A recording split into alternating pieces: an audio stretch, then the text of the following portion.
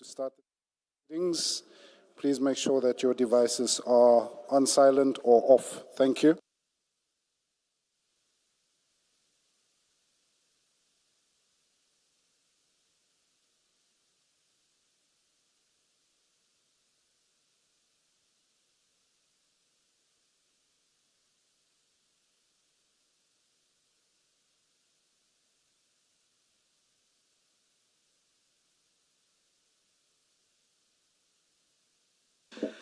Good morning, Ms. Boy.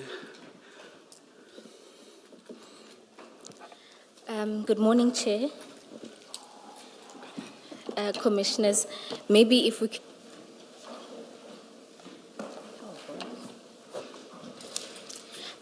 Commissioners, this week we'll be making reference to the Ayrton exhibits. So just so that you have everything in your possession, we'll be making use of 3 exhibits files in particular. The first is the stain exhibit file.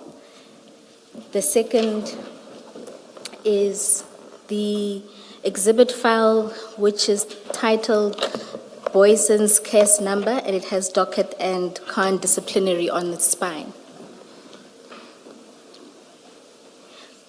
The third is, it also says exhibit file, and there it has IPID investigation.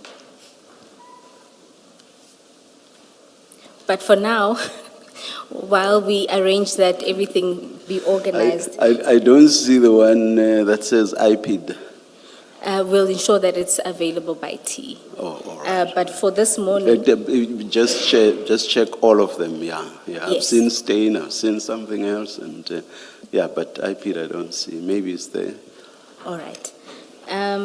We'll check over tea. But for this morning, you will need the exhibit file with the docket and the disciplinary, Khan disciplinary, as well as the stain exhibit bundle.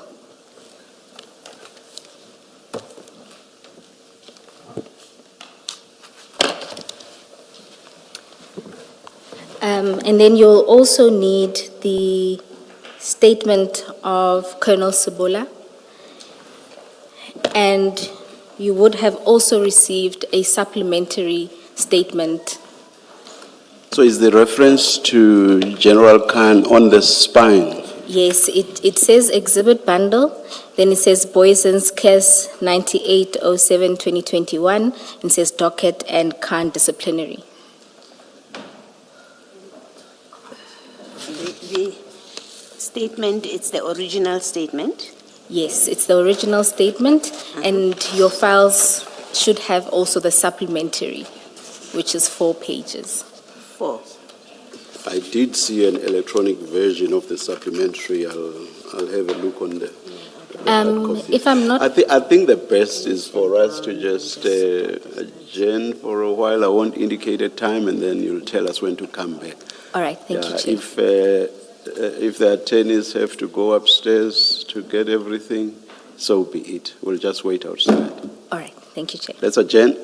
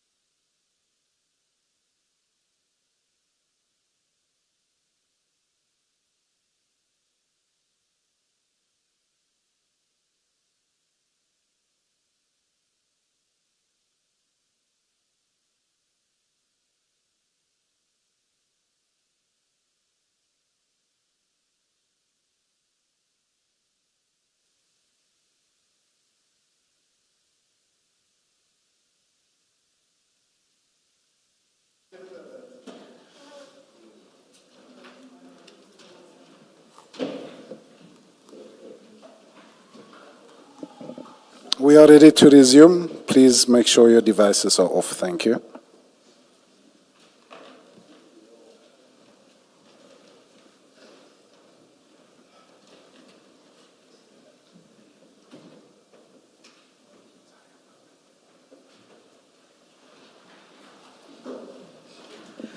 Are we sorted, Ms. Bowe?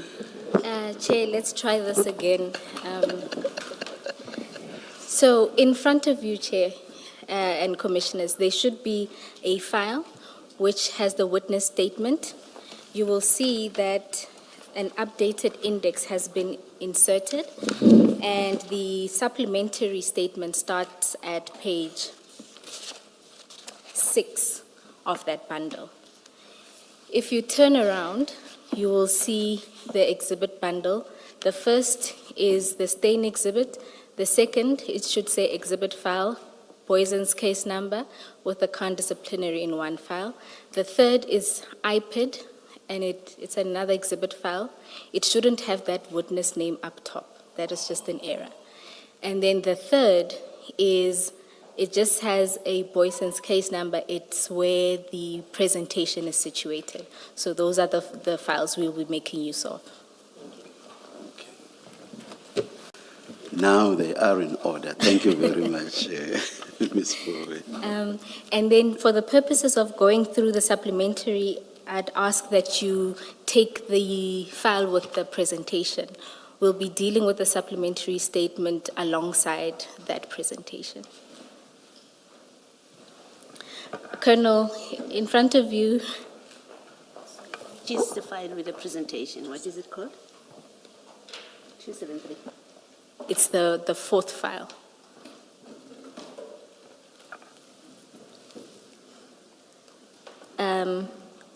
Colonel, in front of you should be your witness statement, and the supplementary is inside at page 6. And then please have handy the file with the presentation. It's the fourth file. Good morning, Colonel. Good morning, Commissioners. Let's take the oath again. Please place your full name. Joseph Sebola. Do you swear that the evidence you are going to give is the truth, the whole truth, nothing but the truth? If so, please raise your right hand and say, "So help me God." So help me God. Thank you, Colonel. Thanks, Commissioner.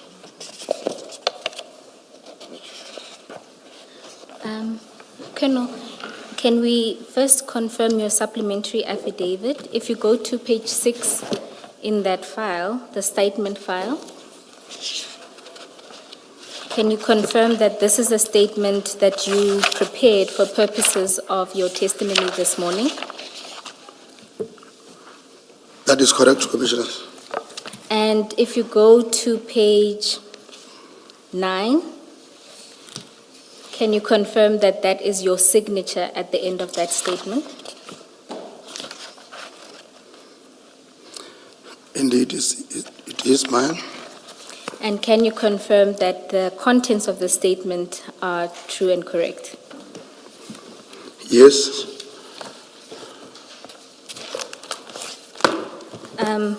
Colonel, we can start going through your statement. When we get to paragraph 3, we'll start looking at it alongside the presentation. And Chair, Commissioners, just to note that the presentation was not prepared by Colonel Sebola. It was prepared by an analyst within their office for purposes of the investigation, but it's a presentation that Colonel Sebola is familiar with. Colonel, can you confirm that? Yes. Colonel, if you can then proceed to paragraph 1 of your statement. On 2021-07-09, during the investigation of Poison Cast 98 of 7-2021, I confiscated the cellular telephones of Maruma Mogana, Boy Steve Pakula, Samuel Mashaba, and Tumelo Nku as part of the investigations. The devices were placed in the following forensic cell bags: PA Colonel, it's not necessary to read those bag numbers. Thank you. Thanks, Commissioners. You can then proceed to paragraph 2.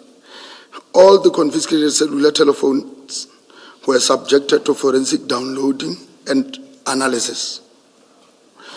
Upon receipt of the downloaded data and corresponding forensic report, I, together with my analyst, examined the contents of the devices. During the analysis, it was discovered that one of the screenshots found on the device of the accused person contained the communication between Philip Plain, who was saved in the device as Tumelongu, and individuals identified as Alpha. Thank you, Colonel. Commissioners, just to deal with the identity, Philip Plain, if you can go to page 15 of the presentation.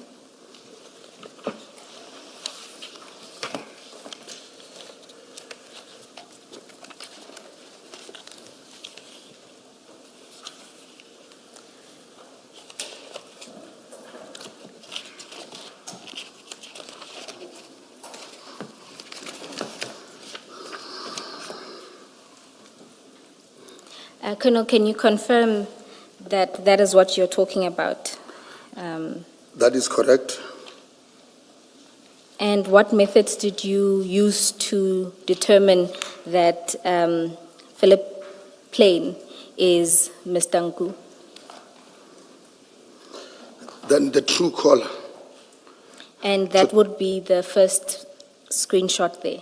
That will be the first screenshot. Okay. Thank you, Colonel. Then you can go to... Subject to necessary redacting, aren't we going to be flighting these? My apologies, Chair, it was just a slight delay. Just before I spoke, it was not up. Yes. Thank you.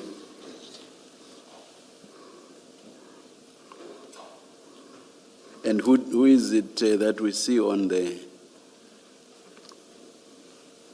Is it one person or is it two people? The images, Yes. the images do you does know- not reflect to the owner of the Oh, cellular telephone. okay, Those were part of that was found inside okay. the screenshots. Colonel, are you saying that the two pictures of that person is somebody else? I can say it because these pictures are just found inside this cell phone. It's someone else. It's somebody else completely. Yes. Or were they included to show the clothing brand name? I can just confirm to say maybe they were showing Can we the. please short circuit this? Is that Mr. Nku that we see in the middle photo and the photo on the right? Yeah, if I still recall, it is Mr. Nku. Yeah, thank you. Okay. And then we can move to paragraph 3 of your statement. The communications referred to General Mashaba of Hawks.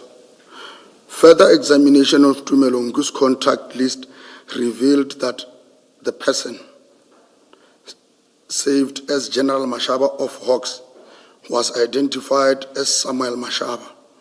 This information was extracted from the digital evidence obtained during the forensic examination of the confiscated cellular telephone and formed part of the material considered during the investigation. Paragraph 4. Further examination of Tumelongu's device revealed several screenshots containing communications relating to vessels, containers, and piers. The communications include the discussion regarding the taking of photographs of container and its seal. And its seal. And its seal. Okay. The sentence must end with its seal. Thank you, Colonel. Colonel, if we could then go to page 7 of the presentation.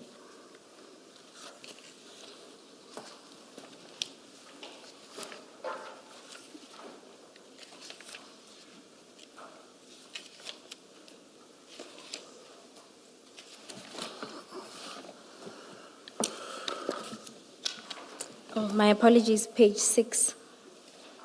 Page 6. Yes.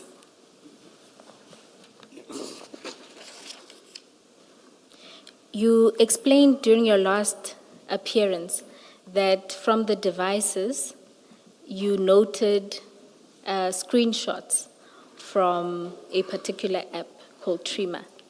Yes. Is this then what is being referred to on this page?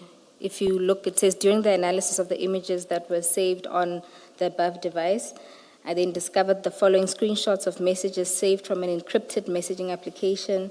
I then searched for keywords which related to shipment of containers in relation to Boysen's Cas, where illicit drugs were found inside a container. That is correct. And can you confirm that those were the words that were? And then on page 7, can you confirm that that is what Trima looks like? That is correct. And can you then explain why it is that an individual would rely on screenshots from Trima and not the actual application itself? Can you rephrase that question? You noted in the presentation, you note an explanation that Trima is unique in that it doesn't keep messages. Correct. Is that then the reason why you rely on screenshots? That will be the reason. Thank you. Let's check at page 6. Is that you who's giving a description, or is it the analyst who's speaking at page 6? This is what we are doing with the analyst, Commissioner. Okay. Maybe Ms. Bawe, if we could just get a fuller explanation of this Trima app, because there is an explanation at that end paragraph at page 6. We are not all familiar with it, so maybe how it works and why we've got the kind of screenshots we have on page 7. All right. Colonel, if we can then take a step back and maybe let's start here. You noted that there were different messaging applications that were used by the individuals. Yes. One of which was Trima. That is correct. Can you explain to the commissioners what Trima is?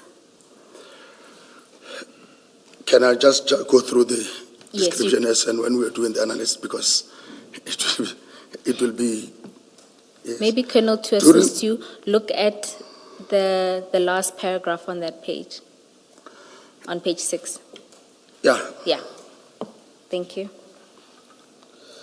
The messaging app, which most of the screenshots were taken from, okay, not this one. Trima messaging application uses encryption, open source technology, and doesn't require an email or phone number to sign up. It protects your metadata and permanently deletes messages after they are sent. The images below are from the application Trima with ID, as it does not use phone number.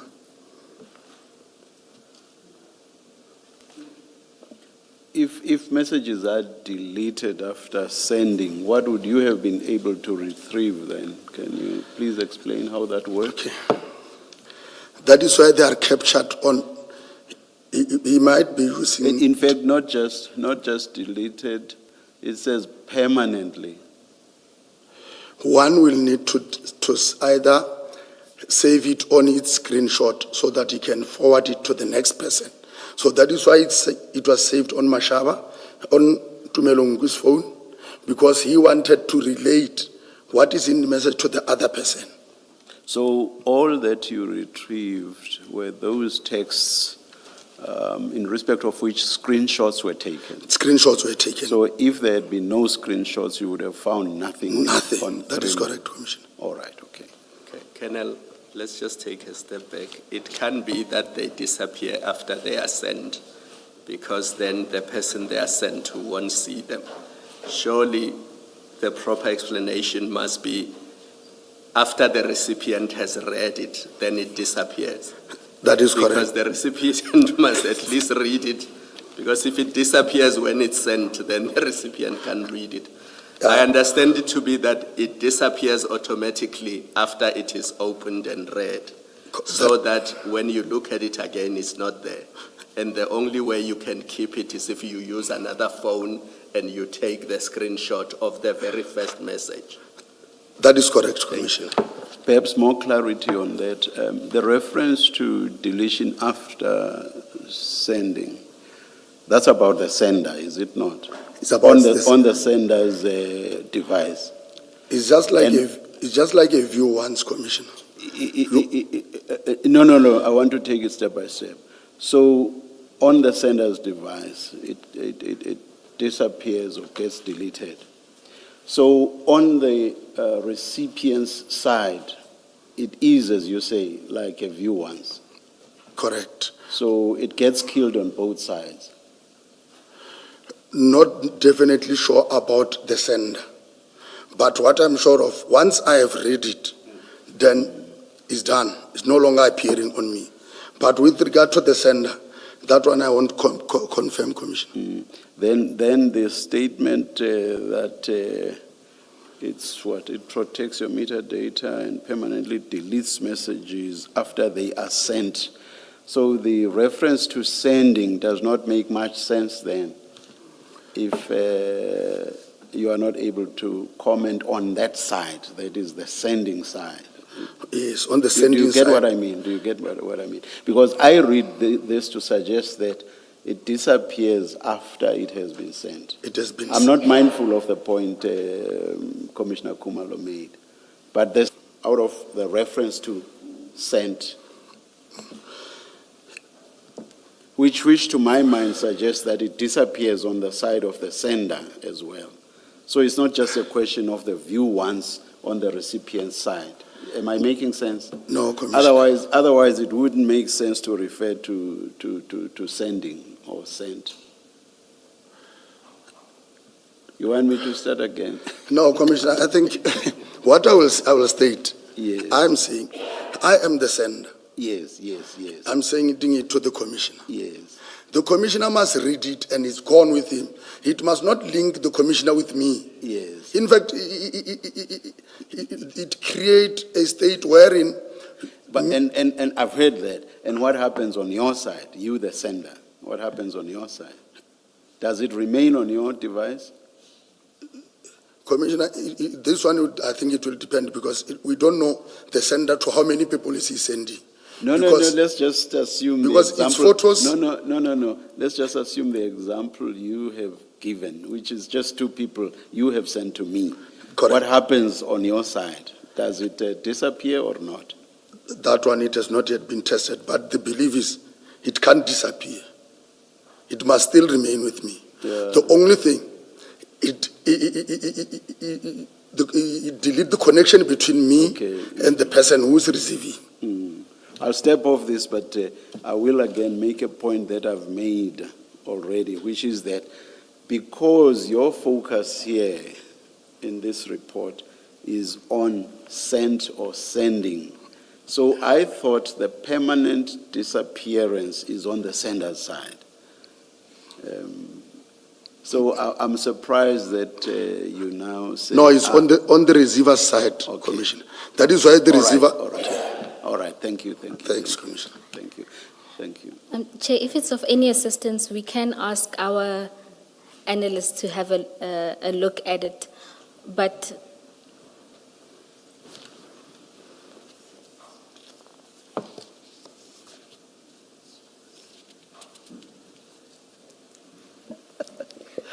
We won't have a witness on this, but I will just read something that Commissioner Baloyi has found on Google. It says, no metadata. The app is designed to leave no data trail. Messages are deleted from the servers as soon as they are delivered. So that to me suggests that it's, Both sides. it's dead on both sides. Correct. And indeed on the server itself. Correct, Commissioner. Yes, yes. Thank you, Chair. I'm sure a number of people in the country in the country are going to rush for 3 months. Yes, Chair, you have created a problem after you clarified the disappearance on both sides. Colonel, and then just to confirm on page 7 that that's what TRIMA looks like and it creates IDs.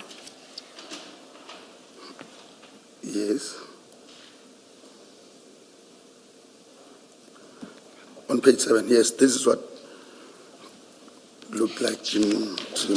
And then on page 8 is another example of what those screenshots look like. Yes. And just to confirm, the first screenshot comes from which application?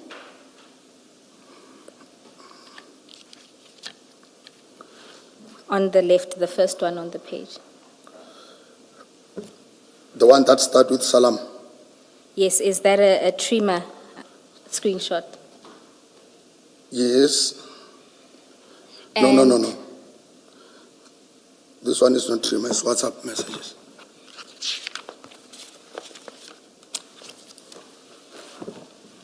Colonel, if you look at there are two sets, right? The far left is one, and you can see the colors are different from the second and third one, which appear to be from WhatsApp.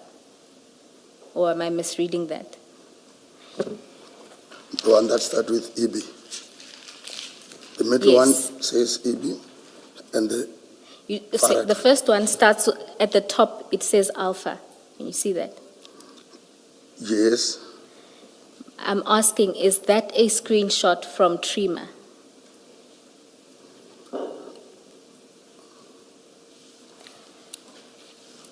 Maybe to assist you, Colonel, if you go to page 11, there are other screenshots that, according to the presentation, are from TRIMA. Can you see that it looks like the first one? yes. The page 8 one and the page 11 one are the same. Yes, so those are from? They are from TRIMA. And then the second and the third, those ones are from? WhatsApp. Right, thank you. Now you say... Second and third on page, 8. Yes. And we know that the first sequence is from TRIMA. How do we know that? From looking at this, what tells us? This is as it was captured on the device. I guess what I'm asking, Colonel, is how do I know that the first sequence is from TRIMA and the second sequence is from WhatsApp? I guess the second sequence is more obvious because we are familiar with that format. So it's easy to see why you would say the second one is WhatsApp. What I'm asking is, what is it about the first one? What are the identifying features of the first sequence which tells us this is not WhatsApp, but it's TRIMA? Is there anything in particular? When I was with the analyst commissioners, I think if we can also look at the top side of the one that we say is on WhatsApp. Page? The page 8. Okay. The last two. Yes. There is difference between the captions there. The first one, we said it was sent, they got it via TRIMA, then captured on the screenshots of my Tumelung. Even the second one, but these ones were captured on the indication on the phone. It shows WhatsApp, but on this one it shows that is through those encrypted chats of Trim. But looking at it here, I cannot say here are the features and what. But what I understand during the downloading, I was told this is Trimmer, this is WhatsApp, Commissioners. I want to, okay. I want to take you back to a question that was asked by Commissioner Baloyi as to who compiled this report. And you said it was compiled by you and the analyst. I noticed that you have difficulties answering some of the questions we ask around the report. Even as you responded to Commissioner Baloyi, I wondered whether your participation was more assisting the analyst and saying whatever you saw as necessary, but that it was more the analyst who prepared the report.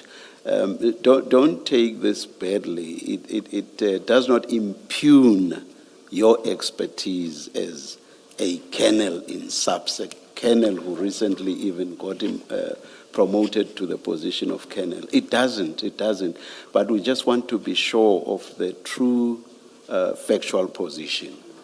Was this compiled by the analyst with you assisting where necessary? As I say, this does not impugn your expertise as a SAPS officer. Correct, Commissioner. In fact, the analyst is assisting me. I'm not assisting the analyst. No. There's a nuance here.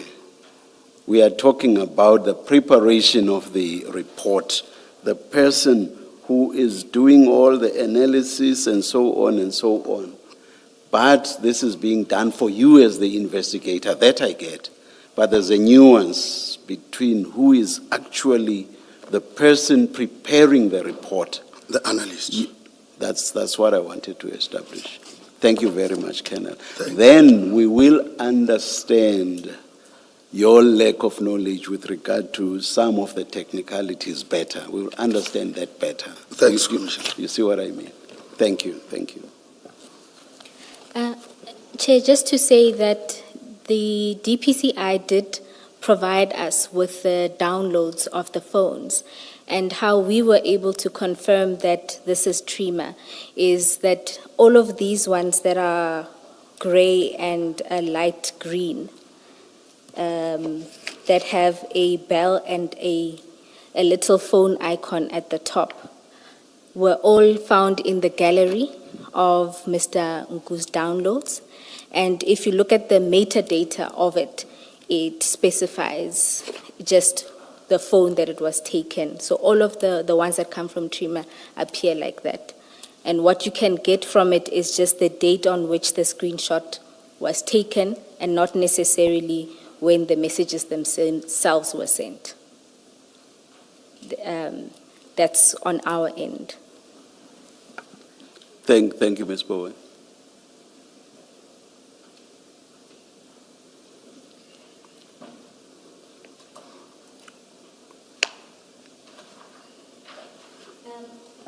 Colonel, Just a minute.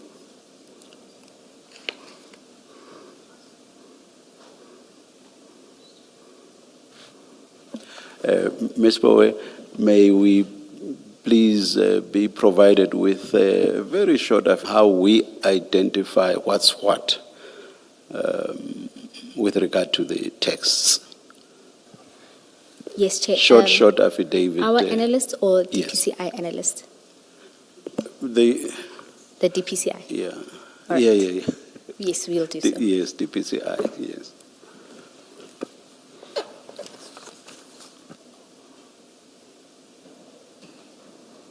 Yes, you may continue, Ms. Bowe. Colonel, you then say in paragraph 3 that you were able to ascertain that the individual saved as General Mashaba of Hawks was Mr. Mashaba, who was one of the suspects in this case. Correct, Commissioner. Can we then go to page 9?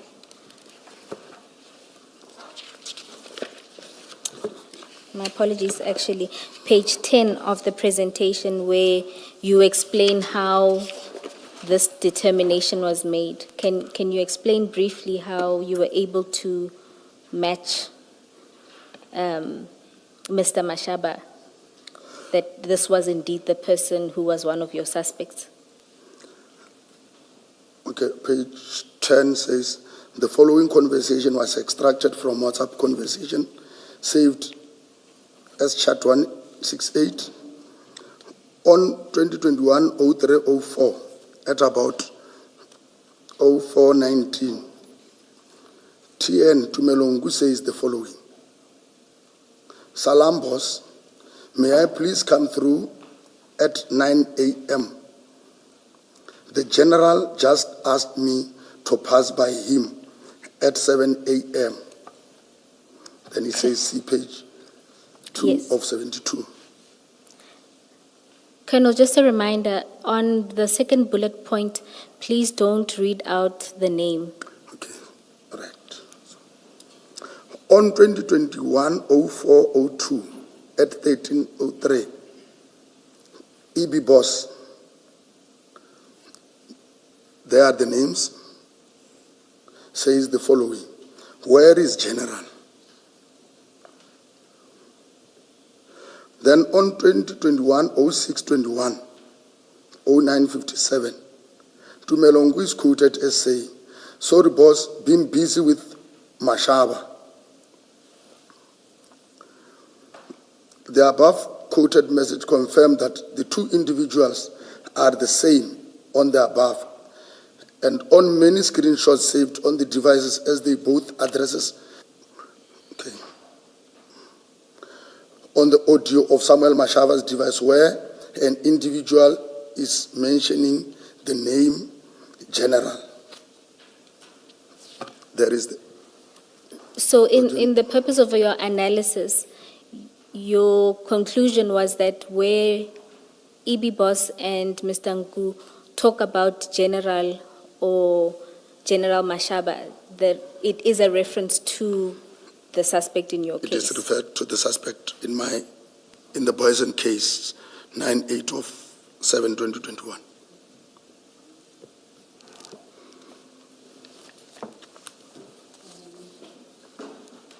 General, sorry, Colonel,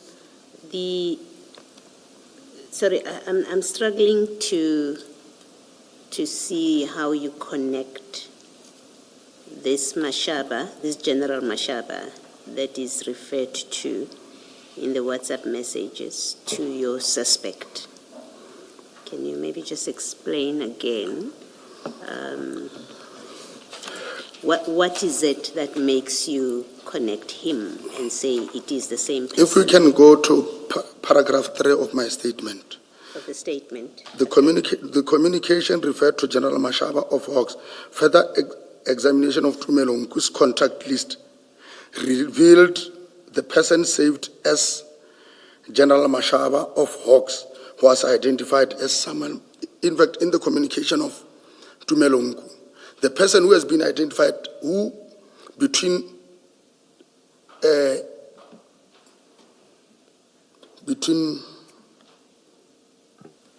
Mr. Nku and EB Mr. Boss. Ngu and EB? Alpha, Okay. EB. It shows that the person is saved in Nku's phone as Samuel Mashaba. That is what we have picked up on this communication.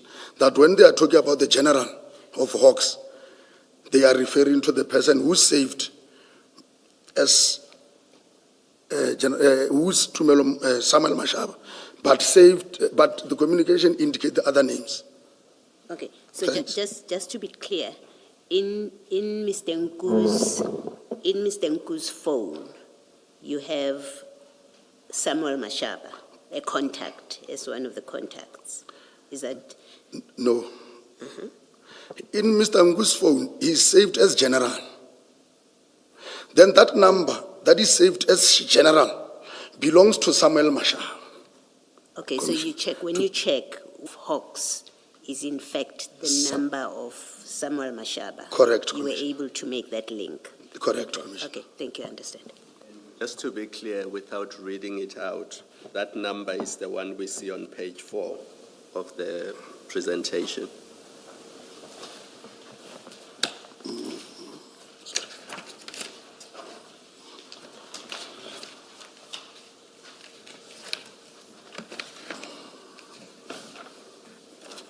Do you see that on page 4? There's the person, there's the name, the ID, the rank, and then the cell phone number. Correct, That's Commissioner. the cell phone number that is saved in other devices as Mashaba General Hawks. Correct, Commissioner. Colonel, if we can then go to paragraph 4 of your statement. Further examination of Tumelongu's device revealed several screenshots containing communications relating to vessels, containers, and piers. The communications include the discussion regarding the taking of photographs of a container and its seal. All right, Colonel, just to clarify, were these just general chats and not specific to the Boyson's case? The ones that you're referring to in this paragraph? Commissioners, if I may state, because these communications date back to May 2021, which clearly indicates that these people have been monitoring certain containers before the Boyson's one. There is communication, they date back to 21 May 2021. Which also, upon discovery, we realized that their operation was successful on that day. And just to go through some of those examples, Colonel, can we go to page 11 of the presentation? Correct. So if you look at the first screenshot, can you explain to the commissioners what we see there? The first screenshot, it starts by saying, can you get the pics of the container and seal? The longer you take with it, the more nervous they get. And sorry, Chair. And you say this is communication between who and whom? Who are the people talking here? This is a screenshot found in Tumelongu, which indicates that the communication is between him and Alpha. And just to clarify that, if you look at message number, the third one, perhaps at the top, the first participant is Alpha, and then if you look at the third message, The one that starts with after the second message, you'll see it says Philip Plain. So that's a quoted message. It Okay. shows the other participant. Philip Plain. On top of Philip Plain is responding to the boss. Philip Plain, commissioners, still takes us back to Tumelongu. Now he's communicating with to the bosses. So it is not going to happen today. So the boss quotes a message from Philip Plain saying, so it's not going to happen today, right? And you see the message Yes, the from boss, Philip yeah. Plain is, boss, Boss, the message of Philip Plain is a boss, the driver details, and then, which means Philip Plain now says, it's not going to happen today. No, it's the boss. The boss, sorry, the boss The commissioner. boss saying so.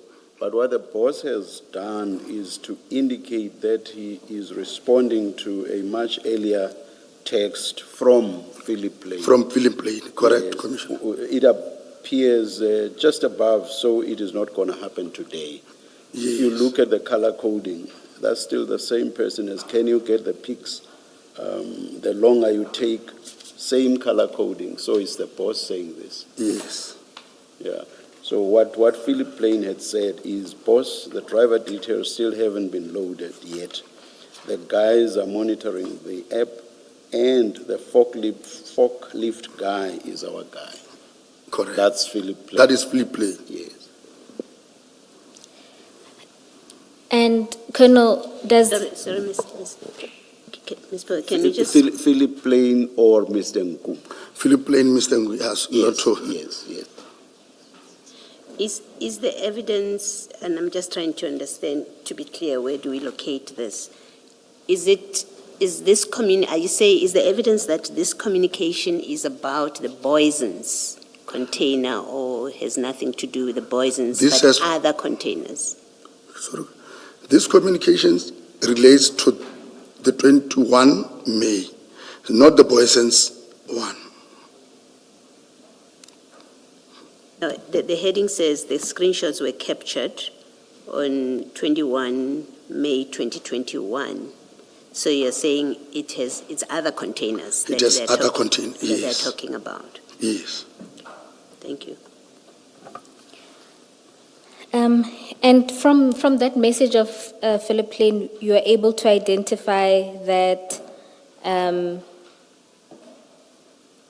Alpha and Mr. Nku at the port have a guy who works as a forklifter.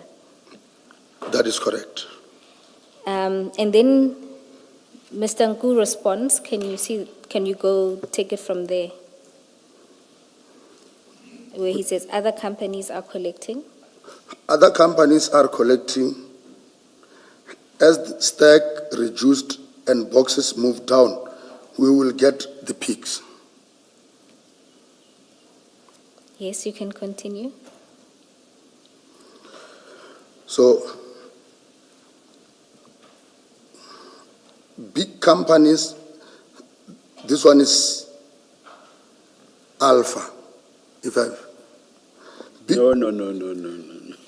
So this, It's Mr. Nku. This is Mr. Nku. This is confusing you, Colonel. No, it's just that, It's still. no, it's still Mr. Nku. What he's doing here is to respond to the message by Alpha. By Alpha. The message that said, so it is not going to happen today. I say that because you can see right above this response now by Mr. Nku that he has, what do you call when you just press the message you want to respond to and then it shows. Recent, Ms. Bowe,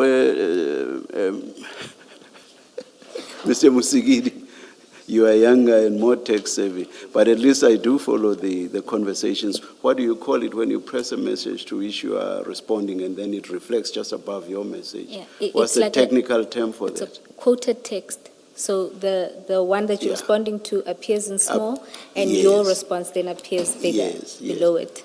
Do you get my point? I get it. Yes. I'm with you, So the Commissioner. response now is so it is not going to happen today. That's what he's responding to. So Yes. please read then. Big companies don't. big companies don't usually, that is Mr. Nku.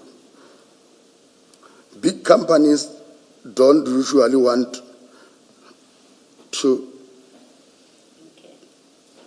To incur. don't barlow run 24. Don't barlow run 24-hour logistics, which means Service desk. Service desk. service desk. Yes. They should be able to upload the driver details at any moment. And in response to that, Alpha also takes back to note that it is important for them to get pictures. It is very important we get that PICS ASAP. Other things are running through the head, in fact, their heads, but it is their heads. I think your custom guys need to take this serious. Everything is excuse. And so, from this screenshot, you're able to identify multiple players. Then we have the custom guys that is now being introduced on this chat, commissioners. All right. And then, Commissioners, there are other screenshots. I'm wary of going through all of the screenshots, but this is really to demonstrate that from the screenshots obtained from Mr. Nku, you see different role players. Is that correct? That is correct. And that other operations have been run at the pier by Mr. Nku and this individual called Alpha. Correct. And then just because there's other role players in the third screenshot, can we just go through that quickly? The third one. Yes. Our guys cannot. That's Alpha writing. Please read then. Am I correct? Yes, Alpha. Yes. Our guys cannot even give us pics of the container and seal. I'm starting not believe anything anymore. There's supposed to be, no. Yes. It's still Alpha. Yeah, there's supposed to be. The bosses? There's supposed to be the bosses or Yes. the bosses at customs. Here is still custom. Then Just sorry, on that, Colonel, does that then suggest that it's not just ordinary custom officials, the bosses. it appears to be senior? Yes. Okay. And then, Ms. Bowe, it will probably be quicker if you read and you ask the Colonel to confirm. And of course, in respect of each, you indicate who's speaking, who's writing, rather. all right. And the last screenshot, Commissioners, that I'd want us to note is on page 12. And which one of the three? The first one.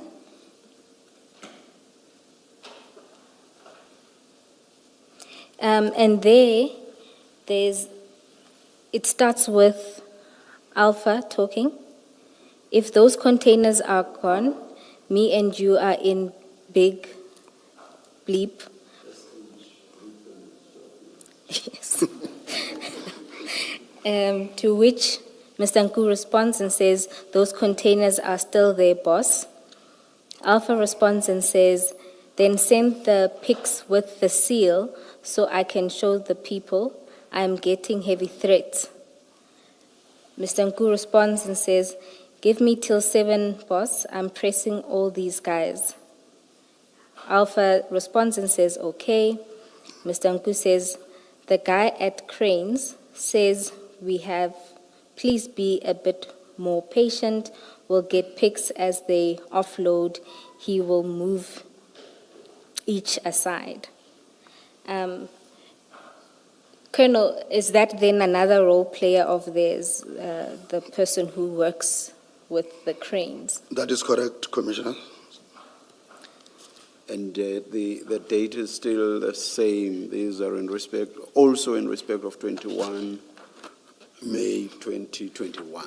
Correct, Commissioner. And another noteworthy thing, Colonel, is that there's always this attempt to get the driver's details in their communications.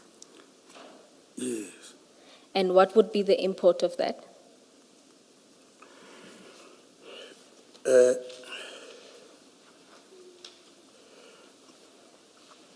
Even though I cannot say that much, but the thing is, if we will go further, we will see when the details of the truck and its registration number was also found on the same pics. So I don't know what will they do. Because that one is quite important, I'm sure you will go through that, Ms. Bowen. Yes, Colonel, I was just trying to get from you that generally, why in these kinds of operations it would be important to get the driver's details. Because the screenshots that we started with, you'll see it started with them discussing the difficulties with obtaining the driver's details, and they're talking about an application where those details would emerge. And as they continue, Mr. Nku again, on the second screenshot at page 12, says, the second message, boss, the driver details still haven't been uploaded yet. The guys are monitoring the app, and the forklift guy is our guy. Can you see that? Where I'm seated, when they were discussing about the driver commissioners, it seems they will want to acquaint themselves with the person that maybe they can easily manipulate along the way, commissioners. All right, thank you. And then in relation to this incident, the May incident, on page 13 of the presentation, you include there a map. Can you explain the significance of this? The map with Mr. Nku's whereabouts. And remember, Colonel, Okay. this is still in May. On this map, it just to indicate that on that same week, the week of the 21st and the 22nd, when they were communicating about the peak of the seal, the container, and all those things, Nku was in the vicinity of Durban. If you look on that map, And you are still talking May 2021. May 2021. You just mentioned the dates. Okay. Yes, Okay, all right. he was on that, in the vicinity of Durban. Colonel, just to confirm that even page 14 still deals with Mr. Nku being in the vicinity of the harbor in Durban in May. That is correct. Then, Colonel, can we go to paragraph 5 of your statement? In addition, a screenshot of a computer display was found on the device. The screenshot reflected shipment information indicating that the consignment was scheduled to depart on 2021-05-30 and arrive in Durban Harbour on 2021-06-11. And for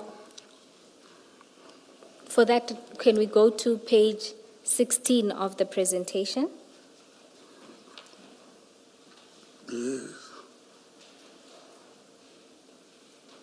And there it's another screenshot depicting a conversation between Alpha and Mr. Nku. Is that correct? That is correct.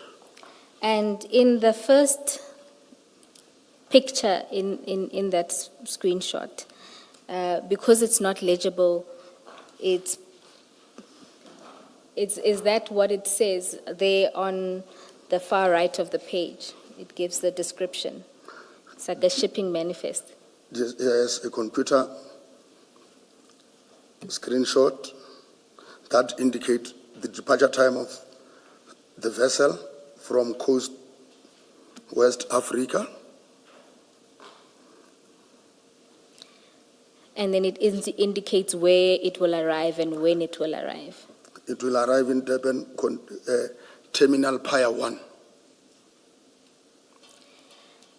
And so So it's, you've, or rather the essence of what's illegible on the computer screenshot is what's reflected on the far right of page 16. The substance of it, not necessarily everything. Is that it or not? That is correct. Okay. I can even maybe explain to say, this computer screenshot, commissioners, indicate that comes from the harbor itself. It's a property of Transnet, which means somebody from within Transnet captured this screenshot, forwarded it to this person. To Alpha. Yes. And then in that, And your investigations, were they not, I'm not going to get into the detail, we are not going to mention names or anything, but were you able to follow up on this? The computer information and so on? Yes, Commissioner. I went to them. If it's going to negatively affect your investigations, you don't have to go into that detail. I will just state, Commissioner, I went to Durban just to know those, because most of the commission talk about Pier 1 and Pier 2. I just wanted to know the significance of those piers. Why are they so important in this? Because to Pier 1. And Pier 1, the Boysons 1 arrived in Pier 1. If your answer is yes, we have followed up, or yes, we are following up, that's enough for my purpose. Yes, we have followed up. Okay, thank you. Colonel, just to clarify, Chair is asking about the... Sorry, Ms. Bowen. You may well be doing what I want. Chair is asking about, you know how you just testified that that screenshot comes from the harbor, Transnet in particular. Whether you have followed up on who or investigated who all may be involved with that. I have followed up, Commissioners. And you were able to establish the source? Yes, I have established that, Commissioners. Okay, thanks. Thank you. And then the two talk about Pier 1 and 2, and in particular, Mr. Nku responds and says, boss, can't they get Pier 2? We are going to have to pull another Mission Impossible. And Alpha responds and says, look here, the vessel is already set. Let's do last one, Pier 1. We do a Mission Impossible. I won't put pressure, at least we know the system. And just for our own knowledge, what is significant about Pier 1 and Pier 2? Is there anything? If you look at that communication, it seems they were worried about, boss, can they get to Pier 2? We are going to have to pull another Mission Impossible. Which means the request is for it not to go to Pier 2, because... No, the request is for it to go to Pier 2. Yes. It seems Mr. Nku's worried about it going to Pier 1. You see, Mr. Nku says, boss, can't they get Pier 2? We are going to have to pull another Mission Impossible. To which Alpha responds and says, look here, the vessel is already set. Let's do last one, Pier 1. Okay, yes. Is that correct? That is correct. All right. Can I just check, without you giving detail that concerns your investigations, I just want to understand what this seems to suggest. And please say if I'm correct. It seems to suggest that someone within Transnet makes the decisions about where the ship should go. It's Pier 1 or Pier 2, and so is able to manipulate where it lands in order to facilitate the scheme of accessing the containers. Am I correct about That is the role correct, of Transnet people in yes. this? Thank you. I am not sure, maybe I missed it. I'm not sure what your response to Ms. Bowe's question as to the significance of Pier 1 and Pier 2 is. May I ask this, if you know?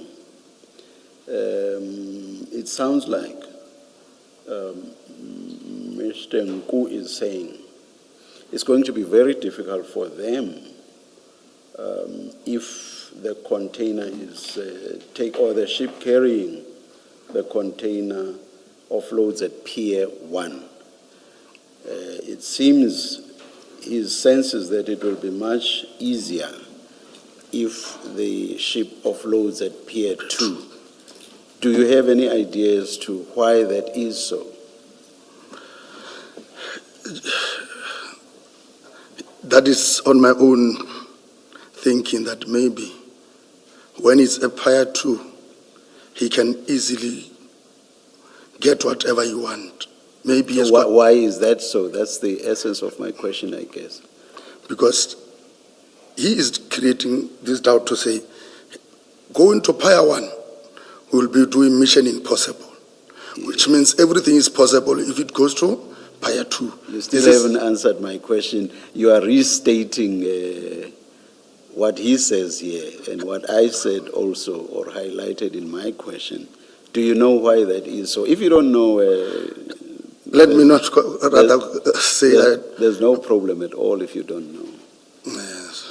You don't know. Don't feel bad about it. I mean, it's not your area of expertise. You are not involved in shipping, harbors, and all those things. Don't feel bad about it. If you don't know, you don't know. No, I don't know. All right, thank you. All right, Colonel.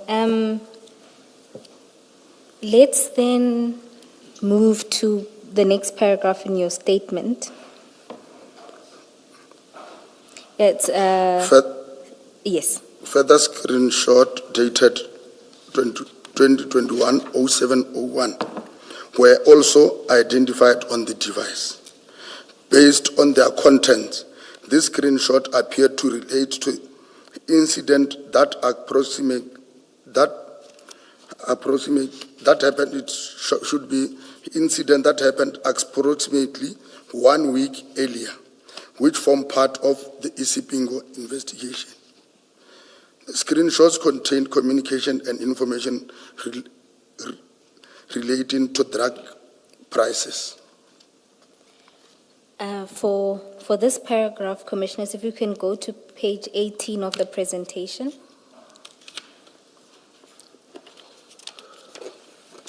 Colonel, just to confirm, so these screenshots are related to Boyson's, the Eriton drugs. It relates to the Eriton drugs, this one, screenshots. And the first screenshot there, again, it's a conversation between Alpha and Mr. Nku. It begins with a message from Alpha, who says, "I only got to know now." Mr. Nku responds and says, "But what is that container carrying?" Alpha responds, "No idea," and says, "Behind door." Mr. Nku responds and says, "Boss, these people are really making our jobs impossible by the day." And he also responds to the message of Alpha that said "behind the door" and says, "Please ask them, because if they load it on a car or anything that can be mobile from the container, it will be a bust." That's followed by another message from Mr. Nku to Alpha saying, "Boss, please tell the people that avoid any containers with metal or anything automobile. Only load goods or sugar. Anything that goes to Pier 1 or 2 is workable. Remember, there was a bust a week ago. Now we need to go offloading from trucks again." And there's an emoji. I must just comment that this is really confusing, because all of a sudden now there is no problem with Pier 1. Yes. when earlier it was going to be mission impossible to access. Chair, that was in May. I'm not sure what Things may have happened between then May and and July, July. which now makes 1 and 2 attractive. So in this screenshot, Colonel, can you confirm that they were speaking about the Boyson's shipment? Correct. And it appears there that Do we say that? What is it in this line, in this sequence of communication, that tells us that they are speaking about the Boyson's shipment?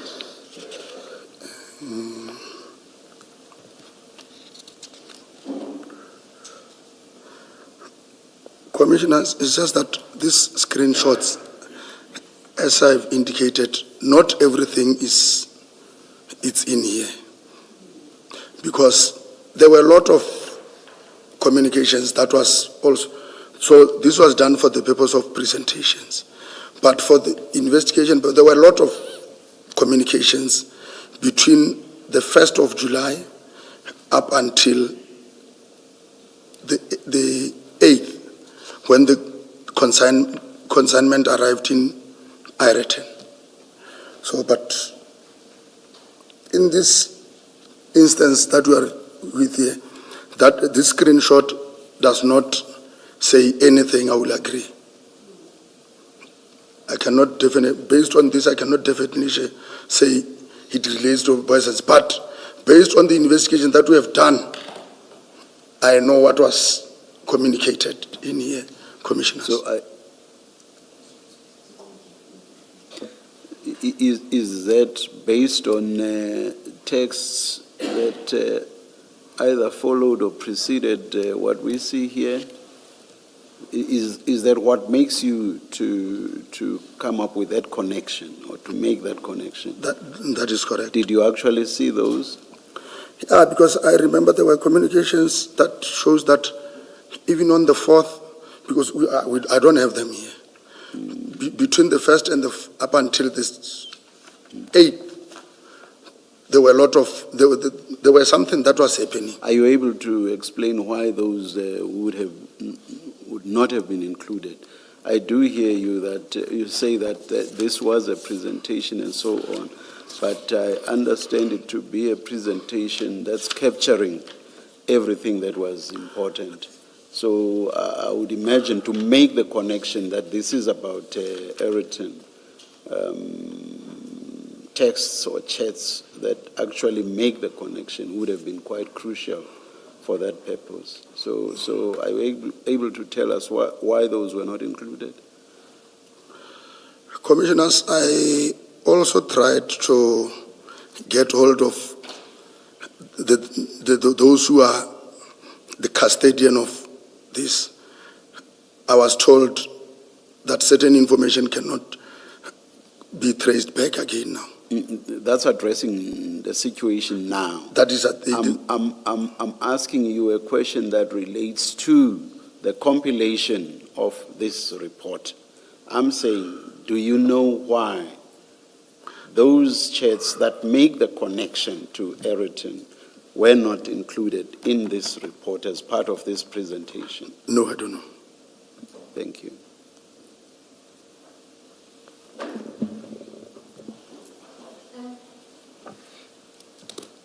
Colonel, would you be able to get us some of those chats or that information that links these conversations better to Ireton so that we can see those links? Commissioners, I don't want to commit myself on that because I was trying to say, I tried to make follow-ups. Because after even seeing these presentations, I found it necessary that I must also get the full information and in as to what was happening during the time I was investigating, Commissioners. So I don't want to commit myself to say. Can I ask you this question, Colonel? What in these chats, especially the ones on page 18, leads you to believe that they are connected to the drugs that were discovered, I believe it was on the 9th of July 2021 at Ireton. What in these charts leads you to believe that they are connected to that? Commissioner, in this chart, none. In this chart, I can say no, there is nothing. I don't have anything to back what I was saying up. Is it fair to say the best that you can do is that the suspects that were identified on that day were communicating in chats and they were communicating about drugs and their shipment into the country? And that's as far as you can go. Looking at these chats, there may be other chats somewhere that are not with us now. But looking at this, it's fair to say that Mr. Nku is communicating with somebody in the week leading up to this date, and they are talking about drugs and shipments and piers at the harbor. That will be fair, Commissioner.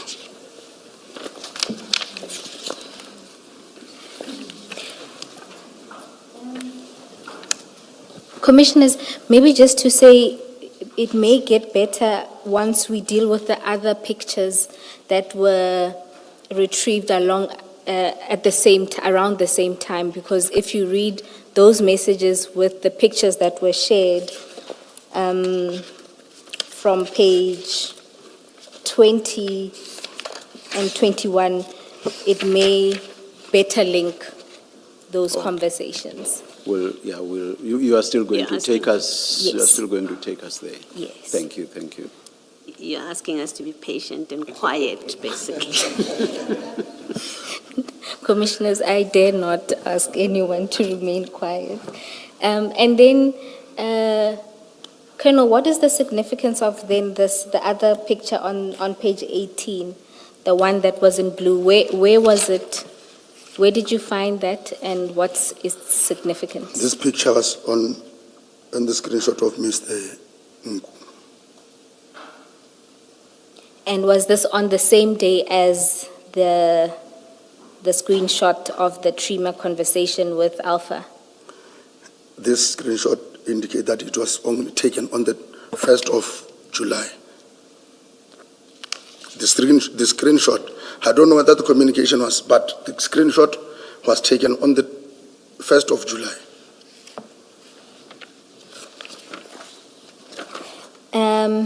And what is the significance? As I indicated, I don't want the communications, I can't, but the significance of the price list of drugs, the one that is reflected in blue, that is the price list of drugs.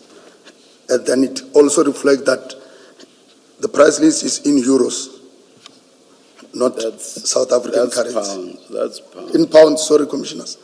Sorry. All right. And then let's deal with the other screenshots that were found together or in the days after this, the one on the 1st of July. Can you read paragraph 7 of your statement? Another computer screenshot was identified depicting yellow jersey truck that was indicated as being designated to collect the container. These screenshots were extracted and preserved as part of the digital evidence obtained during the forensic examination of the device. Commissioners. And to explain this, can we go to page 20 of the presentation? Yes. Colonel, the first picture, what is that? That is the screenshot of the computer. And that computer, is it the same one that we saw earlier? Yes, we can see at the bottom there, it will also indicate Transnet. At the bottom of the picture. And then in the screenshot itself, No. Where about is Transnet? I don't see. There is something written in red, commissioners. yes, can you, there at the bottom?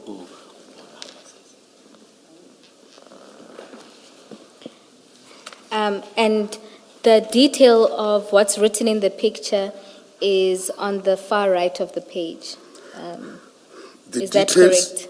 Yes, the details on the screenshot, on the computer, is the details of this truck that is found in Ireton, Commissioners. And the picture on the right is what's that picture? The picture on the right is the truck at Ireton. And from that, you can see that it corresponds with the picture from Ye- Mr. Nku's phone. It corresponds with the picture from Mr. Ngu's phone, correct, Commissioners? Sorry, what features of it correspond? The picture, the screenshot of the computer on the left, it has got the details of this truck, The registration number? the registration number, and if, No, sorry, I'm asking, Colonel, because this screenshot it's not, I can't quite see the detail of it. So when you say they correspond, I don't know what the reference is to.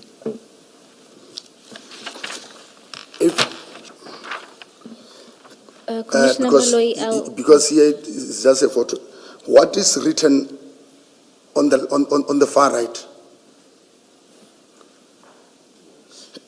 On the far right, it's the details The of, details of what is happening on this computer, Commissioner. I see. It shows the gate, tracking company, the license. Yes. Yes, Okay, thank you. I see that. this is what is reflected on this, Commissioners. and this picture was retrieved from, well, the metadata of it shows that this picture was taken on the 8th. That would be the day before the Ayrton bust. That was the date before the Ireton bust. And then the next picture is on page 21. Just to confirm, Colonel, what's on the left is what was found on Mr. Nku's phone.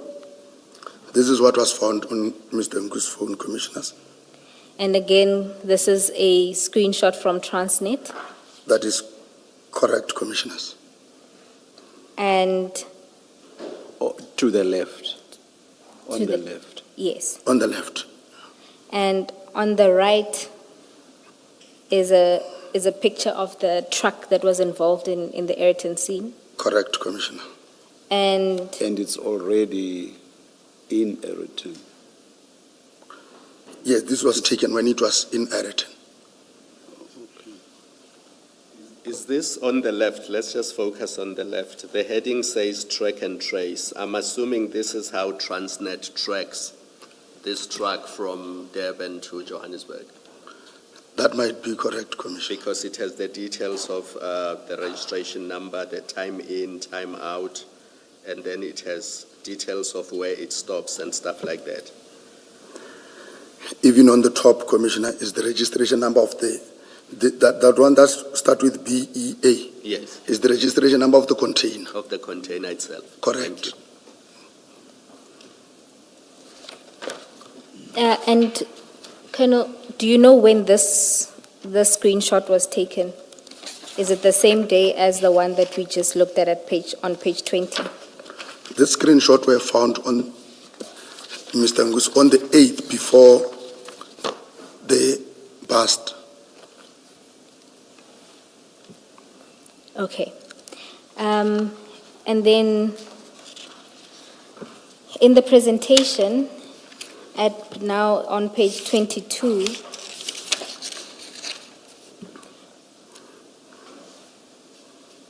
you also did a tracking exercise. Can you explain what we're seeing there? This is what was checked, Mr. Ngu's cell phone through the cell phone towers was tracked along the N3, which indicates that on the same date the truck was, it shows, let me just first say, it shows the movement of Mr. Ngu's cell phone. And From- is his the yellow, because there's yellow and blue? Is his the yellow or the blue? Chair, it's all him, all the colors, it's just different dates. Oh, The Yes. key is in that all little box there, is that key- correct? That is correct. Key top right, okay. Top left, I'm sorry, top left. And so, does this then, what does this show? What was Mr. Nku doing?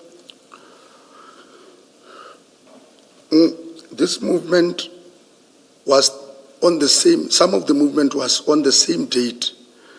This tracking company was from Durban. And it also shows that on the same date, Mr. Nku was from Durban, either following the track or because he was on the same route as the track. So you're saying that it showed that he was either following the truck or moving alongside it? Oh. That can be the No, I'm asking what. Following it can be, Following it. yes. Do we have the movement of the truck itself that corresponds to this at page 22?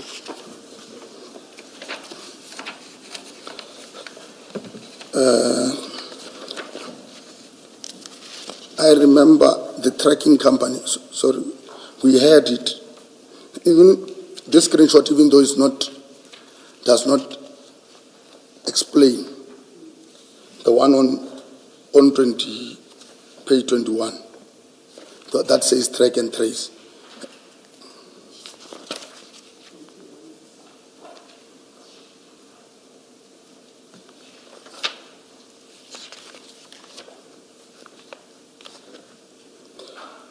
Sorry, so you're saying that page 21 is the movement of the truck? But it's not that much explanatory as the one that appears on Mr. Nku's cell phone data. But that one I can definitely confirm to say the truck was on the N3 and arrived in Ayrton on the 8th around, if I can still remember, it arrived around 8 in the evening on the 8th. But for now, I don't have anything to back that which I'm saying. But on the day of the investigation, I tracked the movement, which is not attached in here. Commissioners. For this to make sense, Colonel, the yellow on the 7th of July must be coming down from Gauteng to Durban. The yellow. The yes. yellow. Yellow the truck. No, I'm not talking about the truck. I'm talking about Mr. Nku's telephone. Commissioner, I could not. If we say the blue, maroon, and yellow, if we say that's Mr. Nku, what I'm saying is, for this to make sense, then on the yellow, Mr. Nku must have been coming down from Gauteng to Durban. That will be correct. The date being the 7th of July. If we look. Then the blue must be Mr. Nku moving from Durban back to Gauteng. Correct. That's the date is the 8th of July there. It is even shown on the left corner, Commissioner. Then the maroon is the date of the past. Correct. Thank you.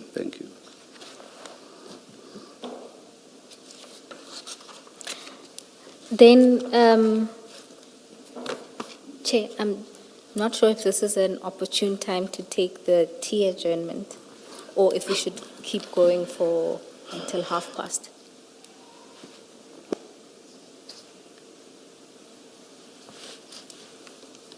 Let's continue until past. All right.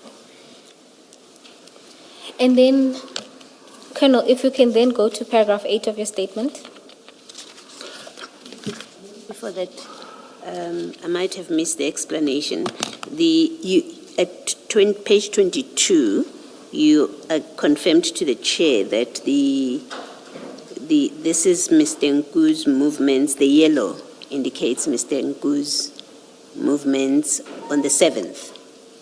From the 7th From Gauteng to KZN. to KZN. Okay.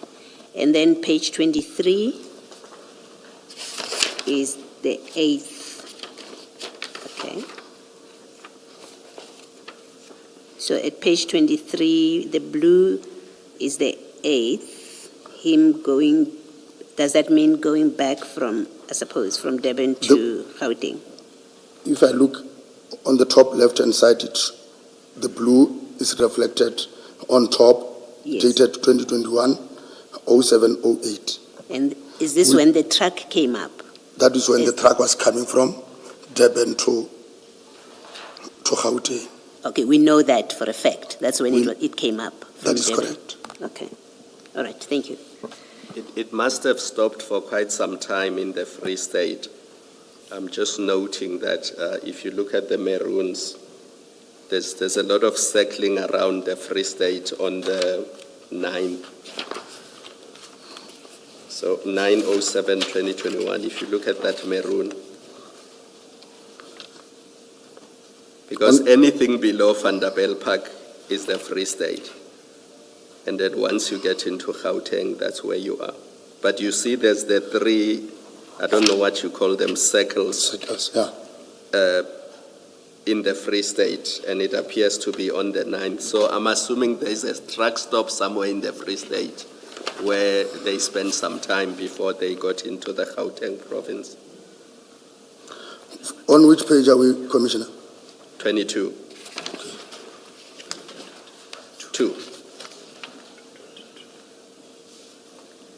Look at where the blue and the yellow and the red converge.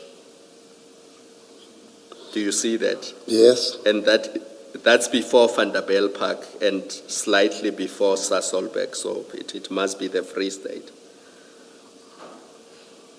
And then but it's usually a case of if there's a truck stop there, then maybe the truck stopped for quite some time before it moved into the Gauteng province. Commissioner, sorry, on page 22 Yes, is the movement of Nku, not of the truck. yes. No, yeah, so let's focus on Nku's movement. As Chair has said, on the 7th he appears to have gone to Durban. On the 8th he was coming back, and that's the blue circles. And then the red is now the 9th. Yes. And you see that there's a lot of movement in that part where red and blue and yellow converge. And then we see later on, if you look at now Aeroton or Johannesburg, there's another, a lot of movement there where you see a lot of red circles next to a lot of yellow circles. Yes. But nothing turns on it. It was just the sequence of how they appear to have moved.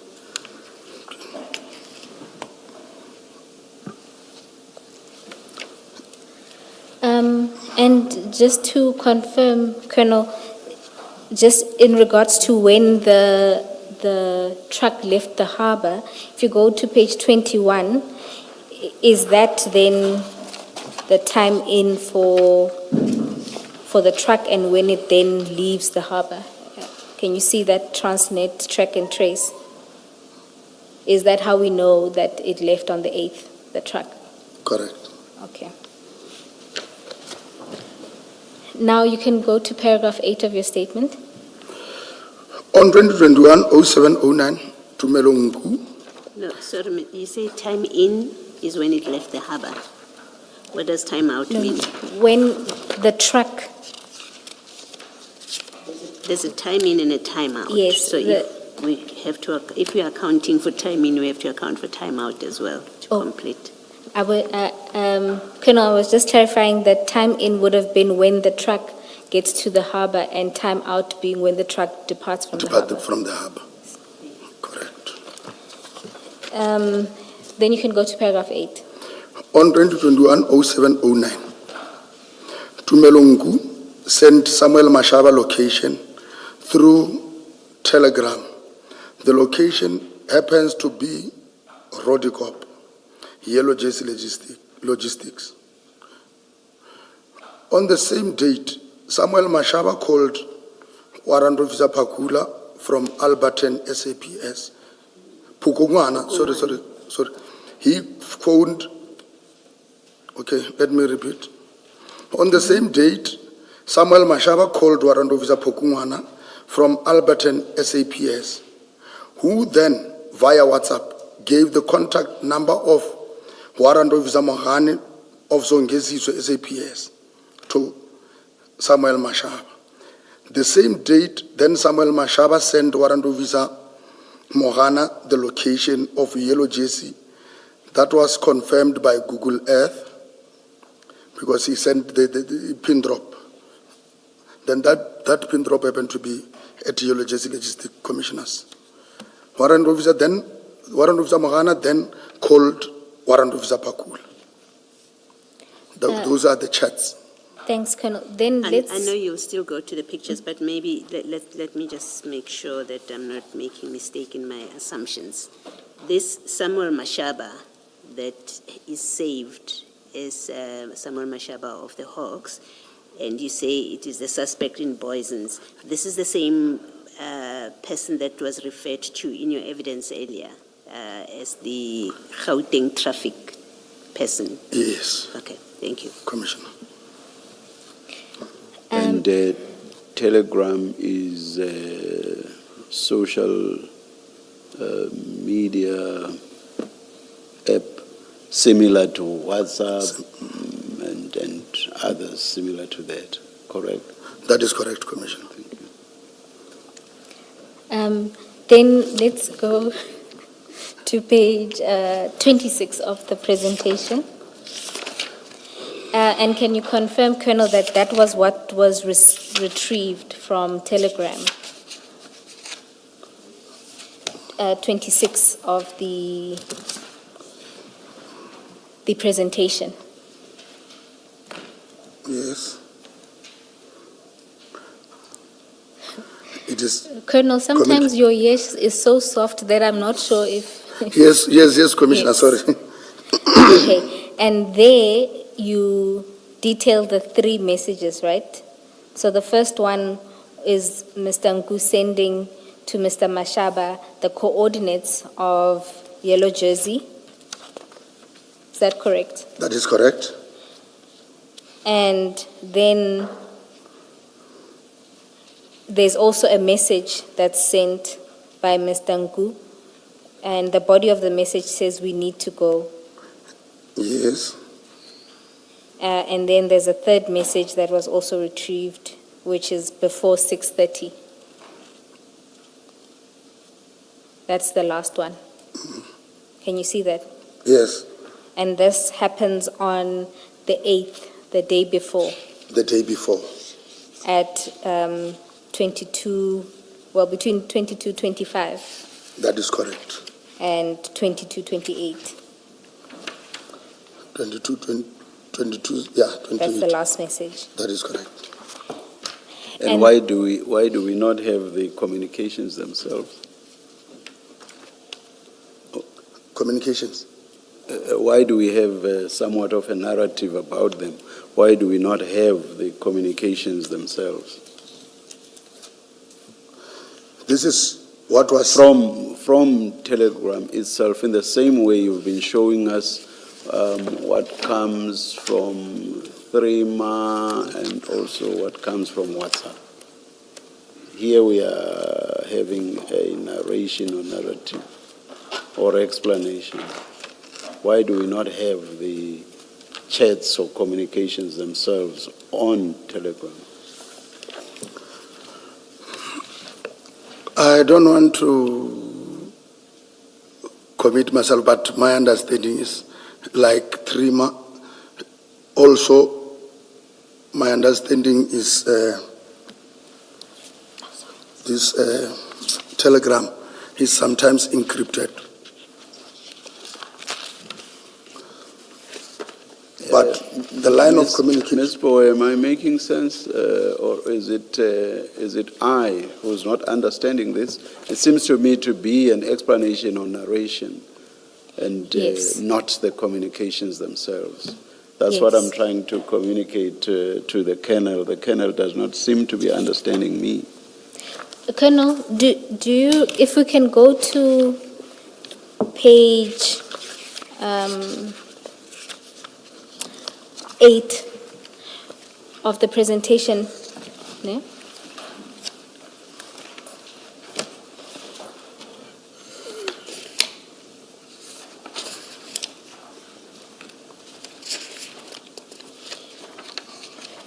Remember, you told us that for Trima, we would see these kind of screenshots, so Correct. that's from the app. And then from WhatsApp, because we're familiar with it, it's the two on that page. Correct. You see? Now, for the extraction from Telegram, what we have is what looks like a narrative of this person sent this at this time and what the body of the message sent, and not the actual extraction of or a picture or depiction of the actual application. Chair is asking why this is. I can't explain, Commissioners.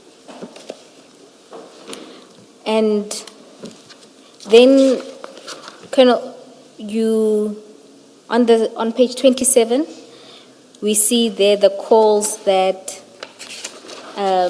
Chief Mashaba makes to Warrant Officer Pokungwane, Yes, and then the call that's then made to Warrant Officer Mahan. correct. So that's just a representation of what you said in paragraph 8. Yes. Okay. Just to You say clarify, it is calls made by? calls made by Mr. Mashaba. What does it mean that the first part of it shows the name of Pukungwane and then Mashaba follows after that and then Mahano? If you look at the arrow, if you see the second one, the one that says Mashaba, Samuel Yeah. Mashaba, you see the arrow goes up to Pokungwan to depict the call. Is that correct, Colonel? It shows, in fact, what happened here. Mashaba phoned Pokungwan. And you say we see that on this depiction by what? By the arrow facing up from Mashaba, it goes up to Pukungwane. Is that what tells us that Mashaba called Pukungwane on the day? Then Mashaba, Pokungwan is on top. Yes, Then in the middle is Mashaba. yes. At the bottom is Mohana. Yes. So we just The need gre- confirmation that it's Mashaba who calls Pokungwan. How do we see that? Is it the arrow?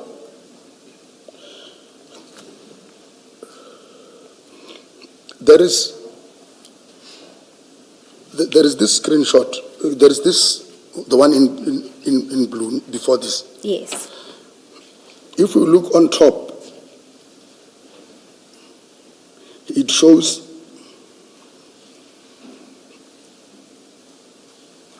this one of Albert. The first one I think is for Pokungwana.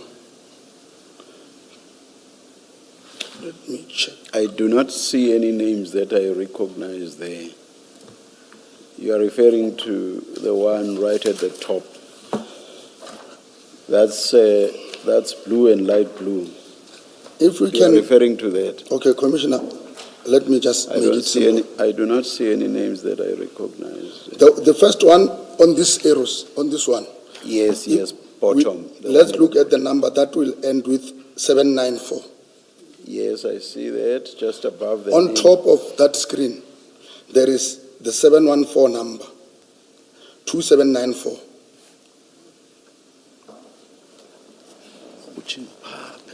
So on that table, Commissioners, where it indicates the two participants of the chat. Oh, It starts with now a I number.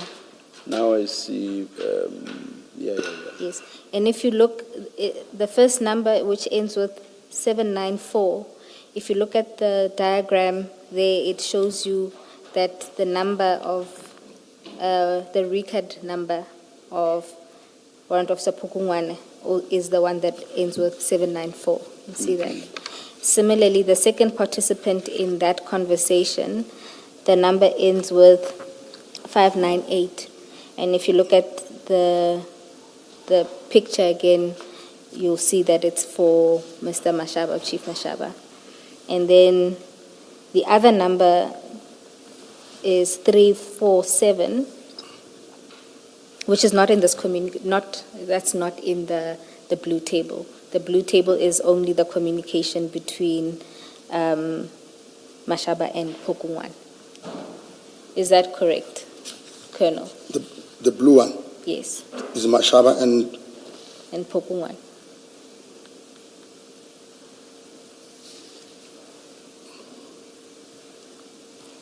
yeah, it's Mashaba and Poku. It seems it's Pokungwan and Mohana. But I can be corrected because it was not mine who drafted this. But the issue is Mashaba called Pokungwana, Pokungwana called, sent the WhatsApp to Mashaba. Then Mashaba started communicating with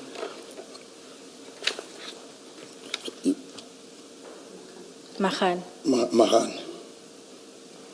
If we can also, I don't know as to whether maybe I will be jumping. Can I just try to, in fact, I would like to have your confirmation. Does this suggest that Chief Mashaba called Pokungwana, that's the first raid going up towards Pokungwana? Am I correct? That is correct. And then there's the blue far right going down. So Pukungwana called Mohano, correct? Let me just say it can be correct, Commissioner. You are supposed to be interpreting this for us. I'm following the arrow. Yes, I'm also following, but I cannot commit myself because I did not. But what I know on the chart. If we do a correlation with your confirmation with regard to the first rate going up, then it's only logical that the blue coming from the line where Pukungwane is must mean that Pukungwane called Mohano. Correct. And then Mohano called Pukungwane. That's the long red going up from the line where Mohano is. There's a long red going all the way up to where Pukungwane is. Correct? So so Mohano also called Pukungwane. It is reflecting like that. See, I seem to understand your graph or whatever this thing is. Not a graph. Your figure, I seem to understand it better than you do. Correct. You are correct, Commissioner. And then, Sorry, Ms. Bill. I'm anxious that we get a proper explanation of these graphics. The Colonel has just agreed with the chairperson that Mahano speaks to Pukungwana, calls Pukungwana, but paragraph 8 of the statement doesn't say that. So I'm just anxious that we end with evidence that is questioned on the basis that it's not reliable because of the witness uncertainty. Is there a reason that we can't get a proper explanation from the analyst what all of this mean? There is no reason that we can't get the analyst, and we will get the analyst. Yeah, and our focus earlier was on the one aspect we were dealing with then. So, yeah, the analyst must just cover everything because the witness testifying on these things does not seem to understand them perfectly himself. We are trying to make sense of what we see. Yes, Chair. Yeah. No, we appreciate that. For purposes of proceeding, Chair, my proposal is that we focus largely on the statement and complete, and then we call or obtain a comprehensive statement from the analyst. That way Yes, we can avoid confusion. yes. So basically, they must explain everything. And Chair, we went beyond 11:30. Might this be an opportune time to take the tea Let's agenda? adjourn and resume at 12 o'clock.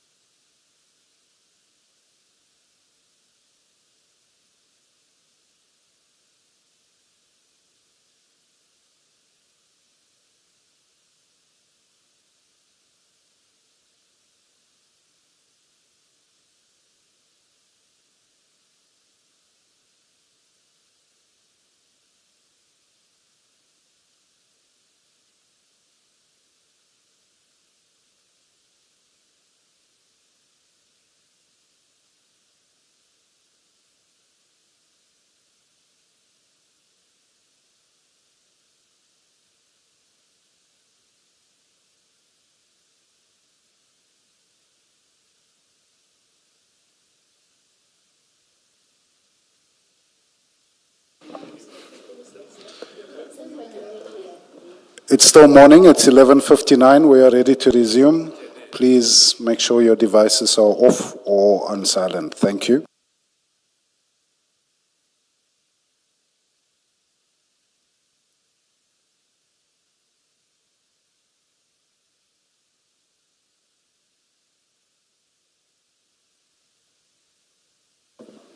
Yes, Ms. Bowe. Chair, my proposal is to allow the witness to read the rest of the supplementary statement. There will Yes. be one or two questions after that, and then for a comprehensive explanation of the presentation, we will endeavor to call the analyst to provide that Yes, testimony. that makes perfect sense. But there is one other picture I just want the Colonel to deal with from the presentation. Colonel, if we can go to paragraph 9.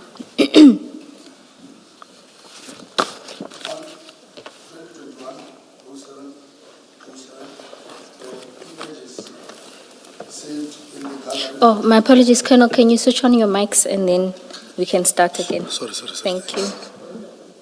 Okay, thanks. Sorry. On 2021-07-07, there were images saved in the gallery of Tumelo Mku of 3 black bags which looked similar to the one found in the black baggie at Ireton. On 2021-07-07, Tumelo Mku was in Durban. The cell phone towers placed him that he was in Durban and the container was still in Durban. And then just to give a visual representation of that, Commissioners, we can go to page 30 of the presentation.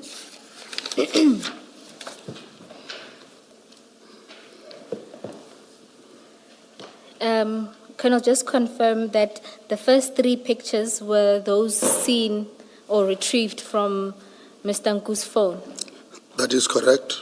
and they were dated the 7th of July 2021, Correct. and that would have been 2 days before they arrived at Ayrton. That is correct. And the picture on the far right is the packages that were retrieved in Ayrton and loaded onto Warrant Officer Magano's bakkie.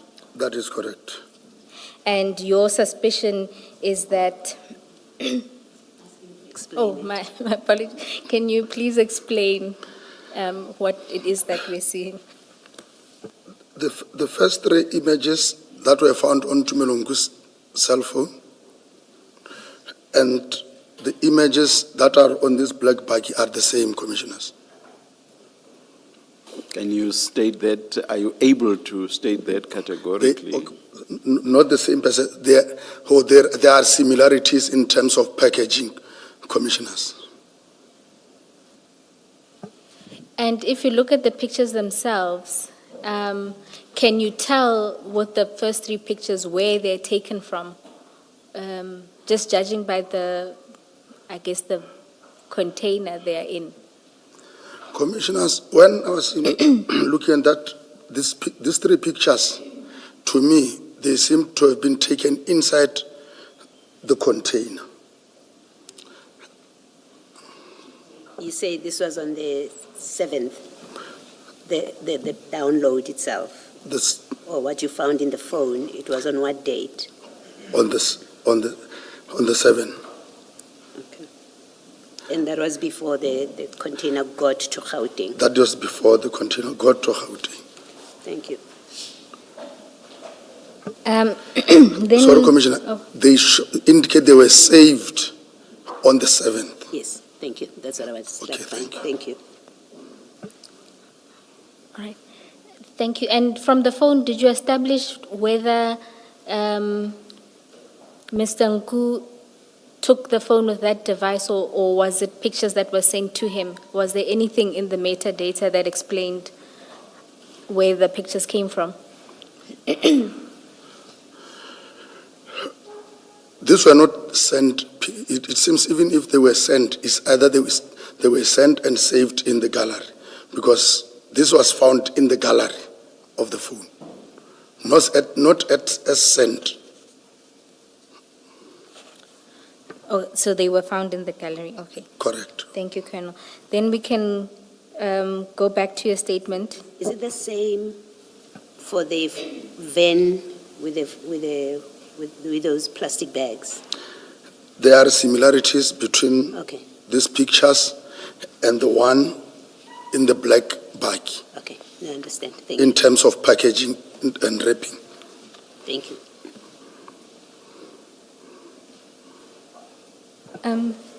Commissioners, I don't think the picture here is the best. Perhaps if we can check the stain exhibit bundle.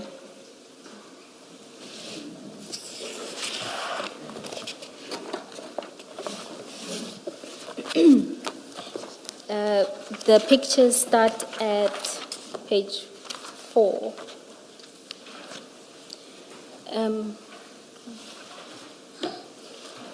Sorry, Colonel, did you find it? Page 4. Yes.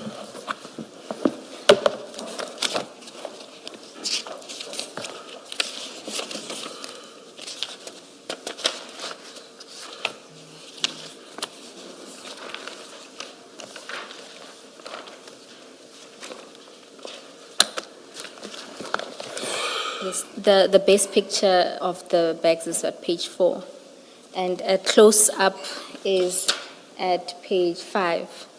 Yes. I think at the corner there you can see that the duct tape that was used has particular markings. Is that the similarity you're referring to? Or what is the similarity that you say exists between the two pictures? I'm referring to the same, to say there are similarities in terms of wrapping. Okay. Let's also confirm that what is the picture on page 4? Where is it taken?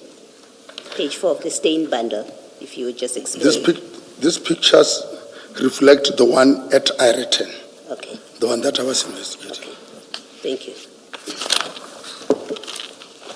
Thank you, Colonel. If we can then return to your statement from paragraph 10. On 2021-07-08, the truck was released from the port of Durban to Gauteng. The same day, Tumelongu traveled to Gauteng. This is clear indication that Tumelongu was monitoring the truck. Colonel, you can continue. We've already dealt with these aspects earlier. Analysis of the location data associated with Tumelongu's cellular telephone indicated that on 2021-05-21 to 2021-05-22, the device was in the same vicinity in Durban. The date corresponds with the cellular telephone communication in which requests were made and the photo of the photograph and the container. The communication attributed to an individual identified as Alpha. 12.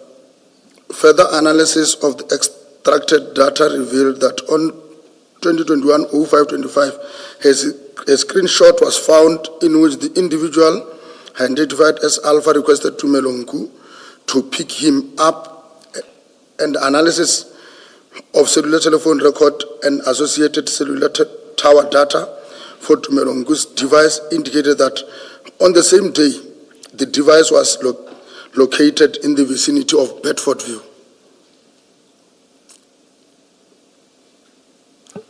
Yes, you can continue. Analysis of the cellular data records revealed communication and contact information indicated that Tumelongu and Samuel Mashaba were acquainted with one another.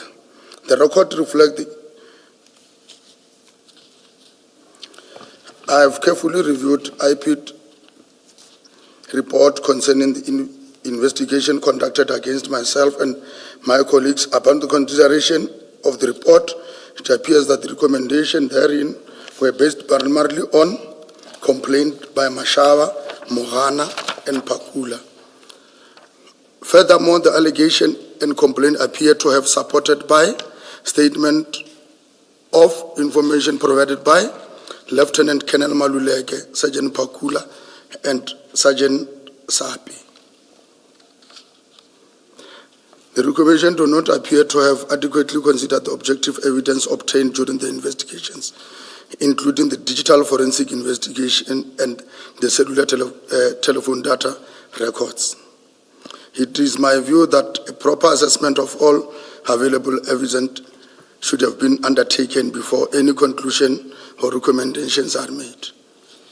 Colonel, before you move on to deal with the next report, at paragraph 16, you indicate that had there been adequate consideration of objective evidence obtained during the investigation, did you provide the docket to IPID? As I indicated, the last time I indicated that the only communication I got from IPID, it was at the initial stage of my investigation into the matter. From there on, I have never received any communication from IPID up until the date I was made to submit a warning statement. Perhaps a more direct question, did IPID request the docket from you? The caller was requesting the docket, yes. And your response was? Can that communication be on emails or be directed to my office, not me? According to the IPID investigator, they did send a request to your supervisors and they refused to provide the docket.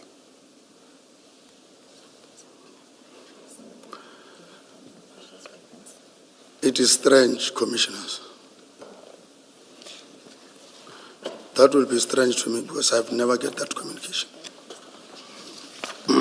My apologies, Colonel, you said? I said, in my response to that, it will be strange because I was never told. The only time I heard of IPID was when I was submitting the warning statement. So what, you're saying that it is strange that they wouldn't have been provided with the docket?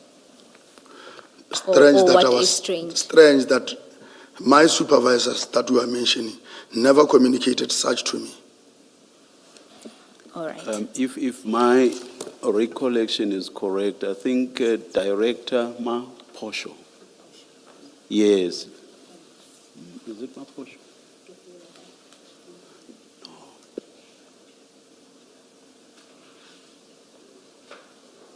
Yes. Director Maposho says that it's a she. Says that she contacted you directly, that she asked for the docket. You said that she must come over and an arrangement was made for her to meet you to pick up the docket. Am I correct in my recollection, Ms. Bowe? Yes, it's... So that differs from what you have just said now. And when she got there, you were not there. That's what she says. I can't remember her, Commissioner. Maybe, Chair, just to read what she says from her statement. Please. She says, on 21 October 2021, I made contact with the investigating officer of DPCI, Captain Sebola, requesting the copy of the docket. He said we must come to his office at Germiston on the 22nd to collect it. My colleague and I went to Germiston as agreed, but to our surprise on arrival, Captain Sebola was not in the office. He was contacted on his cell phone and he indicated that he was not going to give IPID copy of the docket. The matter was escalated to Brigadier Sekhobela, Captain Sebola's commander, and she said she will talk to Captain Sebola and she will give us feedback. A follow-up was made with Brigadier Sekhobela on her cell phone, but was always on voicemail, and she never returned the call.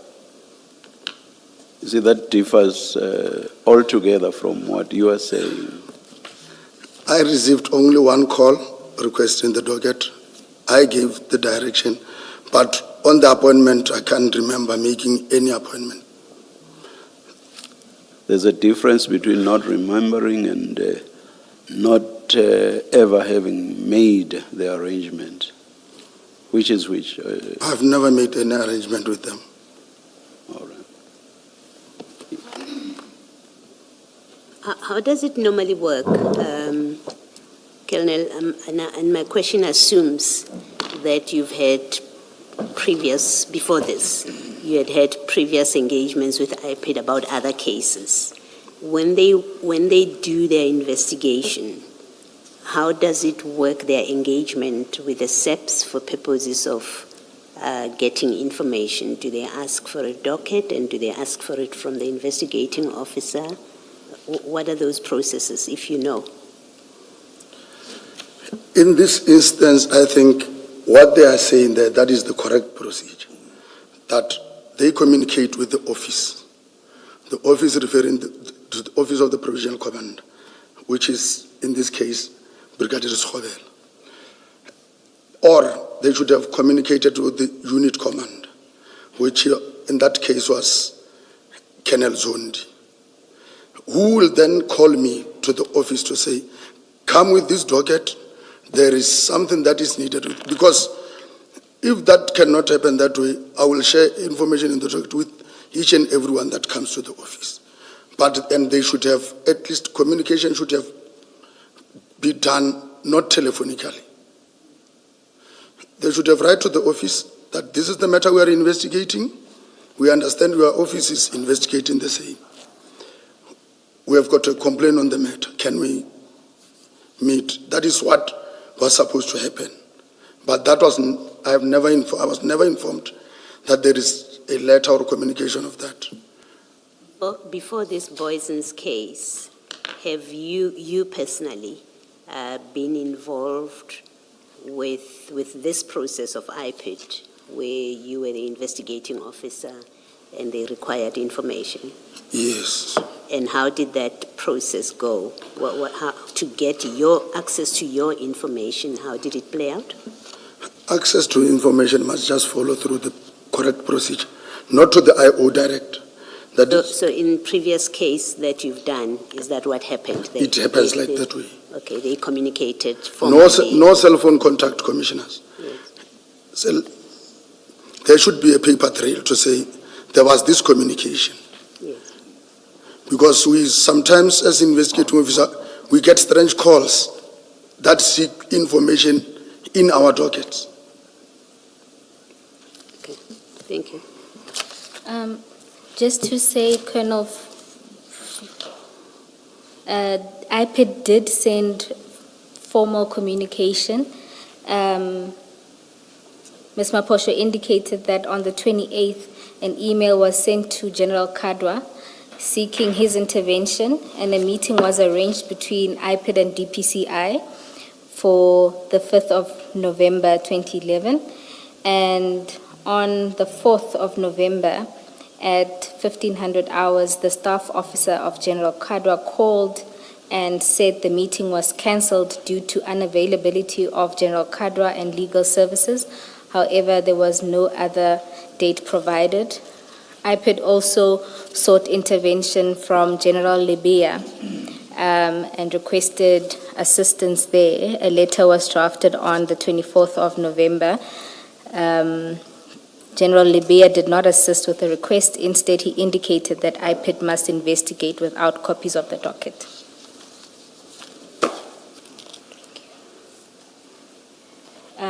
So they did follow procedure in trying to obtain copies of the docket, but That is ultimately correct. didn't succeed. And do you have any observations why it would be that DPCI at all its ranks refused to assist IPID? I can't respond for General Kadwa for not adhering to the request, and also for General Libya for not, but I think the direction to General Libya was for IP to investigate, of which I don't know how they communicated, commissioners. So I can't comment on. And so you're saying that neither General Brigadier Sekgobela or General Kadwa or even General Libya at any point talked to you about IPID's communication? Commissioners, the only time I got a call from General Lebea was when I was in Limpopo to sign the letter for misconduct, nothing else. The letter for misconduct related to this investigation? To this investigation. Oh. So that would have been at the point that IPID had made a recommendation? That is maybe correct. That may be correct. I don't know what Okay. made them come to that decision, Commissioners, but indeed there is a communication between them and the office. Maybe they were aggrieved by the outcome of their meetings with my bosses, then they ended up reaching that conclusion. All right. You can continue with the statement. Let's deal with what Major General Gerber had to say. Paragraph 18. I have also reviewed the findings of Major General Gerber. According to his finding, he was unable to identify any evidence that would warrant a findings of misconduct against any DPCI members implicated in the IPT report. The findings indicate after the consideration of evidence available, there was no evidentiary basis to support allegations of misconduct against implicated members. This finding should be considered alongside all other evidence and report relevant to the matter.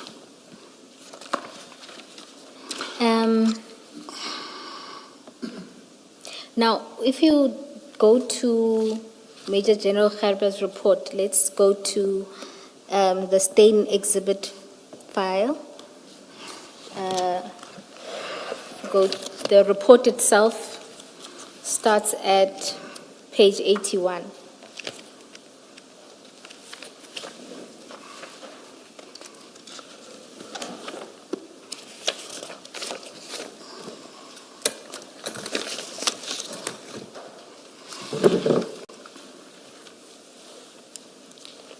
Have you found it?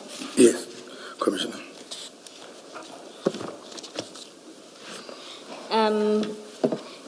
You will see there that General Gerber,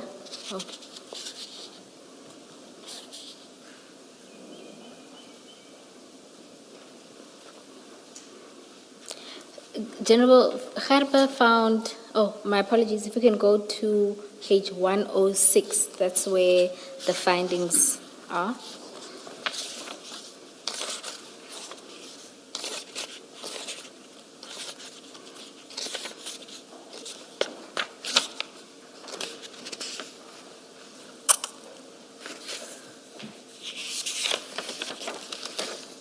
Are you there?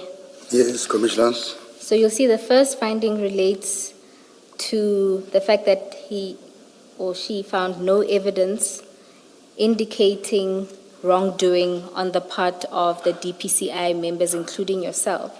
Correct. Right? And the findings also that you acted bona fide within the scope of your mandate of the DPCI. However, she goes on to say that there were fundamental administrative errors made by the investigators assigned to the team and highlighted. Sorry, which paragraph is that? It's just after the list of names. Can you see that? After? After the list of names, so Okay, lists yes. you, Lieutenant Colonel Sebola, and then Yes, says, okay. in any wrongdoing. So the sentence starts with, I could find no evidence implicating any of the following members, list the members in any wrongdoing. Goes on to say, on the contrary, they acted bona fide and within the scope and mandate of the DPCI. There were fundamental administrative errors made by the investigators assigned to the team, and I highlight this although they have no bearing on the IPID recommendations. You see that? Yes. And there she lists 7 fundamental errors. Yes. And in your statement, when you deal with this report, you don't deal with with these. So can we have a look at them? Yes, I'm looking at it. Okay. Now, they note there that there were errors in relation to serial numbers on the evidence bags. Did you witness or see any of this? No, Were you told of any of this, the administrative errors? no. Goes on to say, statement of Captain Norkia and Warrant Officer Morris, who performed the seizure together, differs, but was rectified and found to be an administrative error. So she notes there that the two officers that were in charge of the counting, their statements initially differed. Yes, I still remember. I can remember that there was a statement that was rectified and sent to the docket by Captain Norkia. Sent to who? To me, that was To you? with regard to, but at that time, if I still remember, it was with regard to the last bricks that was alleged to have been left out, but not with regard to the packaging. So He was making an additional statement to say this thing was also left out. Then it was sent together and with those. It was sent to where the first package was sent.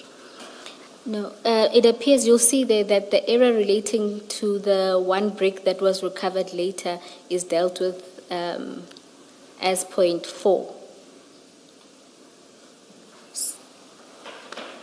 Yes, yeah, I can see it.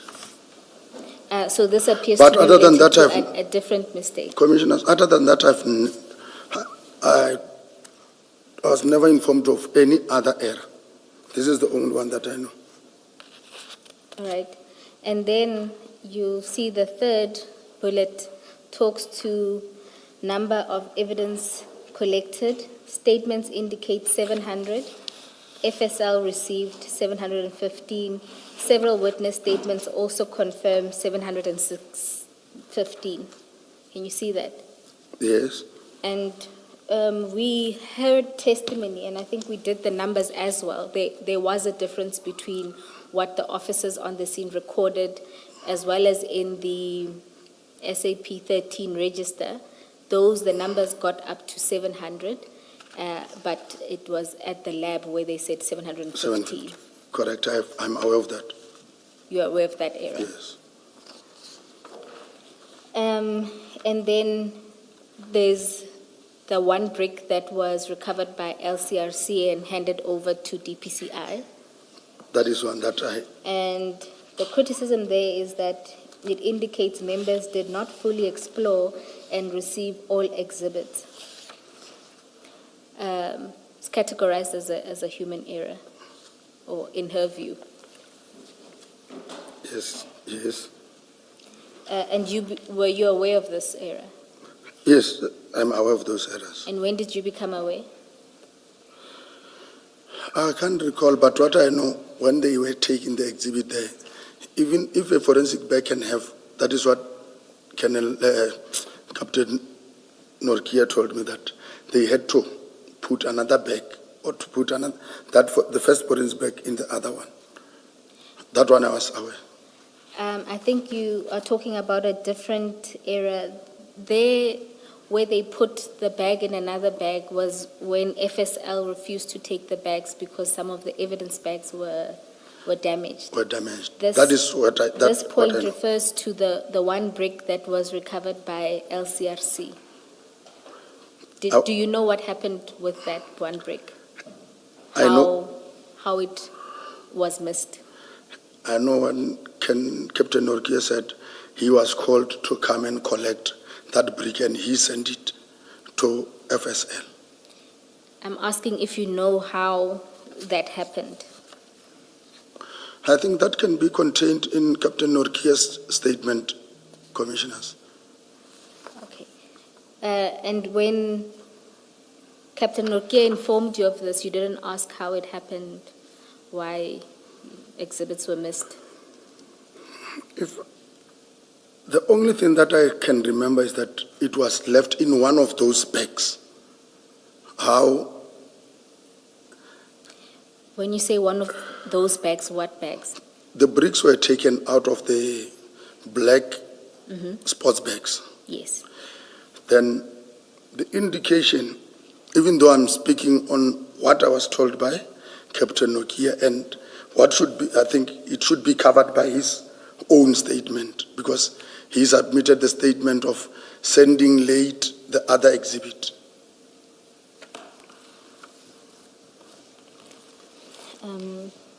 Colonel, I'm not sure I understand, but I hope the commissioners do. I'll move past that and go to the next issue that Gerber identified, and that was the premature arrest of the police officers, albeit justified based on the circumstances at the crime scene.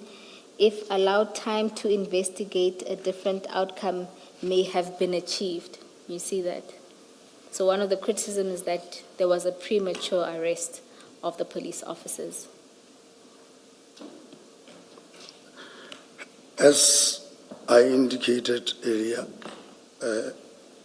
commissioners, premature in terms of the dealing in drugs and possession of drugs. But in terms of their purpose of trying to defeat the end of justice, commissioners, I'm still against this findings.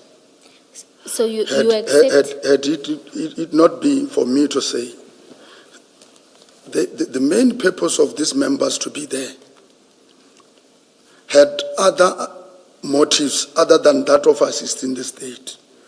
If we can go back, if maybe I had to advise General Gerber to say, the very same members, they are contravening their own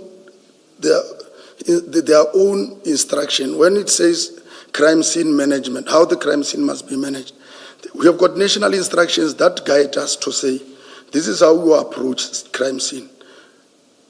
Which means deviating from that itself, I think in General Gerber's report, he should have noticed that the very same members deviated from National Instruction 1 of 2024, that of saying crime scene management. Colonel, isn't the issue that when they were arrested, the Section 35 certificate or notice that they had to sign said they are dealing with drugs?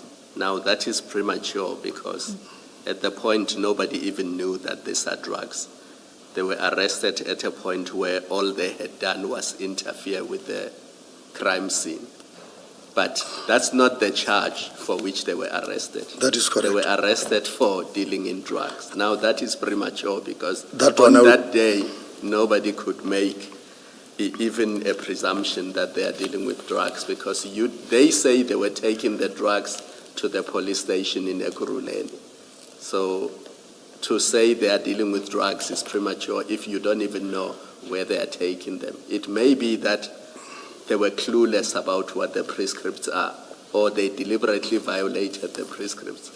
But it's a giant leap to say what they did amounted to dealing in drugs. In that instant, Commissioner, I will concede. Yes. Thank you. Colonel, then the next is a lack of follow-up on alibis, thus allowing defense to obtain statements and providing such to their representations to DPP. Can you see that? Lack of follow-up on alibis. Just for context, Ms. Poe, please remind me what the alibis were. I'm just thinking, for example, is it Warrant Officer Mohana was there. He was at Eriton. The bags were on his buggy. Warrant Officer Pakula was physically there. He was found at the scene. Chief Mashaba was also there at the scene. Just remind me for context what alibis are referred to here. Chair, I'm not saying there aren't any. I've just forgotten the context altogether. From the context, my understanding of this criticism relates to calling the supervisors of the various officers at the scene because from the interviews at the scene or the calls made, they were informed that commanders didn't know where these officers were. But subsequently, the statements that were filed by the various officers indicated, at least in the case of Officer Magano and Pakula, that they were aware of the members' operations. So perhaps it's not worded. Or then it's probably a wrong use of the term alibis, because I understand it to refer to, I was not there, I was elsewhere. Yes, Yeah. I discerned it from the context. But what you say makes sense in the context, yeah. Yes, because if you also... So it's the person who wrote this that used the alibi wrongly, it seems. General Yes. Gerber. Yeah. Thank you, Ms. Bowe. Please repeat your question. Chair, I even forgot what the question was. No, Colonel, I was asking for your comment regarding the lack of following up with the supervisors, because it's from the criticism, and I mean, it's apparent from how the case then proceeded, that delay in talking to the supervisors resulted in the statements coming up much later, where those supervisors then said that their members did inform them of this operation. And just to say that it's this criticism is also shared by the NPA in their report. Isn't maybe the first question to ask whether, Colonel Sibula, you know what alibis are referred to here? Who are the alibis? Do you know who the author of the report would have been referring to as alibis that should have been followed up? Commissioners, it's just that maybe I know what alibis are. I know for sure it's Section 36 and 37 of the Amendment Act with regard to certain properties. Then if I found somebody in possession of something, he gave me certain information to say, yes, I'm in possession of this. I got it from this person. That is the alibi that I can follow. But having somebody coming from somewhere, I can even state in this instant, I know Lieutenant Colonel Maluleka, who's one of the people who wrote this statement. His commander was Colonel Sohobe. I phoned Colonel Sohobe. Do you know where? Because we are from the same division. He is not working narcotics. He is working EPR. So if what he was saying is alibi, to say he was there at the scene, the question is, what was his purpose? What did he do at the scene? No, my question, maybe to go back to my question, Colonel, that so there's a criticism here that you failed to follow up on alibis. So my question is, go back to the scene. Who were the alibis here that you should have spoken to, that it is said you failed to follow up on? Do you know who they are referring to? No. All right. Yeah, I can't do more than that. Okay. That's fine. Maybe let's then deal with the last, well, I think it coincides, statements from commanders, but initially indicated telephonically they were not aware of what their members were doing, but later changed their versions, should have been obtained immediately. What is your response to that criticism? Which paragraph? It's the last bullet point. Statement from commanders. Commissioners, it's me who called the station commander of Zongesiswe. It's me who sent warrant officer, I think it's Mbawani, to obtain the very same statement and to get the job description of Warrant Officer Mohane. So I can't understand this bullet point, Commissioners. Maybe just to remind you that if we start with Warrant Officer Mahan, the statement is, if you can go to page 196 of the exhibit file that has the docket and disciplinary papers.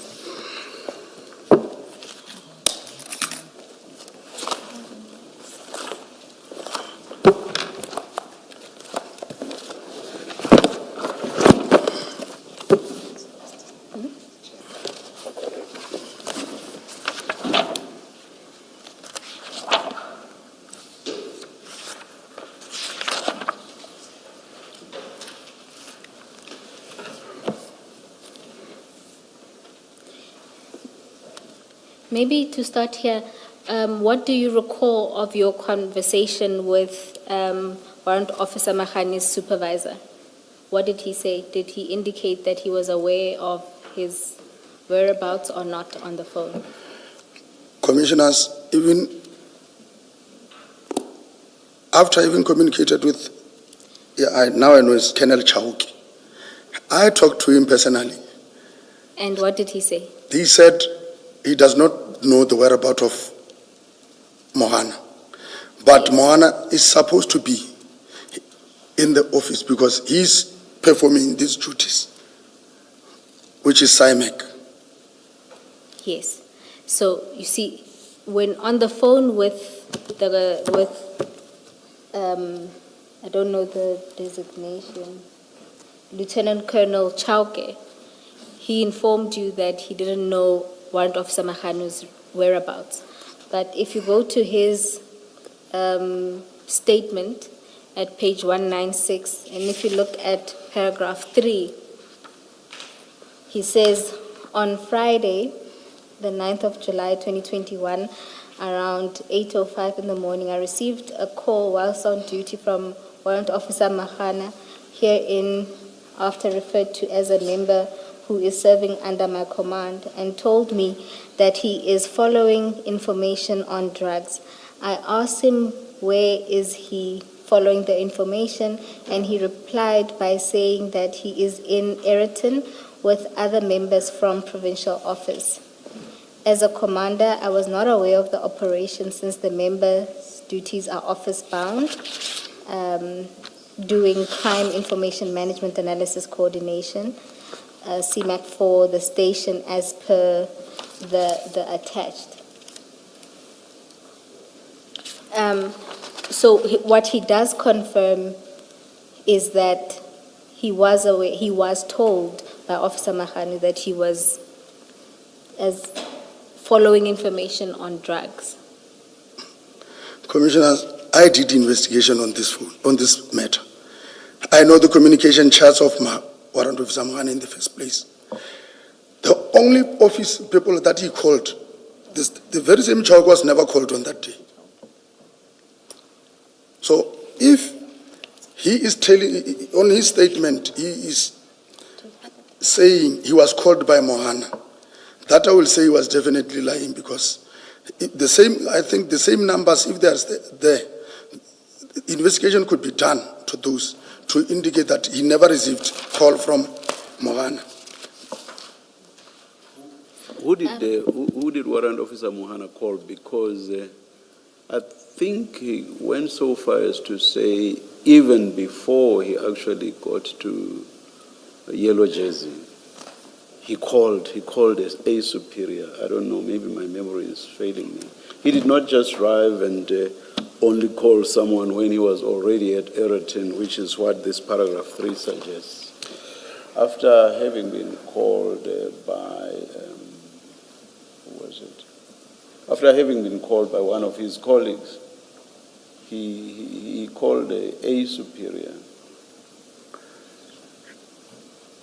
That's what he suggested.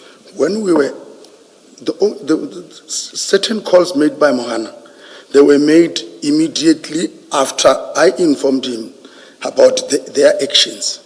He called by then one member from our office, which is Captain Cry, but the call could not go through. As I can remember, he tried to call Brigadier Loela. At that time, Brigadier Loela was approaching the scene. The call also could not go through. The only calls that were made on the 9th, that started around 6. It was between him, Pokungwana, and Mashar. By saying he called these people, I still maintain he will be lying.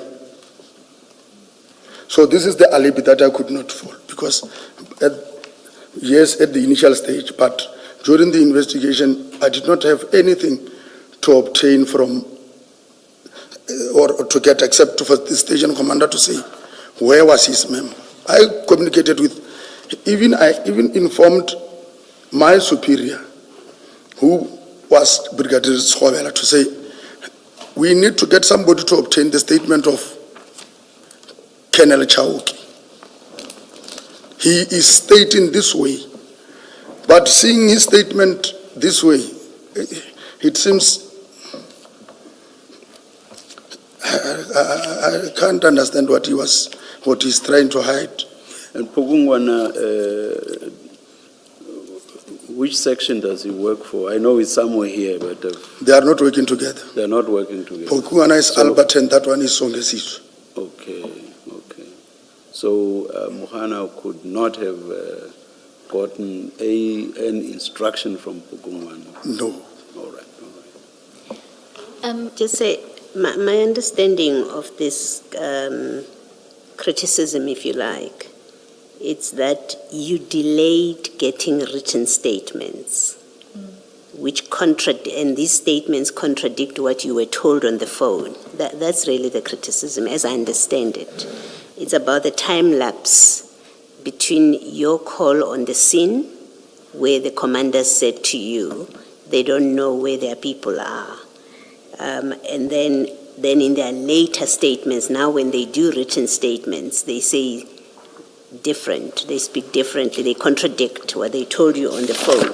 So the criticism is really about between the day of the operation itself, the 9th of July, and the date of the statements, there was a delay, which allowed for people to change what they told you on the phone. So the statement of Chauke, for example, of Mahano's superior, is dated the 19th of July. The operation was on the 9th of July, so there's a good 10 days in between, and you're being criticized for failing to take a statement. The writer says immediately, you should have taken the statement immediately. So the criticism is that, really. It's not whether it's true or not what they told you on the phone or what you say they told you on the phone and what they said in the statement. It is the passage of time. And the suggestion, as I understand it, is had you taken Chauke's statement immediately after you spoke to him on the phone, then you wouldn't have had that contradiction or his changed position where he now says in writing he knew where Mahano was. Do you have any comment to that? Why you did not take the statement, why you took the statement only 10 days later? Commissioners, that criticism, first of all, I can say is not fair to me. We did not take months to obtain this statement. In the process, when we are dealing with this, there are certain things that we have to give priority. Here, I got confirmation from the station commander that I believe there should have been no change in what he told me on the 9th, and that he's stating on the 19th. Even if I delayed, Commissioner, I think that does not give him the right to change what he told me, even if I delayed. But the delay is only for 10 days. That is why I'm saying this comment to me, based on the volume of work that we had to do on the day in question, It was not fair. It's not a fair criticism, Commissioner. Thank you. And Colonel, does your answer also then extend to the delays with warrant officers Pakula's supervisor? That will be the same. But you'll recall that I don't know his designation, but Sipungu was at the scene.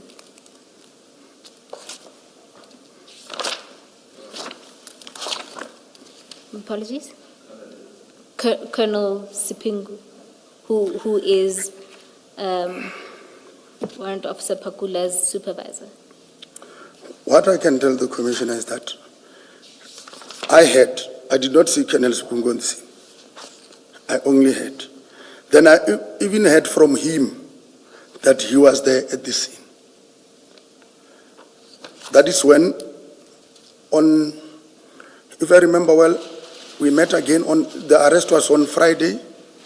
We met at Alberton's, Boysen's police cells when we were obtaining fingerprints and other from the arrested people, and the confrontation I had with him.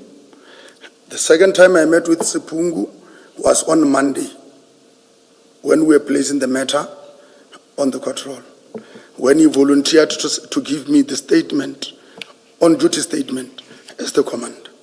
That is the 2 days that I interacted with Sipungu. Wasn't the issue also that because he was on leave during the early part of July, he should not even have been involved with these things? That I think I testified to that effect to say. Because he came back on the 12th of July from leave. Yes, So it was. when these things were happening, he should not have been anywhere He should near. not have been there. That is why I said his interaction with me with regard to the case and the presence of Pakula there was not supposed to even have happened. All right. Thank you, Colonel. If we can then move to what the NPA said. You were at paragraph 20. I have also considered the decision made taken by the National Prosecuting Authority in relation to the matter. Following the representation submitted by the BTK attorneys, the Director of Public Prosecution for Gauteng Local Division, Advocate J.M. Serepo, ruled on 2022-06-23 that the representations were unsuccessful and prosecution should proceed. Subsequently, on 2024-01-29, the Deputy National Director of Public Prosecution, Advocate R.J. de Kock, considered the matter and decided not to pursue the prosecution. I further considered the correspondence from the Director of Public Prosecution, Gauteng, Advocate J.M. Serepo, in a letter dated 2025-02-14, addressed to the provincial head of DPCI in Gauteng. Advocate Serepo confirmed that there was, in his view, a prima facie case relating to the alleged contravention of Drugs and Drug Trafficking Act. This is a clear indication that there was sufficient grounds for me to believe that the 4 accused should have been charged in dealing in drugs, alternatively possession of drugs. Thank you, Colonel. Maybe, oh, my apologies. Are you done with that? Yes, paragraph 22, I'm done. If we go, just to remind me, when did you stop being involved in the investigation? When you moved to? The last time it was when it was it was requested to the DPP. Then I was transferred to West Rand. From West Rand, I went to Limpopo. When was it when you were transferred to West Rand? It was around 2022. Right. So, It was around 2022 early, but towards the end, I left for Limpopo. so In your earlier statement, you said in November 2022, you were promoted to Limpopo. Yes. Does it sound right? In late, yeah. Colonel, if you look at the reasons, so just to recall the history, initially the matter was going to proceed, and then the prosecutor decided not to proceed with the prosecution. This was in 2022, recall that? Yes, And this was a decision taken by Advocate de Kock. in 2022. Yes, in 2022. No, my apologies, 2024. Maybe let's just go to page 1 of what's this one? The exhibit file with Boysons and Khan disciplinary. Page, Page 1.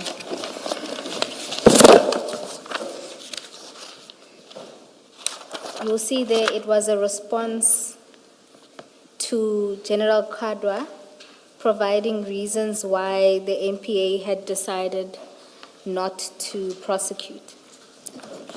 yes, that one I've seen. Yes. And they deal with the reasons at paragraph 6. So if you just go to page 2.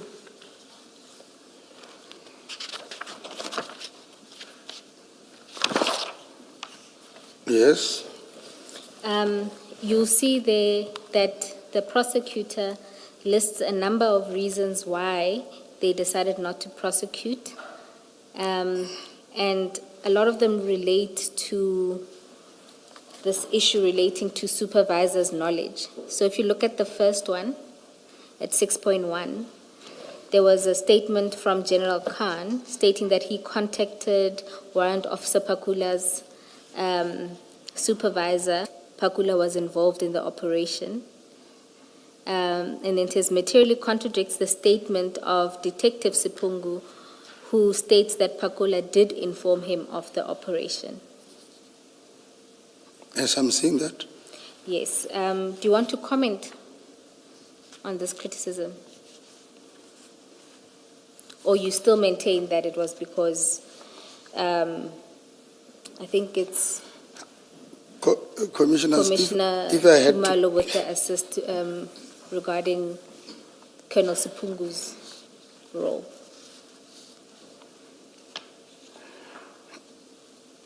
So the prosecutor was essentially saying that there are material contradictions in the statements contained in the dockets, was one of the reasons. that is one of the reasons. Yes.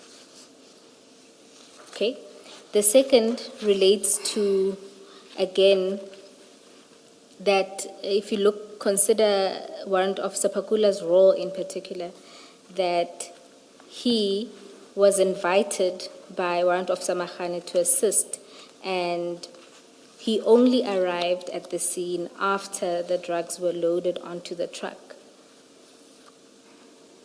I could see that reason. Yeah, so that essentially that he wasn't involved in that part. Yet he's equally charged with the same offense.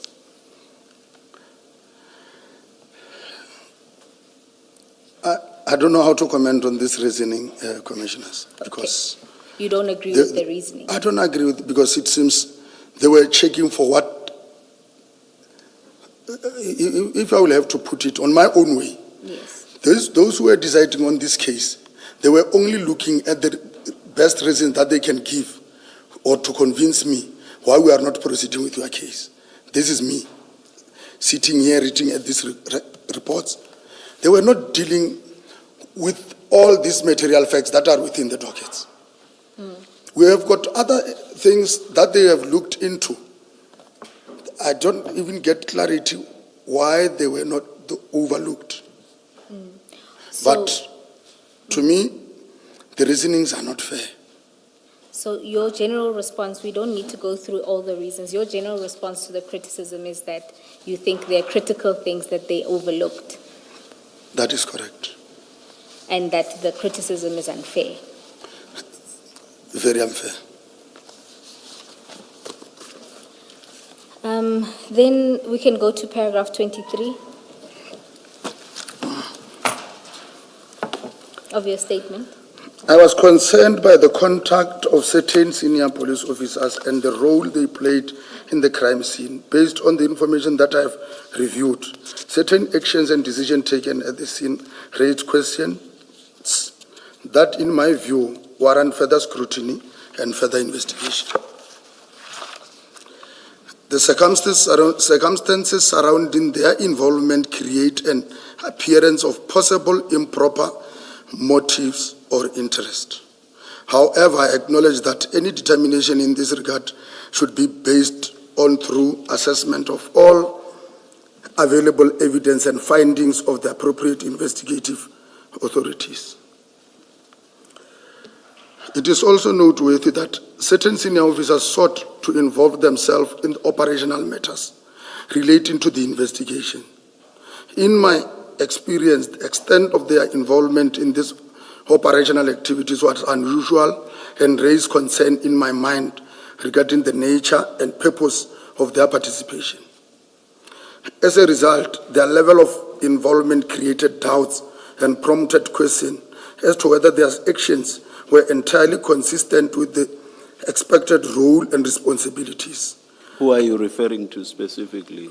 Commissioners, you can be aware that I was confronted with a certain statement, that of General Khan, and of which, when I was on my own going through the docket, I asked myself, does this man know how the scene could be handled? Because had he approached the scene the way it was supposed to be, we were not going to be confronted with this level of questioning, commissioners, because that should have been resolved right away on the scene. But based on their interferences and other things, what was supposed to be a good case has been lost. That is my view, commissioners. Just to read. And then, Commissioner, also, we know one senior official that you have mentioned and that we know was on the scene, General Khan. Who else? Because you speak in the plural. Who are these senior officials? I'm aware that General Kadwa was present on the scene. I'm aware that General Kalakala was on the scene. But one can ask what role were they playing, but except for that of General Kadwa to say, I was sent.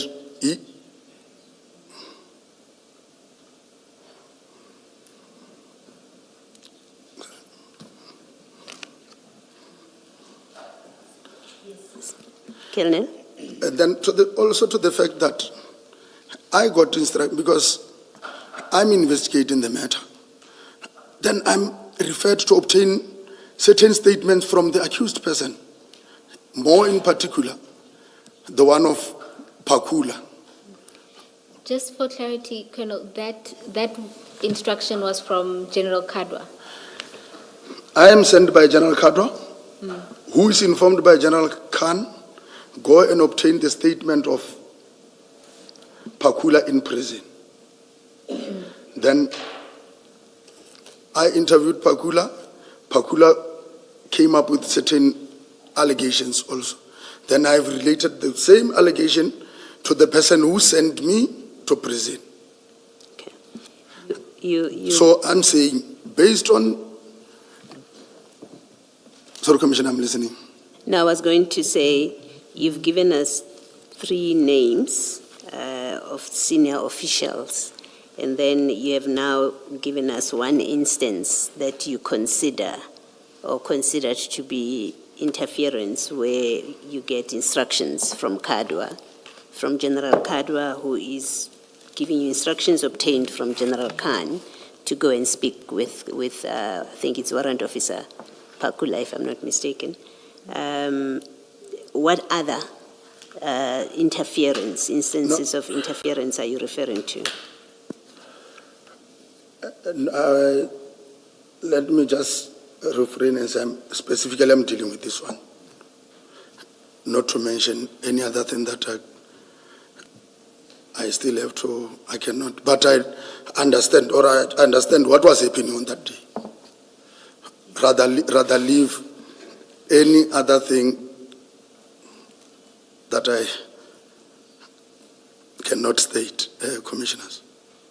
Colonel, so Okay, are you saying... you can't state because you're holding back, or because you don't have other examples.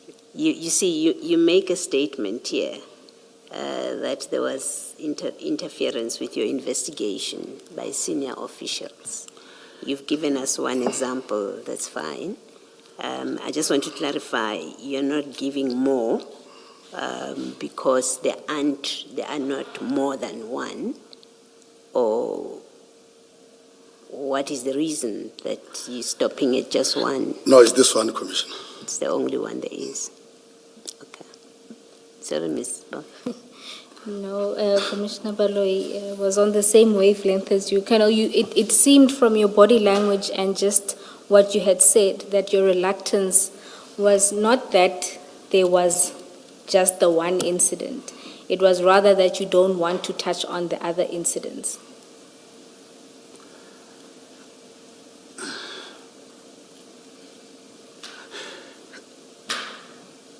I think, let me touch on this one only, Commissioners. No, Colonel, I don't mind you touching on only the one. I'm saying, just to clarify, that you have other examples, but you are not comfortable to deal with them. Is that the case?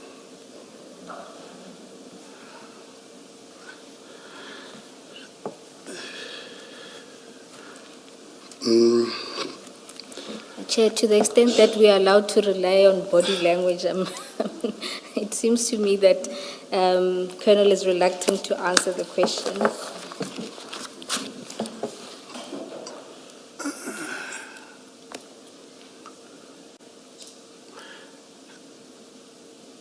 So, Colonel, not to put you in a spot, but it is a serious allegation to make that there was interference in the investigation by senior officials, and you probably have seen with other witnesses that we do probe the role of police officers in matters not being handled in certain ways, which is such a case with Ayrton. We're looking at the role of police officers on the scene. You say you speak to your investigation being interfered with. It's for that reason that I'm probing further. And it may be, if you're unable to say, as you're sitting there, that the chairperson may well have to find another way to assist us in presenting whatever it is, that the concern that you are expressing in paragraph 25. Commissioners, it's not only one incident. Things have been happening. Things are happening. I will give an example, Commissioner. At one stage, I was deployed at the airport. I worked at the OR Tambo Airport.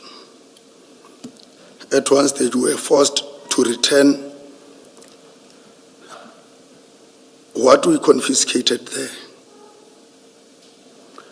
back to the owner. I've got reference to that. At one stage we confiscated the dollars at OR Tambo. We sent them to the Reserve Bank as per procedure. We were instructed to give that money because it was falsely, in fact, the presentation there, when they were declaring, they declared something else other than the dollars. But we were instructed to take them back to those who declared. So there are a lot of incidents that were happening. So that's what I'm saying. There was interference.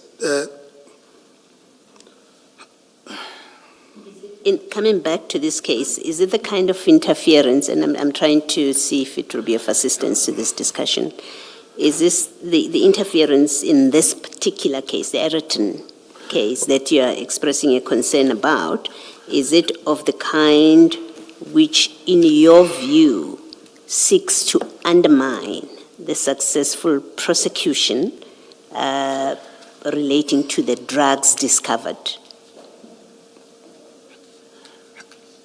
Commissioner, in some instances, some of our seniors or our generals, if I may say it, we can't even understand when they are assisting or they are fixing.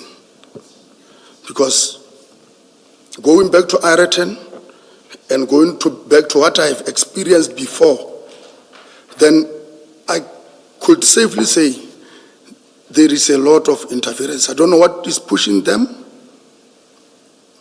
but the one that I've just indicated, commissioners, have got I'm still having reference to that. Still have documents to that, which can substantiate it at a later stage if there is a dispute on that. And with Ayrton, are you, and Ayrton, I'm now discussing not the 3 police officers and their arrest and their prosecution. I'm focusing on the drugs themselves.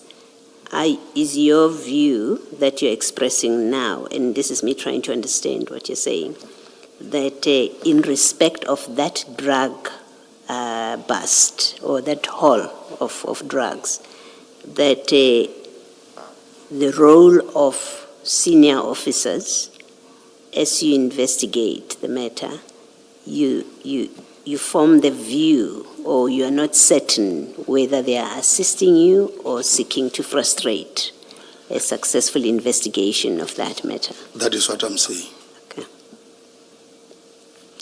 Can I follow up with a question which I would have asked right at the end?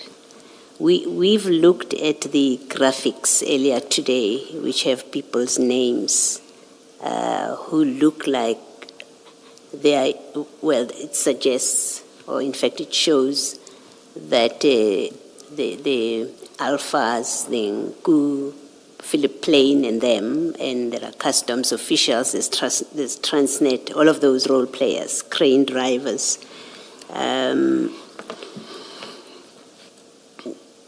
Is there a reason, and tell me, maybe I'm assuming, wrongly assuming with my question, but bear with me. Is there a reason that there's not been prosecution of people who are clearly identified in these exchanges, including Mr. Nku, who was at the scene, Ayrton scene, and we've seen his involvement on these WhatsApp messages, but he was at the scene, including Chief Mashaba, who, according to these WhatsApp messages, or the 3-ma messages, he seems to be part of they suggest he's part of a scheme. But what we seem to see here clearly is there is an organized, there's organized conduct where containers, vessels seem to be monitored. Not just this one, but generally. There seems to be a scheme. Containers are monitored. The people speak of, Nku and Alpha speak about, we have our guy there, we have our guy there. Is there a reason that there hasn't been any prosecutions of people that have been identified? I don't understand. I don't know the reason, commissioners, but according to me, people have been identified. There are communication charts. They can be identified through cell phones, or they were identified through cell phones. Screenshots were taken from Transnet in KZN. There was a sort of my investigation towards that. Since then, it has stopped. One can ask you questions, why? Then, but I cannot answer. Because I'm no longer directly involved in that. We don't know what people were pushing for those people not to be investigated or a follow-up on all those activities. Yes, Because they are still there. There is still a trace. yes. Now, just drawing from what I have learned through this process, it seems this is a typical case that falls within SANEB, right? Correct. It seems that. Who in SANEB makes the decisions about we are going to investigate this, we are allocating an investigator, we are putting resources for this to be investigated, and to be transparent with you, I'm asking really a question of if we want to know from DPCI SANEB why this case where there are identified people but also their activities have been identified, if we want to know why is there no investigation going, or where is the investigation? Has an investigating officer been allocated? Who's doing what? Who do we ask that question of? Commissioners, in essence, SANEB form part of the section within organized crime investigations. There is a unit commander. In this instance, there was Colonel Zondi. He was never informed about this. That is the person that we are... You say he was never informed about? He was not involved in Okay. this. You can see a lot of names keep on coming, but there is no unit command. Then we were directly reporting to the unit command, who will in turn report to the provincial command, who in this instance should have been Brigadier Schobel. She was the one who was supposed to be with us on the ground, who, if maybe we are implicated in anything or in any wrongdoing, she would have been the first, then followed us. But I also asked Brigadier Schobela to say, you never played that parental guidance. Why? She said, Sabola, if you are not involving me in your investigation, you jump me, because there is this tendency of information not going through the culture of the SAPS. You will find a sergeant somewhere being accountable to the general, of which is not the case. It is not supposed to be. If I'm at the section commander of SANEB, those who are below me, they account to me. If there is anything, I'm the one to answer. But in real situation, we are not. We are not. Information can jump me from the last man on the ground to the upper structure, of which that is not the culture, commissioners, of the SAPS. That is not what we have been told of, going back to basics.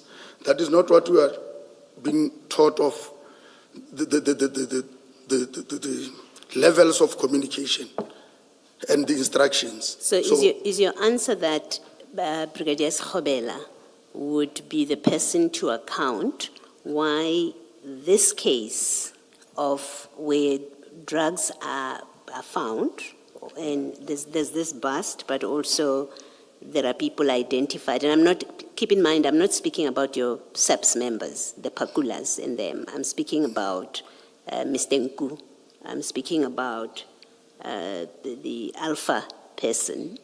So I'm speaking about the people that are outside of the SAPS, but also anyone in the SAPS who may be part of that scheme. I'm speaking about Chief Mashaba. I'm speaking about those kind of people, that kind of case. That are you saying to us that Brigadier Schobela is the one that must account or give an explanation why has no investigation and possibly, I know prosecution is a decision of the NPA eventually, but I'm going to throw them in anyway. But starting with the investigation, why has there been no investigation of this matter to bring it to trial, to bring Nku to trial, to bring whoever he's been working with to trial? Are you saying Brigadier Schobela is the person that would account for those decisions? If the investigation did not jump her, then she was to undo account. When you say it jumped her, it ended where? Who other than Schobela, who got involved here? Is it General Khan? Commissioners, let me just explain it this way, maybe. My understanding is that General Kadwa was informed. Kadwa. Yes. Okay. That is that is what I knew when we were going to the scene. Then he should have informed. I'm not giving generally the instruction, but the communication channel says from him, from Brigadier Schobela, there is this and that information.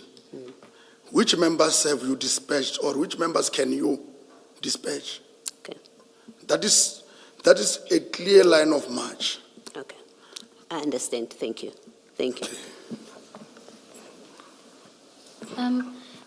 Colonel, just before I let you go, there's two more role players in the scheme that I just want you to quickly identify.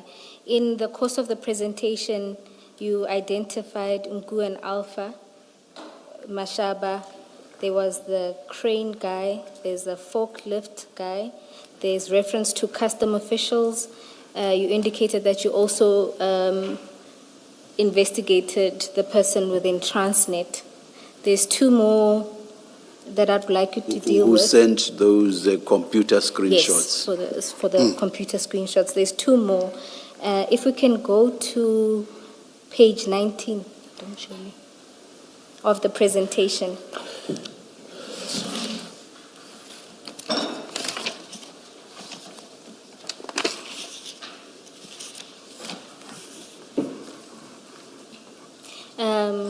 There, I won't mention the name just for fear of maybe still part of your ongoing investigations. But it seems that you found evidence of communication between Mr. Nku and someone within Yellow Jersey. And this lady, yes. And was she investigated? She is currently for sure being investigated now. You think? I think so. I believe so because it seems now they are resuscitating the case docket. All right, so that's within Yellow Jersey. And then within Scania itself, have you identified any links that side? There was somebody who was working for the company. Then, before the Apollonia ship could leave, that person was in Brazil. That is according to my... He was working for Scania.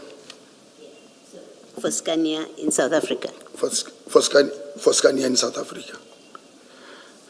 But at the time, he was... So I was trying to link the dot to say, this person was in Brazil weeks before this could leave. Then he was in here when it arrived.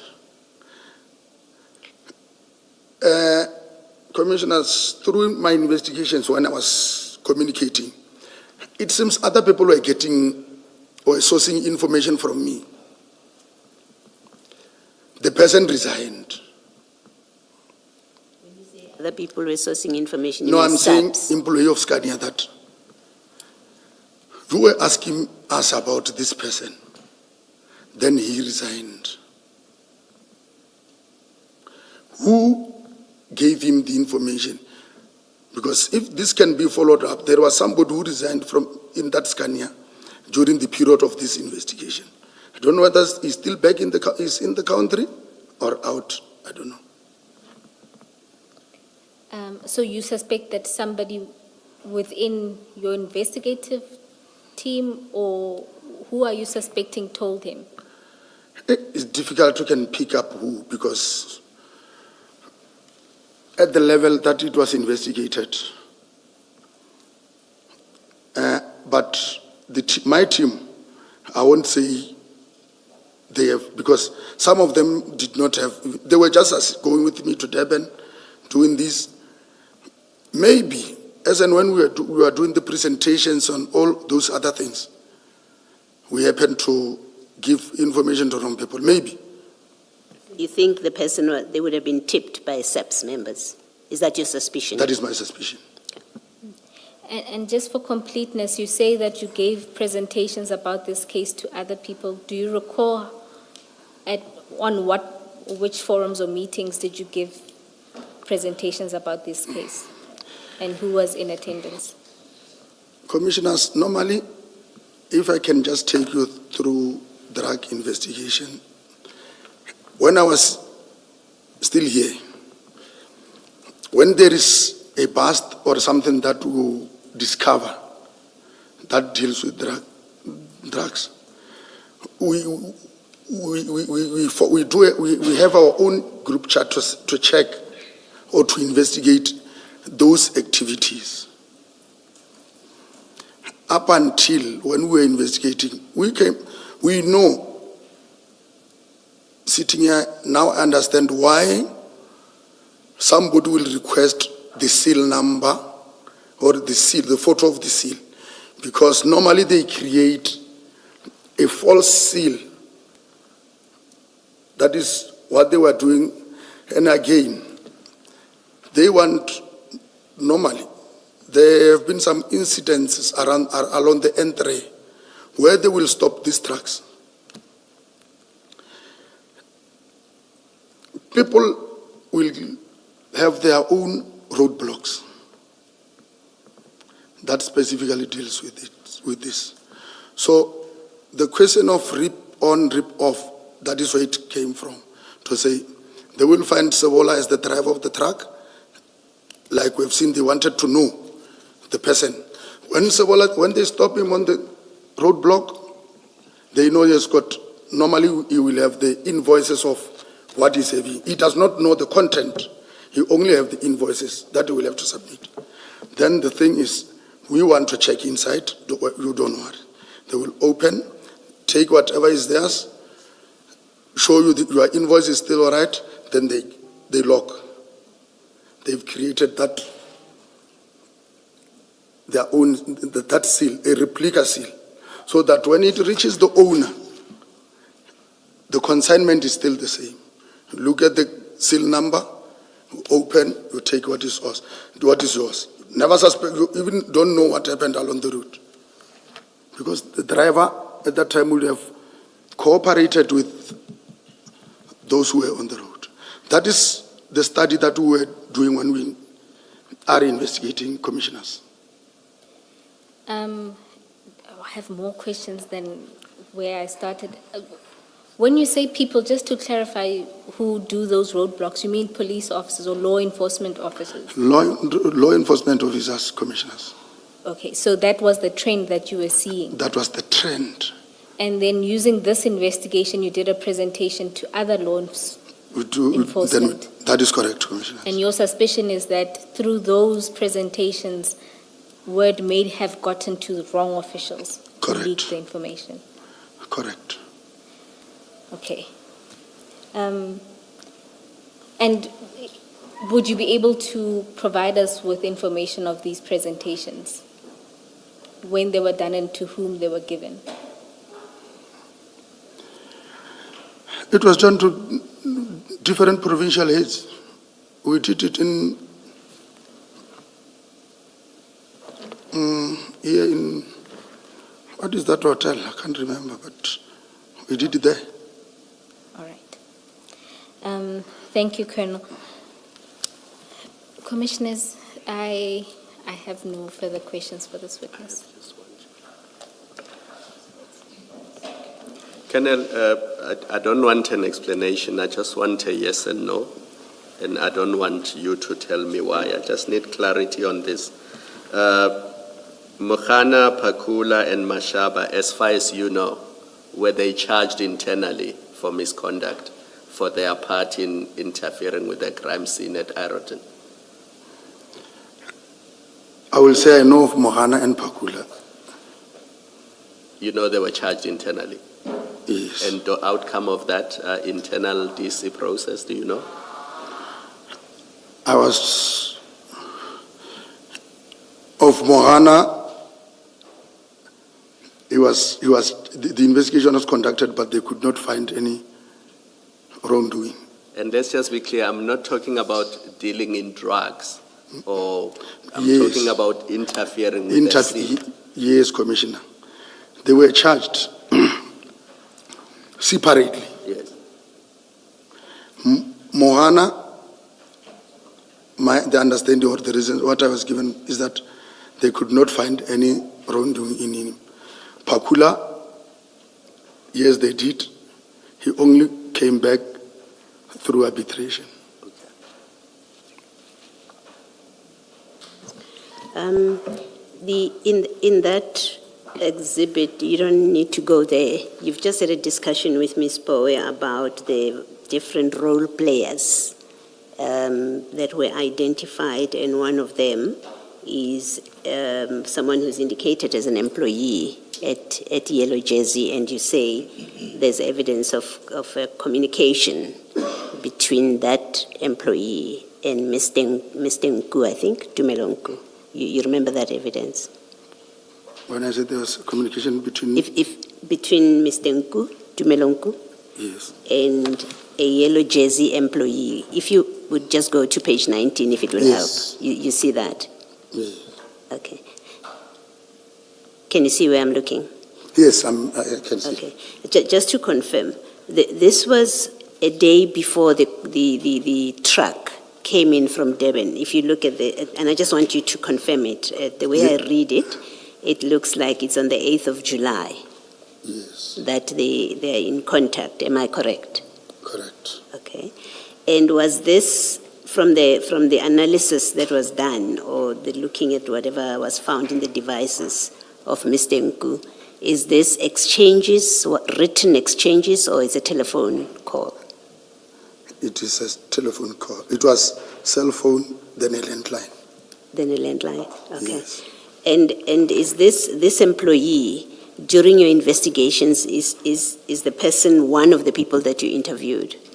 Yes. You spoke to them, and they explained. Did they provide an explanation why they were speaking to Mr. Nku? At that time, he said he could not remember who was calling her, but she will still go to check. Okay.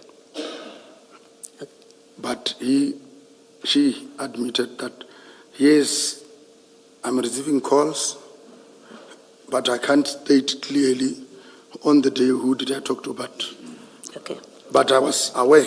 I think you said earlier, in answer to your question that I asked, that you've done these kind of operations before, where there's been drug busts. I think you said that. Am I correct in that recollection? Operations, yes. Yes.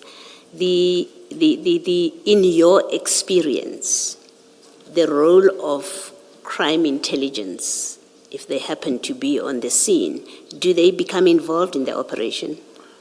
No. They don't. And that's your experience? They only supply us with information. If it's prior, they will give me their intelligence report. They can either submit intelligence report on writing, just give you a file to start my investigation. If they happen to be at the scene, I don't know. They don't have any role to play. They don't play a role in the operation? They don't have to. Okay, thank you. Thank you, Chief. Let us adjourn and resume at 25 to 3. Colonel, thank you very much. You are excused, and I hope this is the last time you are before us. Thank you very much. Thank you.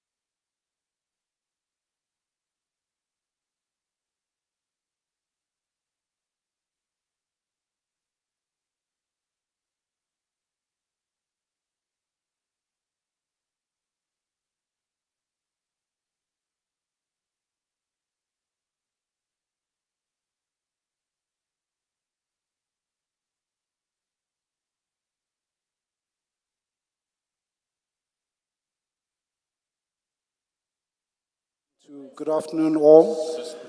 It's 14:34. We are ready to resume. Please switch off your devices, put them on silent. Thanks.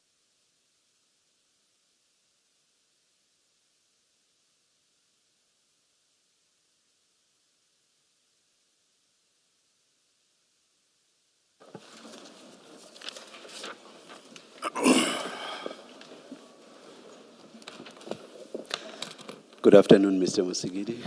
Good afternoon, Chair. Good afternoon, Commissioners. Chairperson, this afternoon at least, we have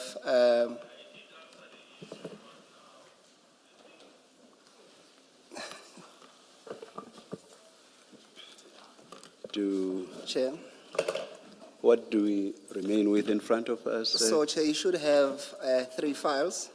So there's one file which we'll be using mostly today. It says Ms. Maposho, Zelda Maposho, that's the file. And then there's Labeled statements and annexures, file 1. File 1. Yes. And then the second file, Chair, but you don't need to go into that. It's one that should say exhibit Boyson's and Khan disciplinary hearing. And then the last one, it should say the iPad report file. It's wrongly worded Mahani on top, Chair.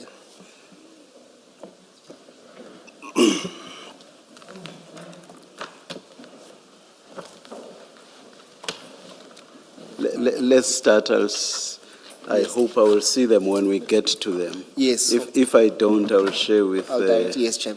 my And then, co-commissioner. Chair, you'll see on your desk there should be a blue file as well, with a blue folder.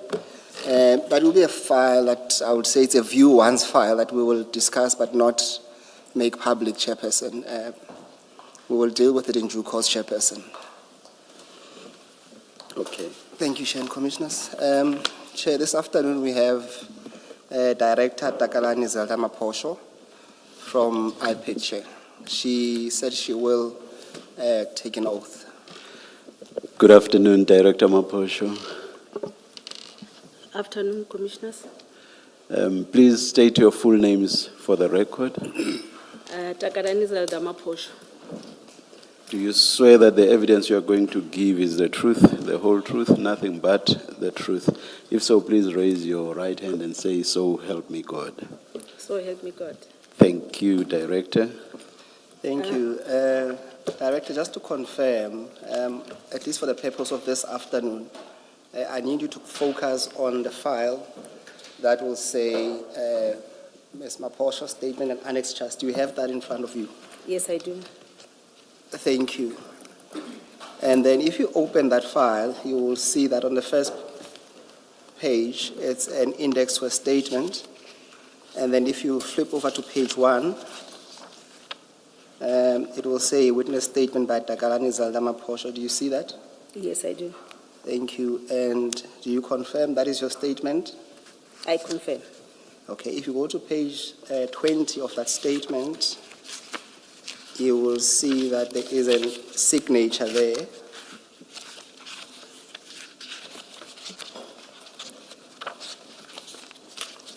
At the bottom. Yeah, that's correct. Yes. Do you confirm that to be your signature? I confirm. Thank you. Chairperson, just for context, Director Maposho conducted an investigation into the events that arose at Eriton, which is what we were discussing a bit earlier on. Just to be clear, Chairperson, what she investigated was a complaint by Warrant Officer Pakula, Warrant Officer Mahane, and Chief Mashaba, who laid a complaint against General Khan, Kadwa, and 3 others. So that's why she was investigating a case of defeating the ends of justice, Chairperson. And she produced a report which we will deal with in due course, Chairperson. So that will be a context of her testimony, Chair. Chair, lastly, how I plan on dealing with her evidence, Chair, is that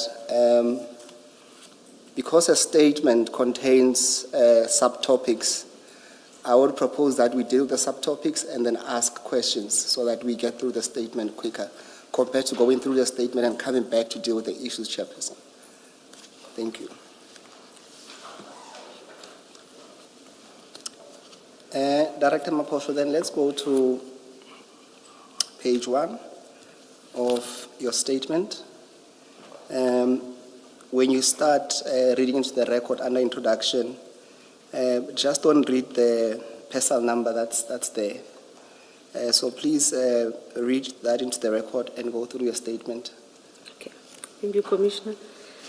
I am the holder of parcel number. This employed by the National Department Independent Police Investigative Directorate, situated at 473 Benstra Building, Stanza Pupape Street, in Pretoria. I am holding a rank of Assistant Director. Commissioner, you were referring me as a director, my Assistant Director. Investigations at the head office with the following contact details. The following facts to which I depose here to falls within my personal knowledge and belief are both true and correct unless otherwise stated. Just for the future perhaps, but I've noticed some people do exactly what's been done here. If you say the facts are within your personal knowledge and belief and are both true and correct unless otherwise stated, what that means is that you are in the same document going to be stating facts that are not true and correct.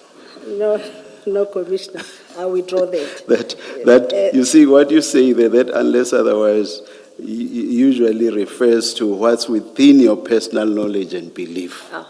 So the otherwise blah, blah, blah relates to that, but I not understand the that. truth. Okay. Thank you. Okay. I'll continue. On 2026-05-04, I received a notice in terms of Rule 10.6 from the Commission of Inquiry into Criminality, Political Interference and Corruption in the Criminal Justice System, referred to as the Commission. Shouldn't we skip what the notice said? Should I skip that? Yes, We can, please. yes. Okay. Yes. Perhaps go to 3.3, then you can go to 4 Okay. on page 2. Thank you. Okay. 3.3, I was also asked to provide the summary of the recommendations made with a focus on recommendation made against the key role players, in particular senior law enforcement officials related to these, an update on the status of the recommendations. Should I go to 4? Yes, let's go to 4 under academic qualifications and Okay. in-house training. Okay. I'm matriculated at Ranger Secondary School. I have a diploma in policing obtained from UNISA. I also obtained my BTech degree in policing from UNISA, also an LLB degree from UNISA. I have completed the following training course: South African Police Basic Training Course in 2003 at Pretoria West College Training Academy, Detective Learning Program, that is Resolving of Crime course in 2010 at Hammanskraal SAPS Training Academy, Detective Commanders Learning Program in 2014 at SAPS PAL Training Academy.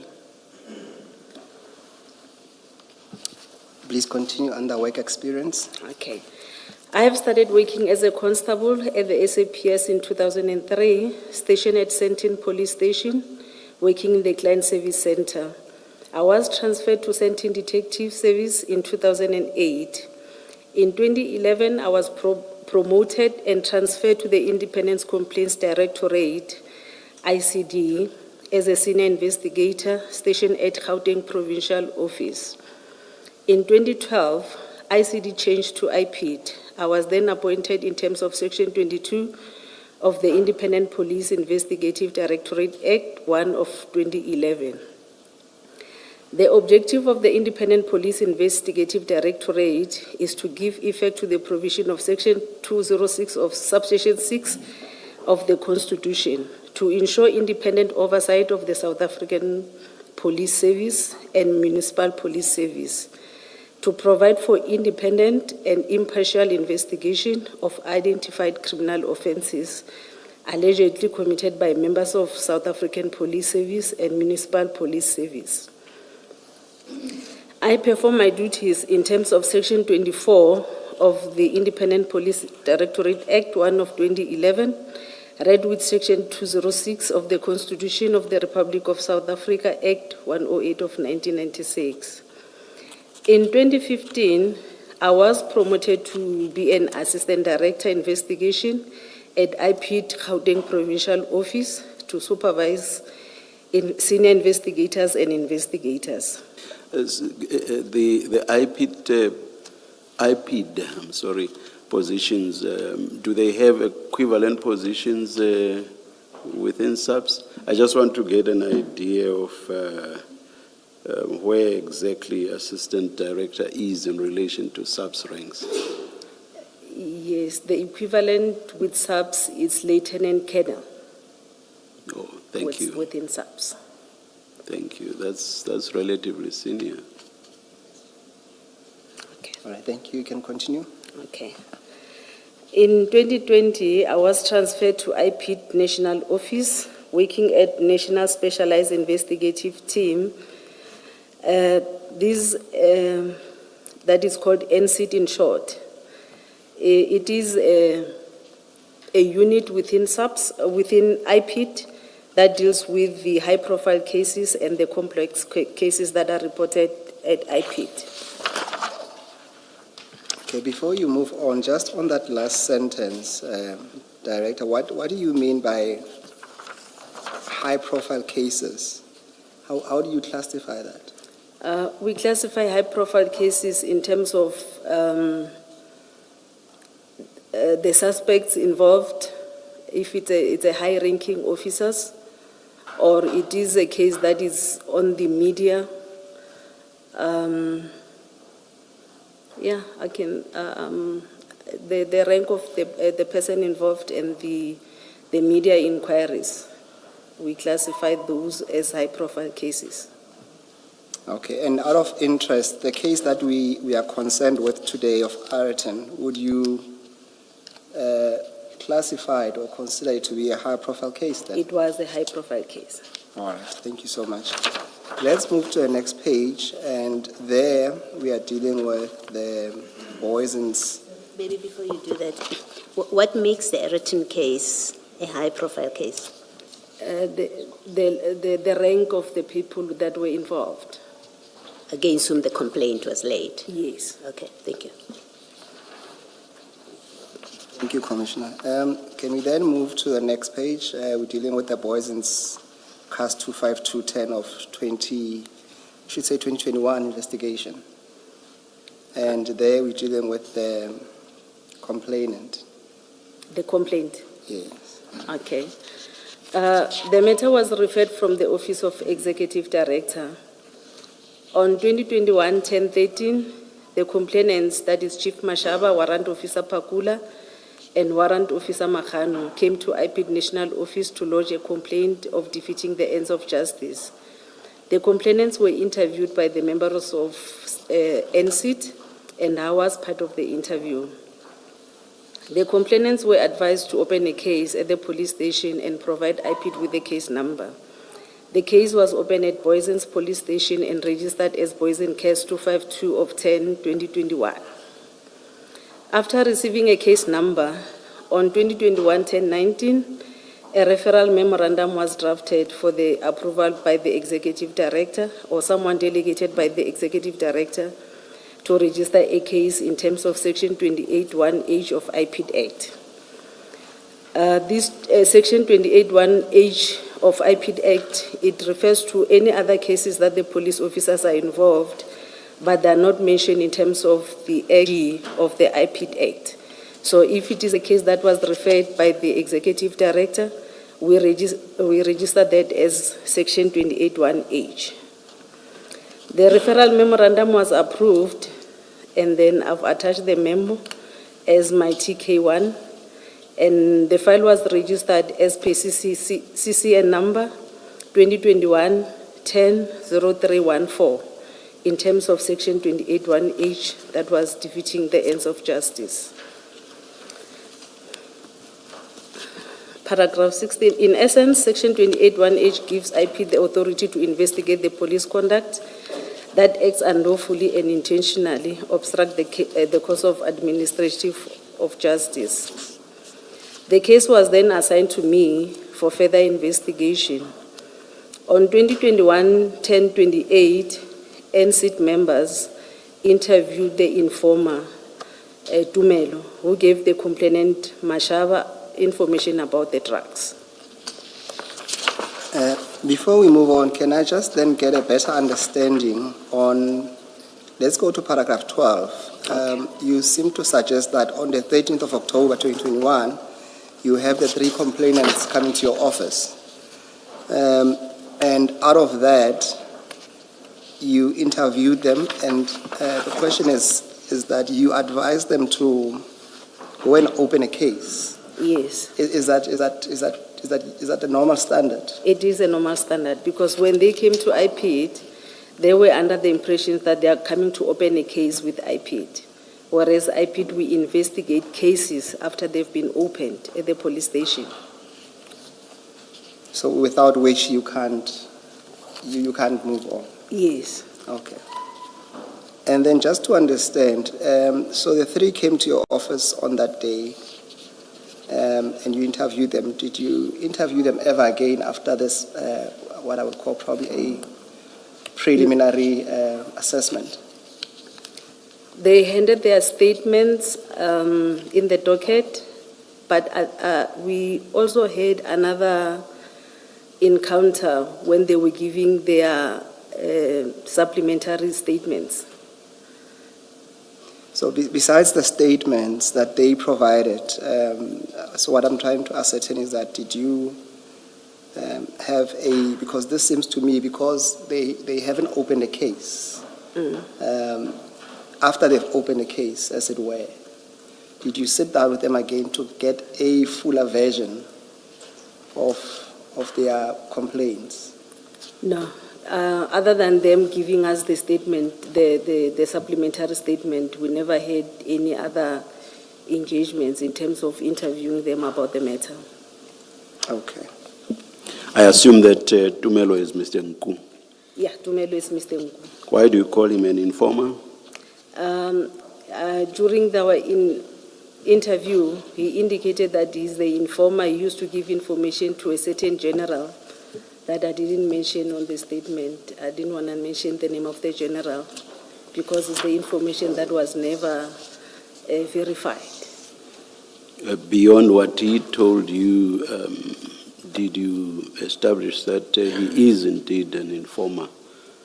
The person that he was and that there wasn't anything beyond him being an informer? Let me give you the background of why I'm asking this. Okay. Evidence that has been laid before us suggests, and I use suggests advisedly because I'm not in a position to conclude on this aspect. Evidence given before us suggests that he was actually actively involved and complicit in the matter concerning the suspected drugs, that is the consignment of those drugs, or at least the receipt or intended receipt of those suspected drugs here in South Africa. So it's in that context that I'm asking you, why do you call him an informer? Does it mean that you accepted that he was an informer? Because you are stating it as a fact that he's an informer. Yeah, I'm stating this because that is the information that he gave us. However, the information was not verified because he mentioned the handler as a certain general who already passed on. So that is the information that was never verified. Would it not have been more accurate to refer to somebody who was referred to as an informer rather than to state it as a fact that he is or was an informer? Oh, okay. I accept that. Yes. All right, thank you. Please continue. Thank you, Chair. Director Maposho, at paragraph 15, you make reference to Annexure TK01. Yes. Chair, just to clarify, the witness makes reference to about 30 documents, or close to 40 in fact. We're not going to go through each and every annexure, but we'll go through some of them, and she's more than welcome as well to point me where she wants to go. But for now, can we then go to TK 1? It will be on page 1, Chair, of the same annexures.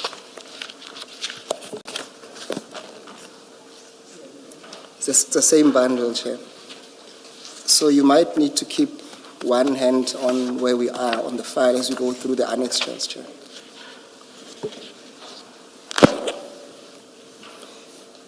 Director Maposho, can you just briefly go again? What is the purpose of this memorandum? The purpose of this memorandum is to seek approval from the executive director or someone delegated by the executive director to give IPID permission to investigate these kind of cases where the SAPS members are involved, but those are not the cases that are mentioned in terms of Section 28, 1A to G. Okay, and then you give a brief description of what you call the merits of the complaint. Would that be based on the statements or based on the initial interview, or it's a consideration of both, having met with them and having received their statements when you at least compile this memorandum? It's after we receive their statement. Remember, we only register these after they've already registered the case.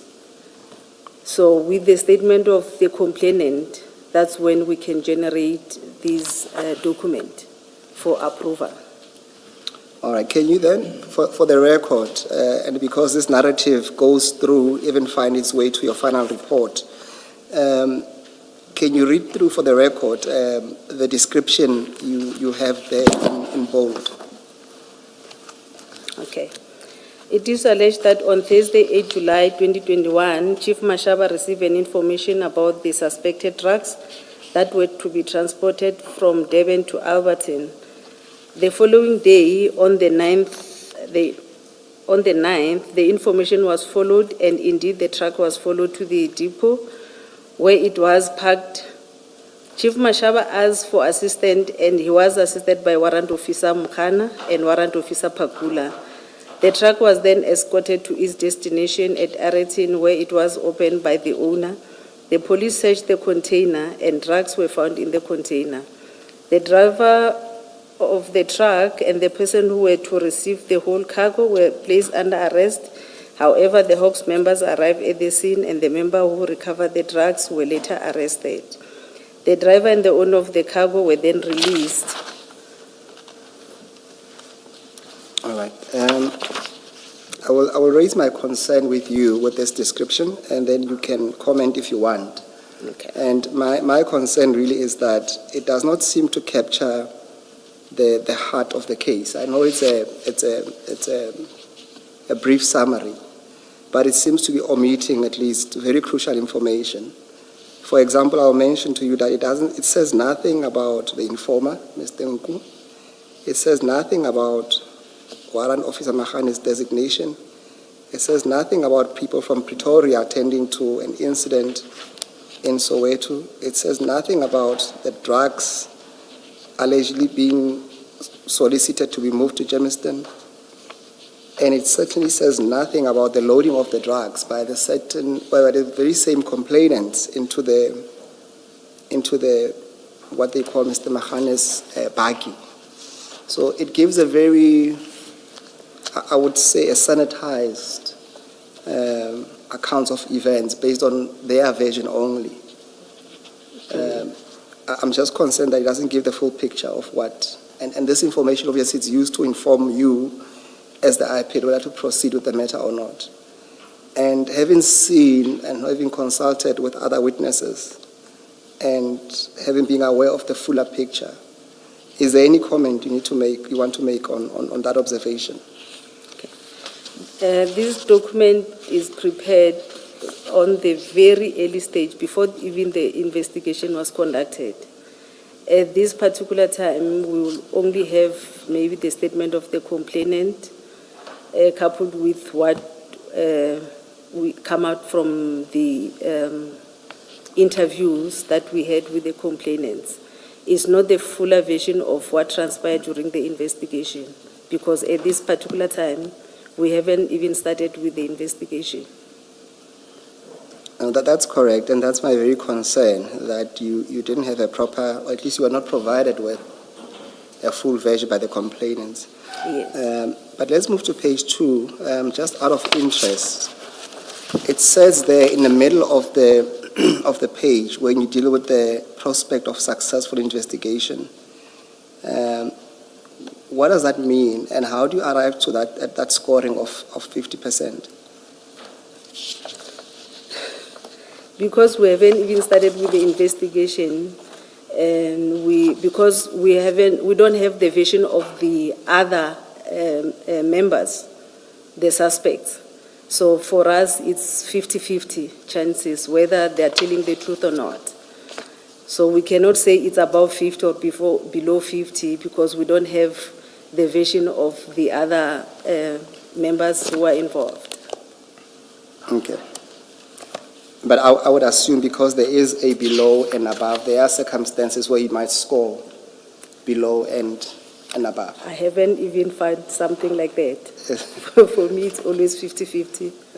No, I'm just saying on the document, it does give an option of... in the document, yes. Yes. All right, thank you, Director. Can we then proceed on page 5? You deal with so we're going back to the statement, Chair. We deal with a summary of allegations. Can you pick it up at paragraph 18, where you deal with, it's an A1 of Mr. Samuel Tsiani Mashaba. Okay. The complainant alleged that on Thursday 2021-0709, they were following up on an information about drugs from Brazil that they were in a container and were going to be delivered at Scania, Aretin. He was assisted by Warrant Officer Mokana from Zonkeziso SAPS, who was referred to him by Warrant Officer Pokungwani. These annexure 3 and 4 is the statement of Mashaba and the statement of Warrant Officer Pokungwani.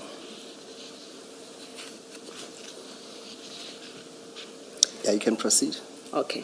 They arrived at Aretin at about 8 o'clock. The information was positive and the drugs were found inside the container. The driver of the truck, the lady was about to receive the goods, and the manager was present, were placed under arrest by Warrant Officer Pakula. I've attached Warrant Officer Pakula's statement as an annexure as well. While the police officer were busy at the crime scene, opening the case and waiting for relevant role players to come, 2 police officers from Boysens arrived and inquired about what was happening, and they explained to them about the drug bust. The police officer from Boysens SAPS were satisfied and were willing to assist them. They even gave feedback to radio control 10111, indicating that all was in order, and then I've attached the report from 10111 as TK6.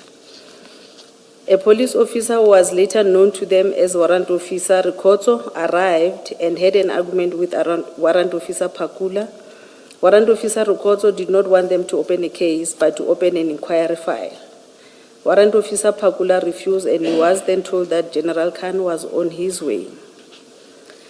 Members of the Provincial Dog Unit, Captain Mudupi, Lieutenant Colonel Maluleke from Technical Operation Management Section, Tom's Hawks also arrived at the crime scene. Lieutenant Colonel Maluleke wanted to take over the crime scene as the drug was part of his mandate. Sergeant Pakula and Warrant Officer Sape from Dog Unit arrived, followed by General Khan. General Khan then said he was taking over the crime scene. Without getting the information from the officers who recovered the drugs, He then instructed Warrant Officer Makhano to sit in his buggy. He instructed Chief Mashaba to go to his car and took his firearm and cell phone. At about 13:30, the members of DPCI, amongst others, General Kadwa, Brigadier Sokhovela, Colonel Stein, Captain Svula, arrived at the crime scene, and they arrested the police officer who made the drug bust. That is Warrant Officer Makano, Warrant Officer Pakula, Chief Mashaba, and Tumelo. They were charged with dealing in drugs and possession of drugs, stroke use of drugs. The truck driver, the person who was receiving the goods, and the manager were released. Additional statement of Samuel Tiani Mashaba was attached as well, indicating that on the day of incident, he contacted General Mawela, informing him that General Khan was busy harassing them at Aratin crime scene. A statement of General Mawela was obtained. I've attached it as TK8, and he indicated that he cannot confirm nor deny receiving a call from Mashaba. A statement of General Mtombeni, attached as TK9, he also stated that he alleges that he remembers speaking to an official attached to Gauteng Traffic Police who introduced himself as Mashaba, who indicated that they were following the information on drugs, and he was complaining that the police were about to arrest them. He referred the complaint to Brigadier Shibiri. The statement of General Shibiri, he was a brigadier by then, was also attached as TK10. He stated that he had a conversation with Mashaba relating to the following up on information about drug trafficking at Aratin, and they were accosted by a member of SAPS Crime Intelligence, Hawks, and want to arrest them. He referred him to General Kadwa of DPCI. They opened a case as per Poison 98 of 7/2021, and it was investigated by DPCI. A member, Captain Svula, I believe now is a lieutenant colonel. Yes. The arrested member were taken to Boyson's police station and detained at about 19:30. Sorry, did you ever look at and compare the statements that were taken in respect of the drug charges or drug-related charges? That is, statements taken by those investigating those charges. Did you ever do a comparison? We were I'm never asking, for example, because on this aspect, the aspect we've just dealt with, there is a statement that says Brigadier Shibiri, who later became a general, called at the scene and said, isn't there a way in which all of this can be resolved amicably? And I don't know whether he was referred to someone else, and then he said, he basically left it at that and didn't follow up on this amicable resolution. That's why I'm asking whether you ever did any comparison with what was happening on the other side. Did you just run with what you established with regard to the complaint that had been laid by these three people, two of whom were SAPS members and one of whom was a provincial traffic officer? Commissioners, we were never given a chance to check the other case because the DPCI refused with the docket. Oh, yeah, I remember that detail. Yeah. All right. Thank you. Yes. Director, just to go back on page 5, at paragraph 18.1, maybe we need to correct that the incident occurred it was on a Friday, not Thursday. 18.1. Yes, but the substance of my question really is that you were told, at least from a statement by Mashaba, that they were following up an information, and he doesn't mention Mr. Nku. But you had testified earlier on that you guys had an interview with Mr. Nku. Can you assist us from your recollection? What did you at least ascertain from that interview?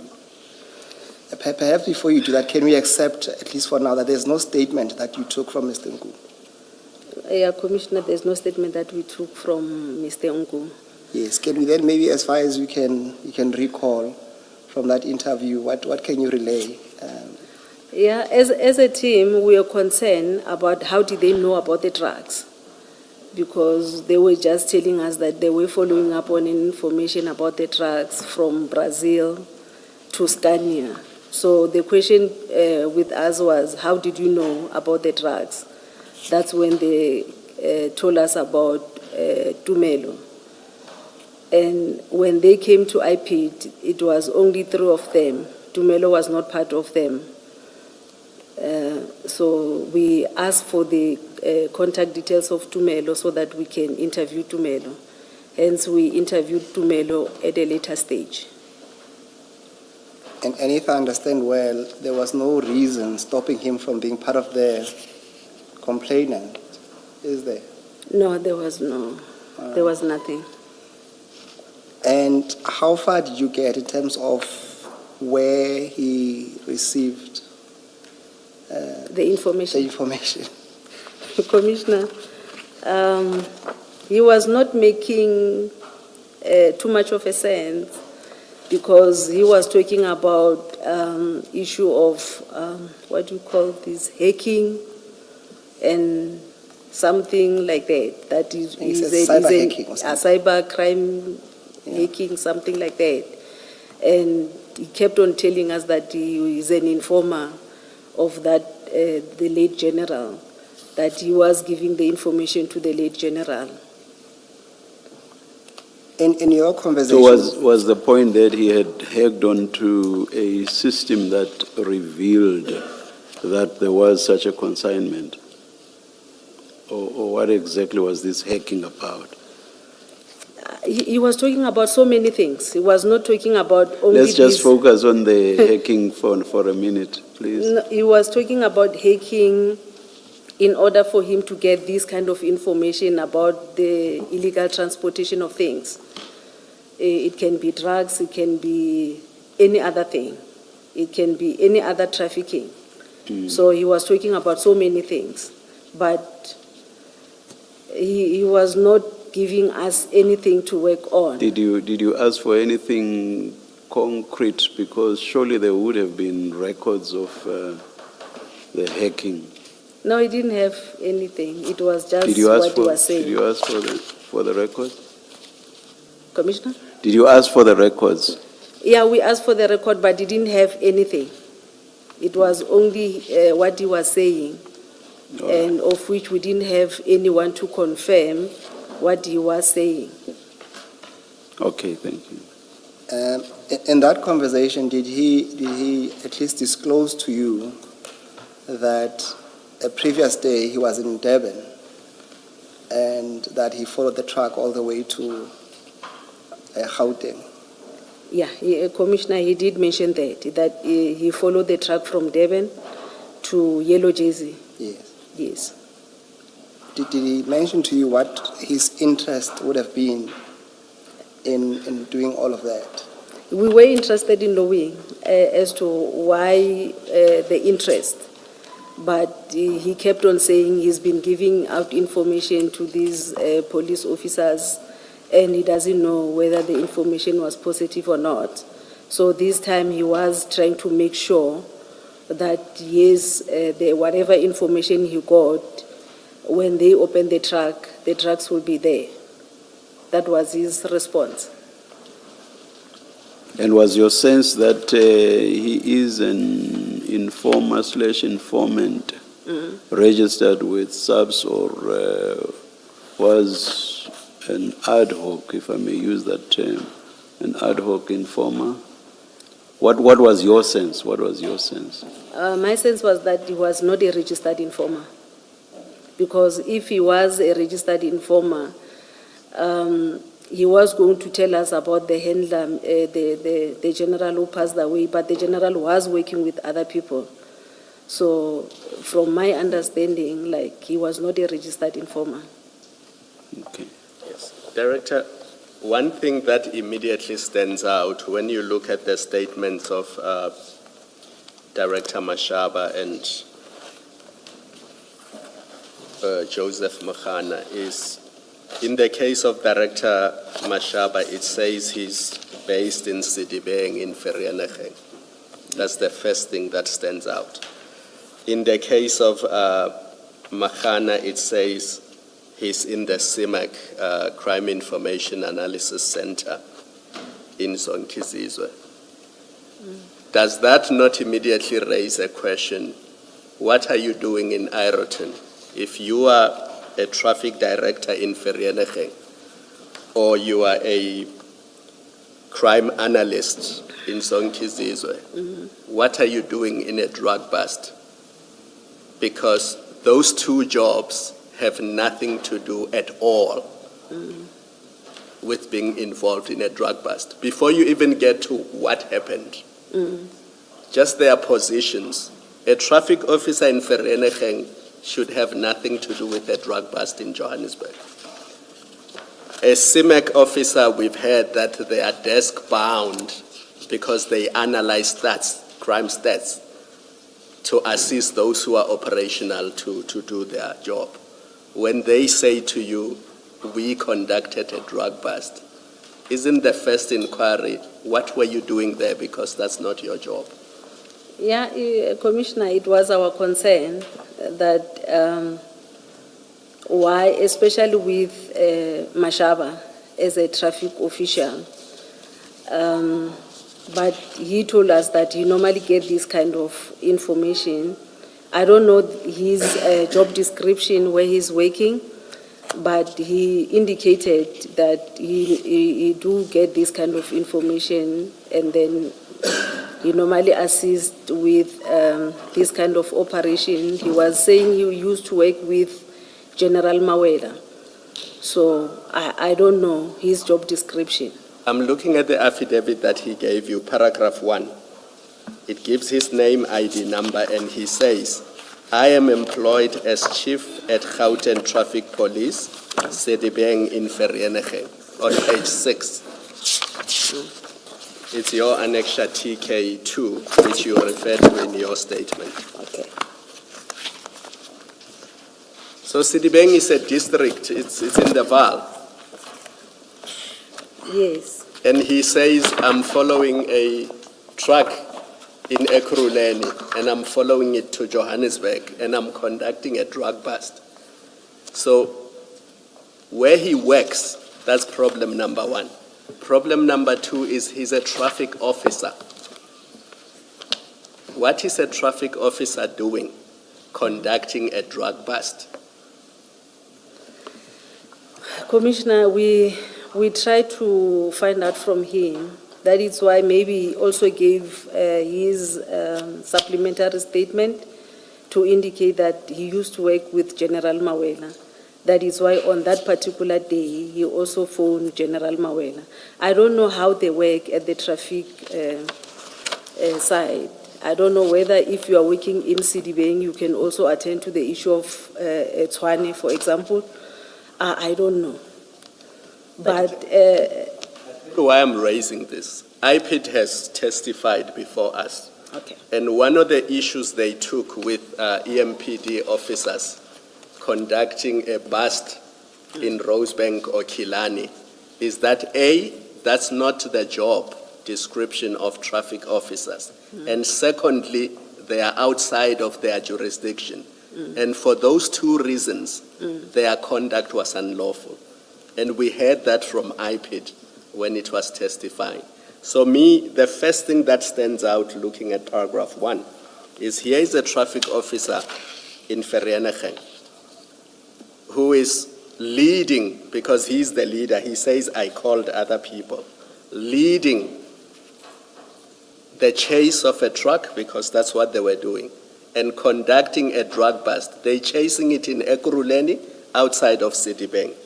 They're chasing it all the way to Johannesburg, outside of Citibank. But he's a truck officer.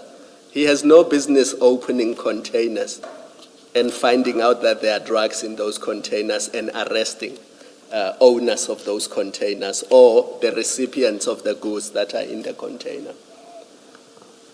That's true, Commissioners. Like I'm saying, we don't investigate the traffic officers. I don't even know their jurisdiction, whether a person from traffic in Citibank can also come and work in Tshwane or in Johannesburg. I don't know. But don't, as an investigator, don't you follow up, check those kind of things? I mean, I'm not sure that it's open to you to say, I don't know what he does, what his job is and his job description, because if it turns out, at least in my mind, if it turns out that his job has nothing to do with what he did on the day, then you, as the investigator, you probe further into why was he there in the first place. So to say you just took, because that's effectively what you're saying, you took his word at face value and made no interrogation of it. He said, I was following up on a tip-off, and then we conducted this operation, when in fact, perhaps had you asked, what do you do where you work? Let's speak to his superior and find out whether what he got involved with is part of his job. And if his superior had said, no, it's not part of his job, he had no business to be there, it may have led you down a different line of inquiry. I understand, Commissioner, but those were our complainants. And as IPID, we don't investigate our complainants. That was the role of SAPS. I believe SAPS investigated whether they were supposed to be at that crime scene or not. However, we did manage to obtain the statement of their supervisors to try to find out whether on that day they knew about the operations or not. But you test what the complainant says. That's why in that form you say 50%. It's because you eventually must test what they say. Yeah, we did test that because with Mashaba, the supervisor indicated that he didn't know about the operation. Yeah, but isn't that kind of answer to you, isn't that what should pique your suspicion? That he's in an operation that his superior says, I didn't know anything about it, it's not his job. That would have piqued your suspicion about him to inquire further about what in fact was he doing there. Because the complaint, as we understand it, their complaint is that they were arrested when they were conducting a lawful operation. Operation, yes. Yes. So if they were interrupted conducting an unlawful operation, you wouldn't have found the police officers guilty of any, you wouldn't have made a negative recommendation if it turned out this was an unlawful operation. So that you don't investigate, you don't test that even after his superior said, I have no idea what he was doing on the day, is disconcerting? I understand, Commissioner.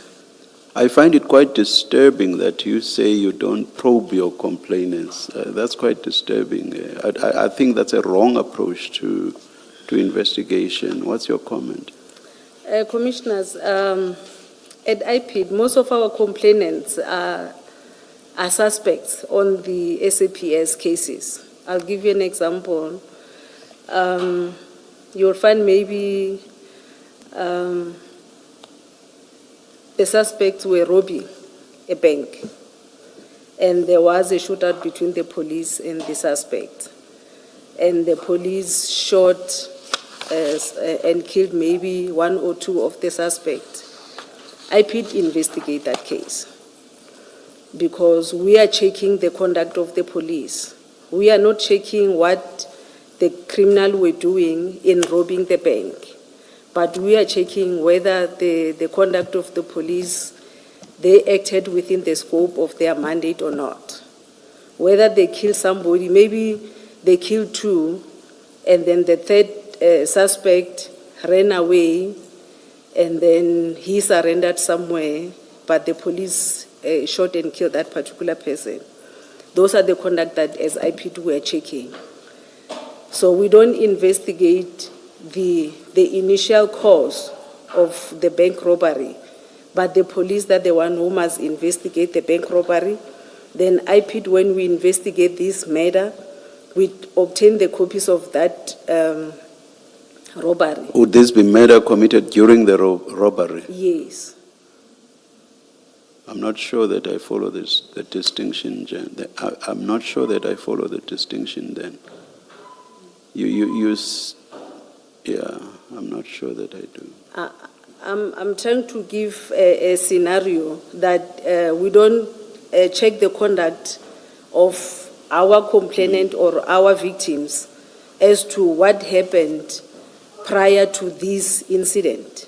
But the police, they investigate the robbery case, then IP2 will get the copies of the robbery. Maybe let's just forget about that example because it may just confound the issues.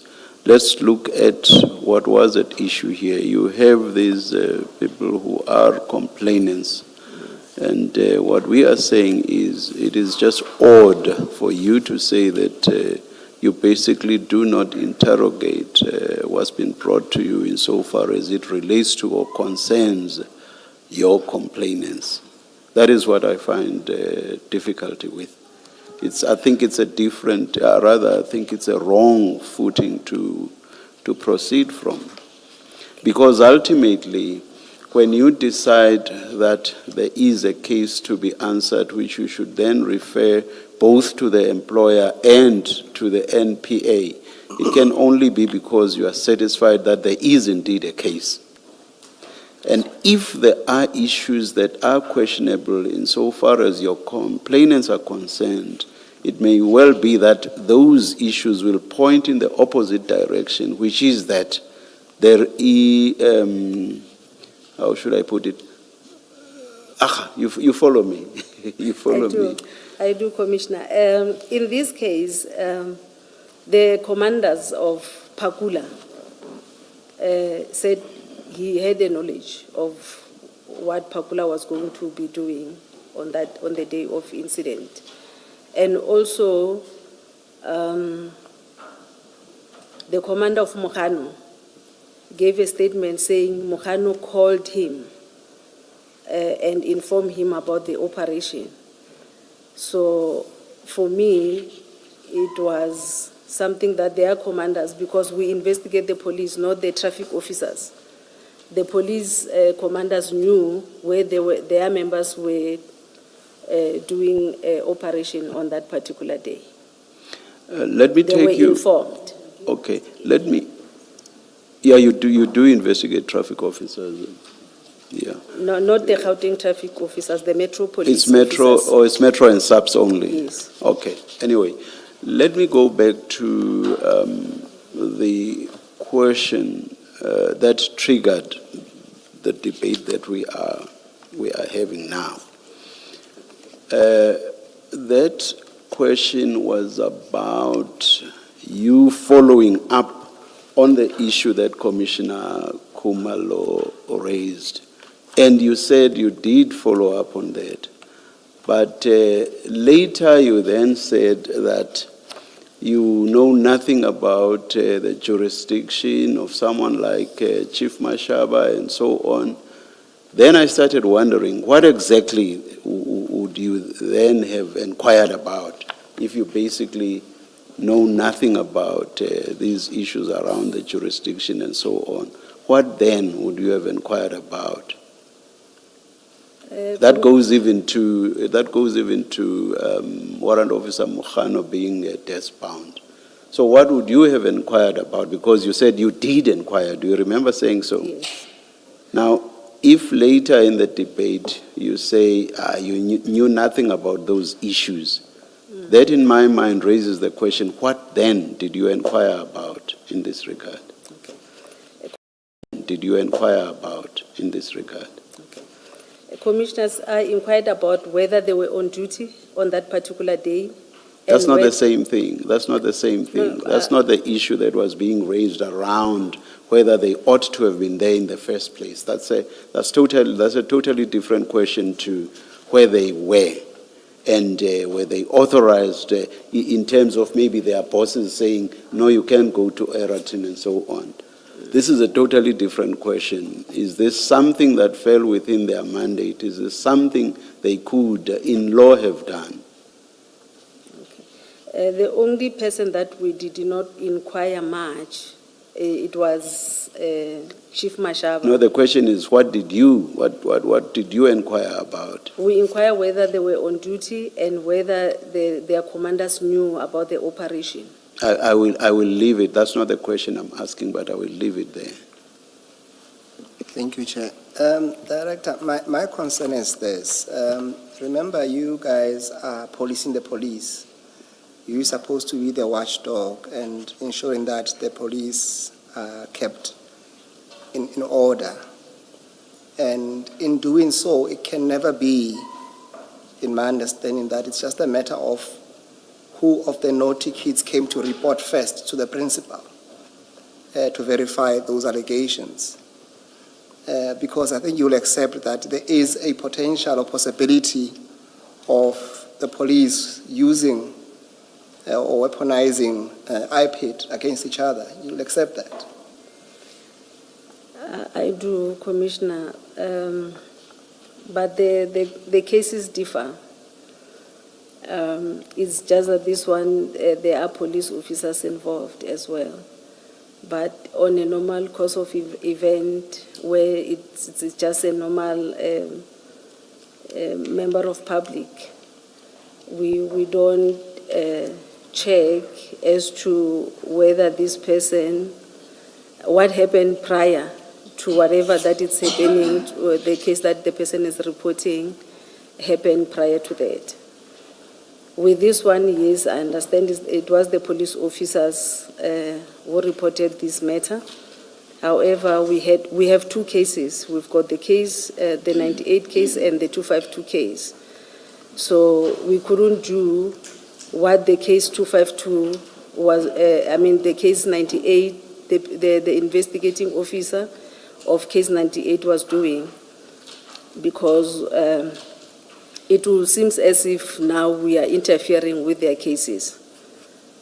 So hence we only dealt with case 252. Let me ask a question that's related to one of the very questions I put to you. Had you been aware that there were text exchanges between Mr. Nku and someone that he referred to as boss and who was saved on his device as Alpha, is it? Saved as Alpha. The content of which, that is the content of the text, the content of which was or appears to have been, the ultimate link is still going to be made, hopefully, and we were promised by the evidence leaders that that link will be made. But for argument's sake, let us assume that that link will be made. So had you been aware that there were exchanges of texts that appeared to follow up on this consignment of suspected drugs constantly, the texts even expressing concern in case that consignment were to be intercepted or however else not to be received by apparently them. And also, if you had been aware that Mr. Nku drove to Durban a day before the truck that carried this container drove up to Gauteng, which was the 7th of July, 2021, and that on the 8th of July, he drove up, and that was the same day that the truck also drove up to Gauteng. And then on the 9th, that's the day on which he, together with these two, the traffic officer and warrant officer Mohana, then followed the truck to Ayrton from Yellow Jerseys. Had you been aware of all those facts, would you still have made the recommendation that you made? In particular, the very first ones that appear with Nku involved, with someone he calls boss, texts that are concerned about, are we going to get delivery of this? It may be a mission impossible if this gets, was that about another one? The May delivery. Was that about the May delivery? Was it about?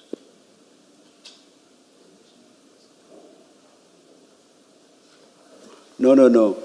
I'll leave out the concerns and Mission Impossible and so on, but I will retain everything else that I've suggested to you.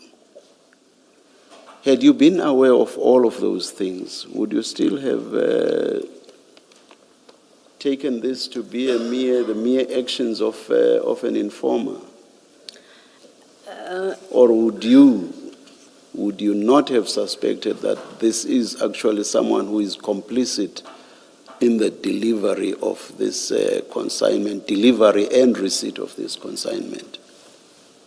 Yeah, Commissioner, with regard to Unku, yes, if we had that kind of information, we were going to look at these things differently. That's why I'm saying, had you heard? Yes. Okay, Yeah. all right. We were going to, even maybe the kind of investigation was not going to be the way the investigation was. Okay. Just advise me, yes, I know you tried to get hold of the poison docket. Yes. You did not succeed. Just remind me again, how high did that request or inquiry about the docket, how high did it go on the IPID side? Who was the most senior on your side who tried to get hold of the docket after the meeting that you referred to had failed? It was the NHI, the National Head of Investigation. Okay, all right.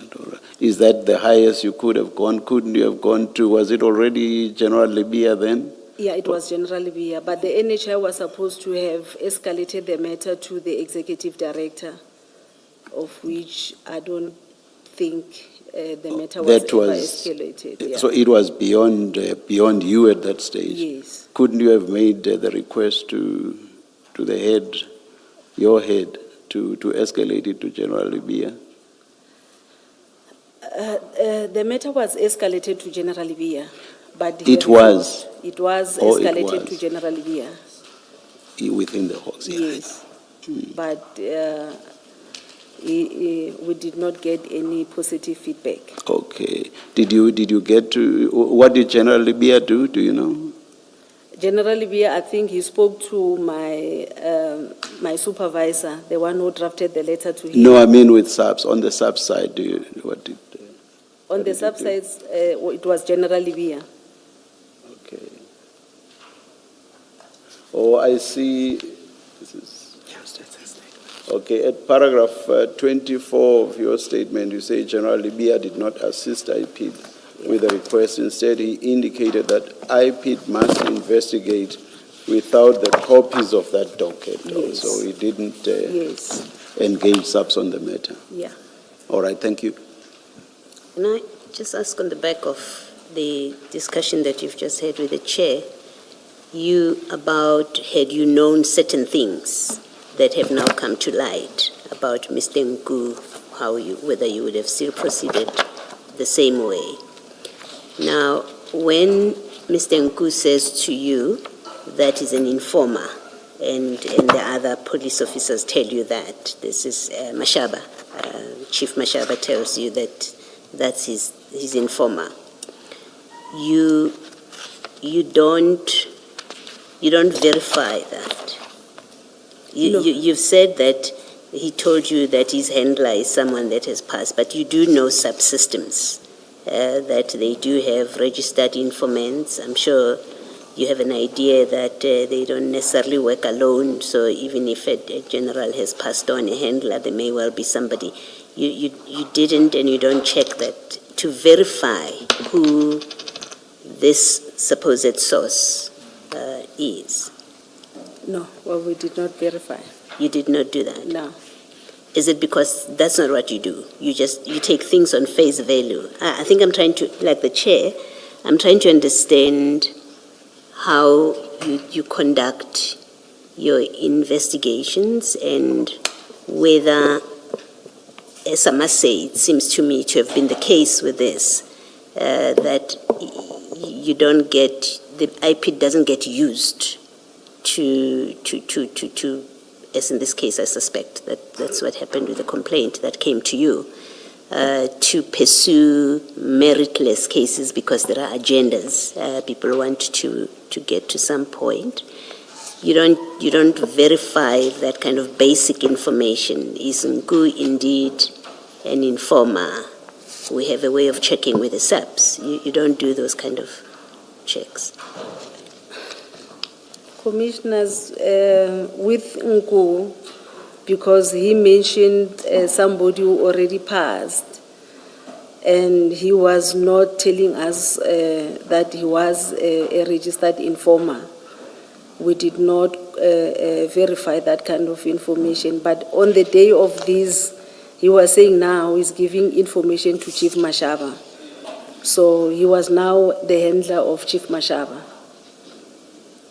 Chief Mashaba was his handler now. Yeah, he said now because of, he used to give information to that, the late general, now he's giving information to Mashaba. So the reference then to that late general, for purpose of your investigation, should be relevant if it meant nothing. If it's someone that you used to share information with, but it has no bearing on this, then it's irrelevant. You proceeded solely on the basis that he is an informer of Mashaba, of Chief Mashaba, who is his handler. That must be the basis on which you proceeded. That's correct, Commissioner. Thank you. This again raises the point on which Commissioner Kumalo was engaging you. He's an informer, informing about drugs, and what's he got to do? What's Mashaba got to do with drugs that he even has this informer who's assisting him about drugs? It just does not make sense. Commissioner, I don't know the job description of Chief Mashaba, but from I can confirm, commissioners, that we also have cases where people from the traffic police working with the SAPS members, especially the Hawks, do some operation. I don't know their memorandum of understanding. I don't know whether they do have a memorandum of understanding when it comes to these kind of operations or not. I don't know. Thank you. Perhaps if you had asked the question, and you can answer any way you want, that where does Mashaba come into this, as in jurisdiction and his powers, you may well have come to a different conclusion about the decision to arrest him if you found he was acting out of jurisdiction and outside his powers. Do you have any view about that? No, I don't. Thank you. And I thought just crossed my mind because when I was engaging you on how we would have acted had you known otherwise, I suddenly discarded the information relating to a May 2021 consignment I should not have discarded that. That was actually crucial in terms of how you would have acted had you been aware of certain facts. Oh. Because what that does is to show, especially that May consignment, it actually shows the concern that these people had about receiving that consignment. And this Alpha is even saying, if anything goes wrong, then we are in trouble. Basically saying, we must receive that consignment. And it's apparently two private individuals interacting. And that had nothing to do with Mr. The so-called informer, with Mr. Nku giving information to his handlers. He's actually talking to people who appear to be the people to receive the drugs. Do you see what I mean? So that tells you that one cannot, when it comes to the Eriton past, that suddenly Nku is no longer concerned with receiving the drugs. If he was concerned with receiving the drugs with regard to the May consignment, it must be the case, or indications at least are that, even with regard to the Eriton past, he still wanted to receive the drugs.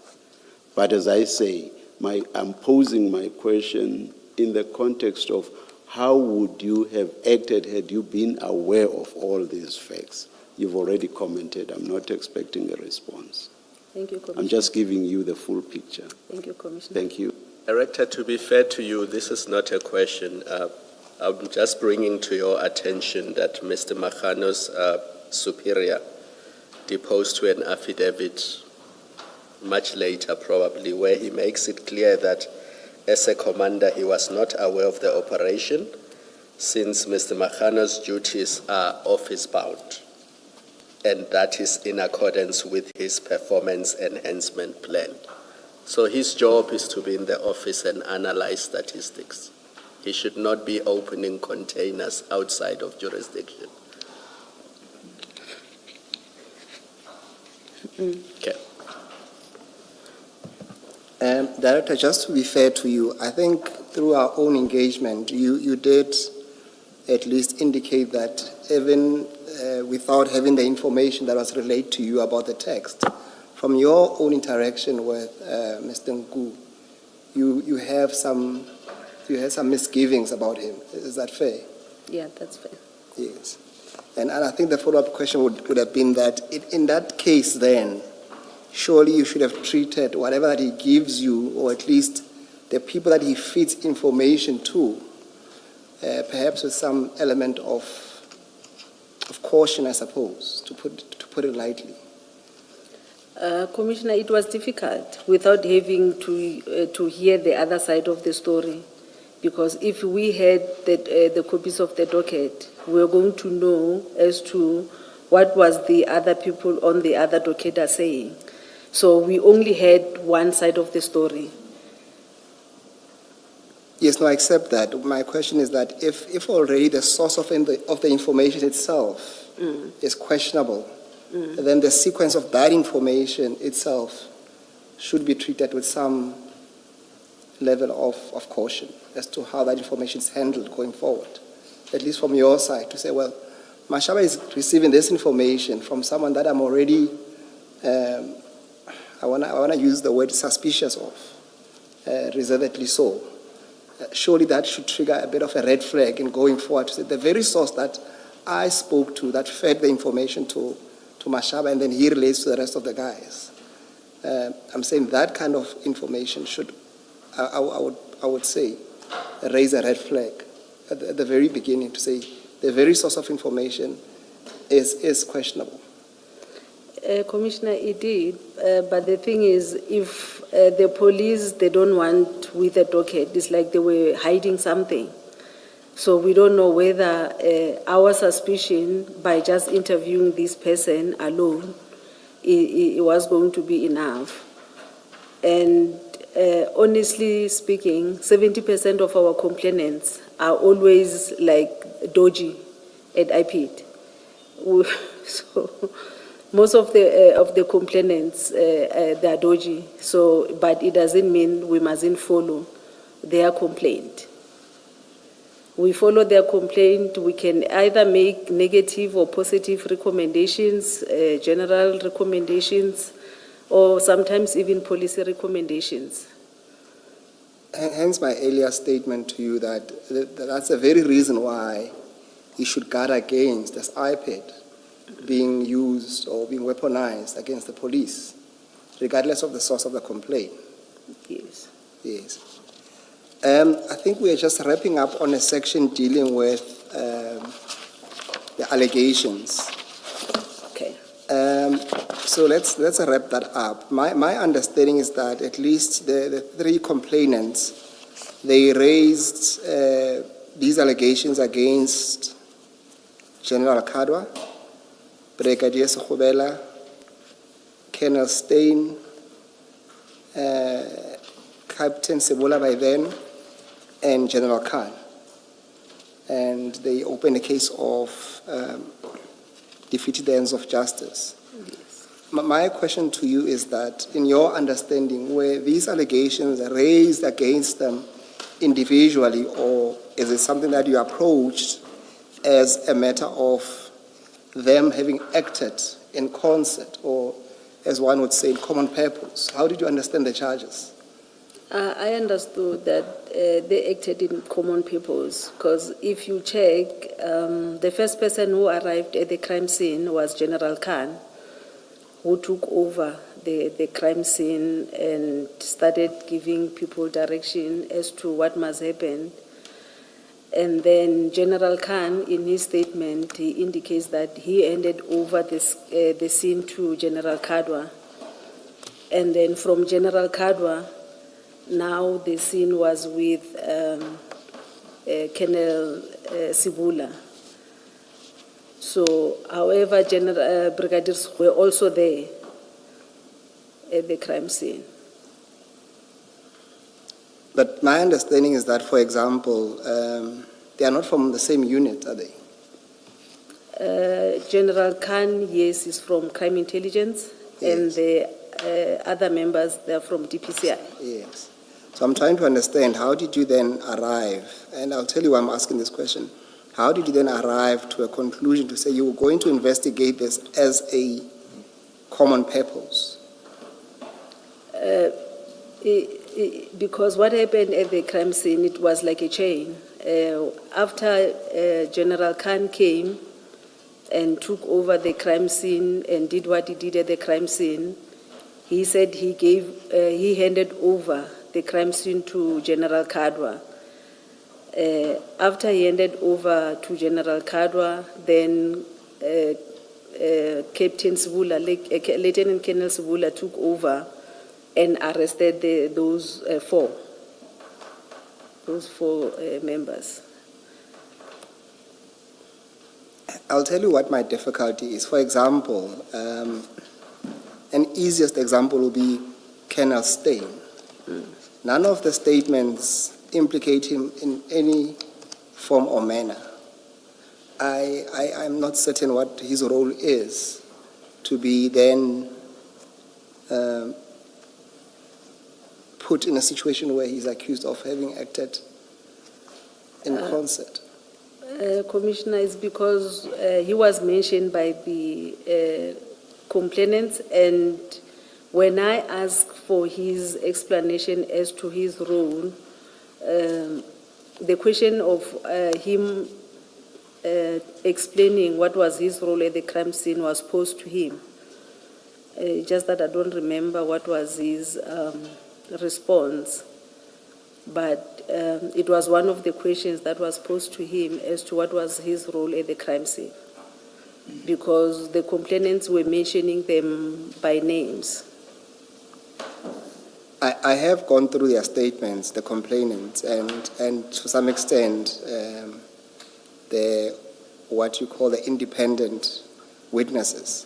I mean, for example, what will be of concern to me is that you will read the statement of Sergeant Pakula and Sergeant SAPE. And they say directly so that the person who stopped them from deploying their dog to investigate or to sniff around was, I think, his warrant officer, Rekotso. That seems to be that one person, at least, at the very least, there's a direct allegation against him. And SAPE and Sergeant SAPE and Sergeant Pakula, they gave you a statement to that effect.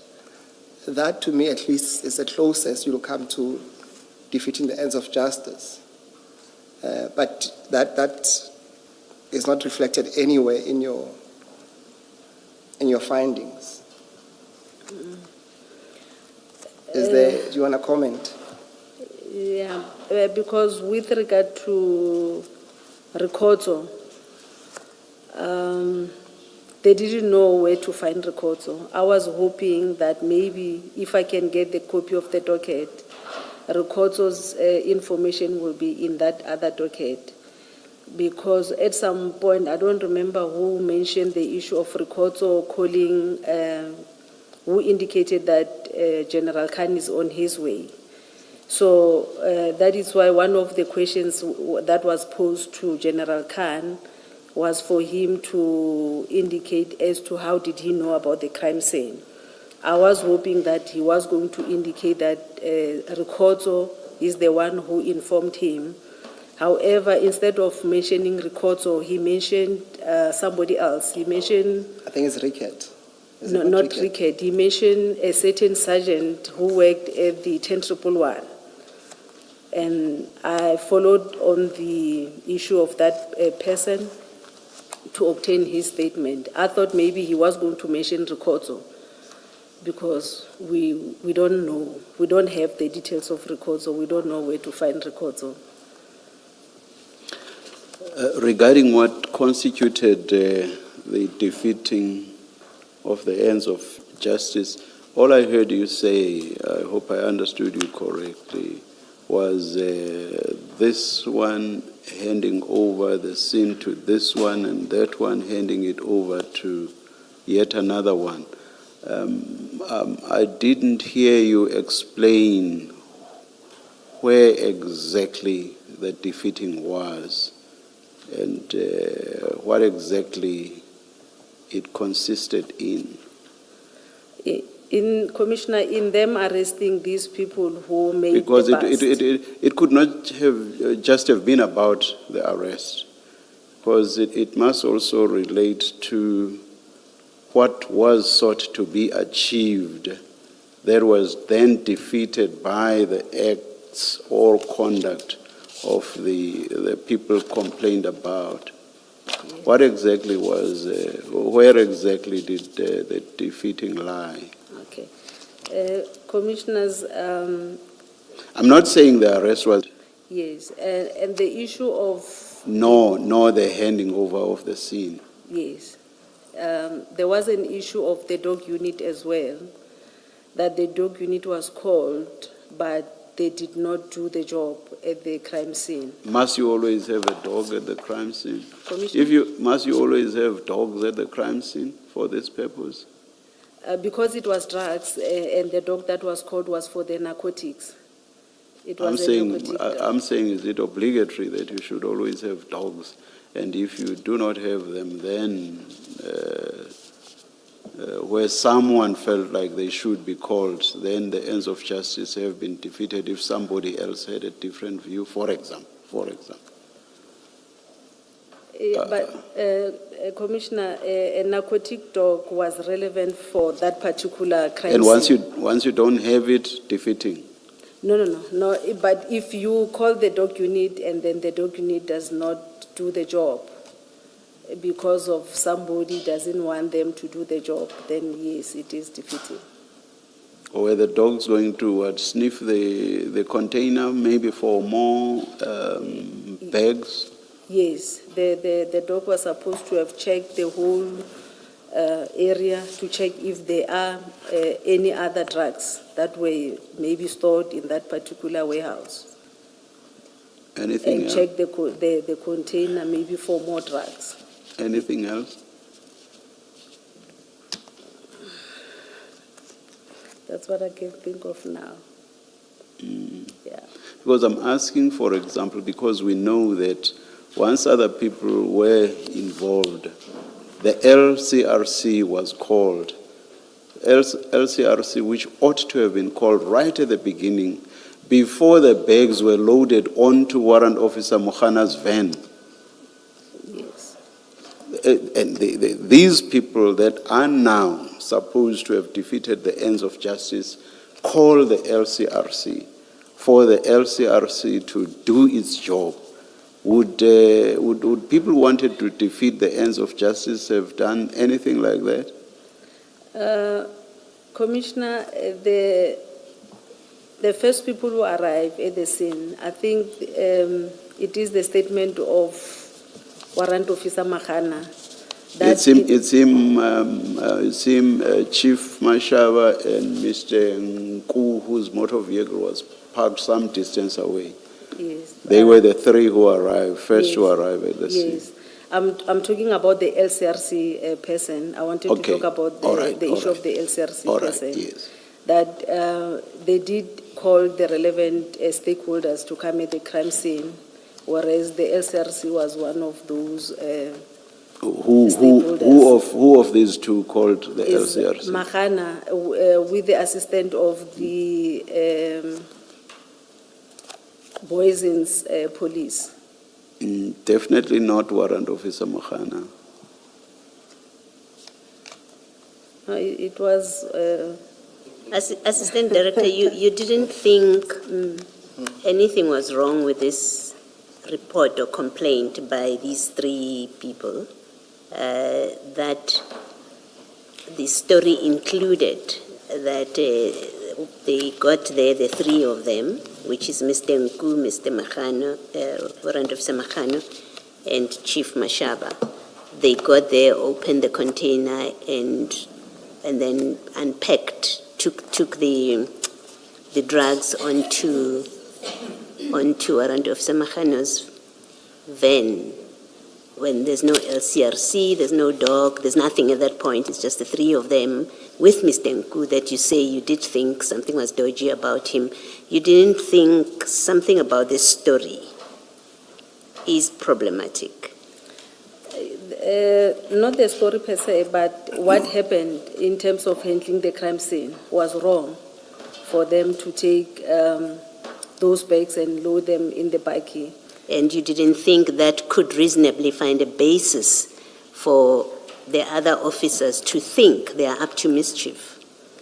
If you want to reduce it to handling of the crime scene, I think in the end we do find out that it was actually much more than just mishandling a crime scene. But we're talking about you. You receive a complaint. They tell you that they followed this truck. It parked. Mahano backs up his van. They instruct the employees of that place to put the drugs onto Warrant Officer Mahano's buggy. There's no LCRC. They're not calling any. There's no one else. Just the three of them. You're saying you didn't think something does not seem right here. Maybe I need to interrogate this complaint further. Because to me, I'm not an IPD officer. I'm not a police officer. But it seems obviously deeply suspicious that police officers would come in an unmarked van and then transfer drugs from a container when you know there are protocols about crime scene management. You're saying you didn't think this warranted you to keep an inquiring mind about this. Commissioner, we did ask about that, but he indicated, it's just that I don't remember whether it was Mahano who called the LCRC No, he did person. not. No, he did not. With So the we know from his evidence that he did not. He did not call the LCRC. He had nothing to do. Mahano had nothing to do with calling the LCRC. In fact, his evidence is he knows nothing about drugs and crimes, the management of a drug bust scene. Yes, that one indeed, from what happened at the crime scene, you can tell that he had no knowledge of managing the crime scene. But from what we have, the LCRC person was called. The only challenge was that they've already contaminated the scene by taking the drugs from the container into the bikey. But when we asked them about that, they indicated that they were waiting for the LCRC person to come and take pictures and package the drugs. I must say that I'm surprised that you didn't think that that kind of conduct is sufficiently suspicious to have you inquire further. I know nothing about this stuff, but I must say that the first time I heard that's what happened, it made me ask the question, why would he do that? He knows the protocols, and that's why we engaged him on, do you know anything about crime scene management that involves drug busts? And he told us, I've never done this before. My job doesn't involve this. So I ask you in that context that I would have thought you would know more than I had the first time here, to have an inquiring mind about what in fact was going on here. Let me find out before I make conclusions that there was a defeating the ends of justice case here. But I've heard what you say. Okay, Commissioner. And what, if anything, did you make of the fact that they had already loaded these bags onto Warrant Officer Mokhana's van? We asked about They that. take them, they handle them, there are hands all over them, there are fingerprints all over them, and then they load them onto Warrant Officer Mokhana's van. What did you make of that? Because it's something that you were aware of. It's at page 37 of your statement, at page 10. What did you make of that? So any chance of fingerprints being uplifted, DNA being uplifted, were almost gone, if not gone altogether. Well, what did you make of that? We did ask commissioners about this conduct, but it was the issue of... No, what did you make of it? What did you think about it? I'm not asking about whether you asked them about it. It was the issue of saying that they don't know how to handle the scene. Surely they've never even maybe attended the crime scene management. Would that not tell you then that perhaps people who have better knowledge, who come in and say, get out of the way, were not necessarily defeating the ends of justice? Yes, if the police maybe took over the crime scene, not They just say, necessarily- you bumbling Lord, just get out of the way, let us do a proper job of this. Would that not have told you that those who came later were actually the people who were doing what ought to have been done? Yes, Commissioner. However, the conduct of not knowing how to handle a crime scene does not necessarily make it a criminal offense. I'm not suggesting that it is. That's not what my question is suggesting to you.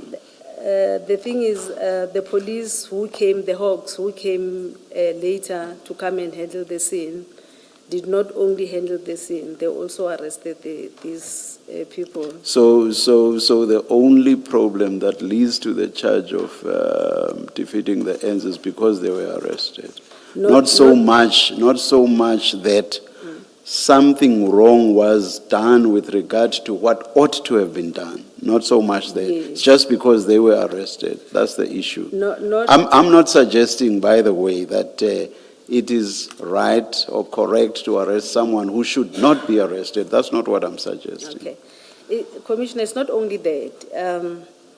The police did not even try and establish as to who's the owner of these drugs.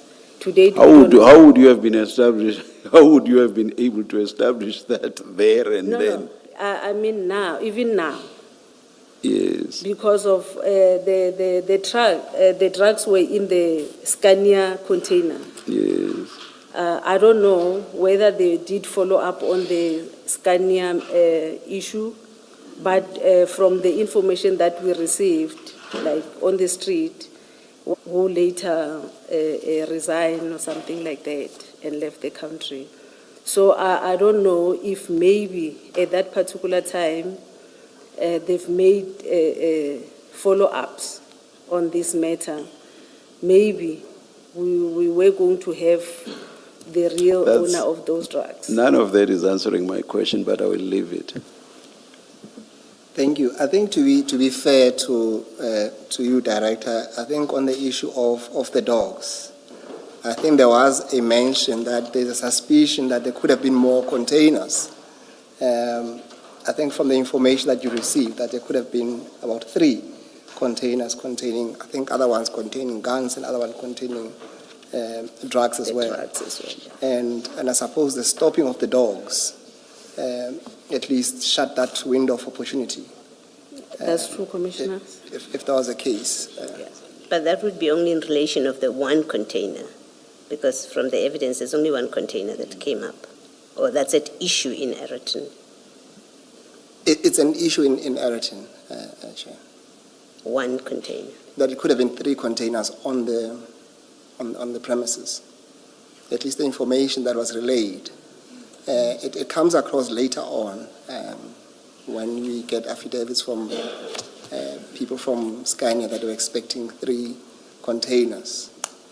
So Whether they the- would have arrived the same day or a day before, that's something else. Yeah, that's what I'm clarifying. You're not saying that the evidence is that at the time of this incident that is happening on the premises of Scania, there was another 2 containers No, that no, the dogs would have helped to sniff out. You're not saying? No, we're not saying that. Okay. We're just saying to an extent that there could have been, a dog could have, but that's as high as it goes. But there's no evidence to suggest that there were more No. than that. Please correct me, I may be misunderstanding the rest of the evidence. My understanding was that the vessel coming in with a container, with containers, or this particular container even, there were other 3 containers that were going with this particular one, but only one came up to Gauteng to become an issue in this case.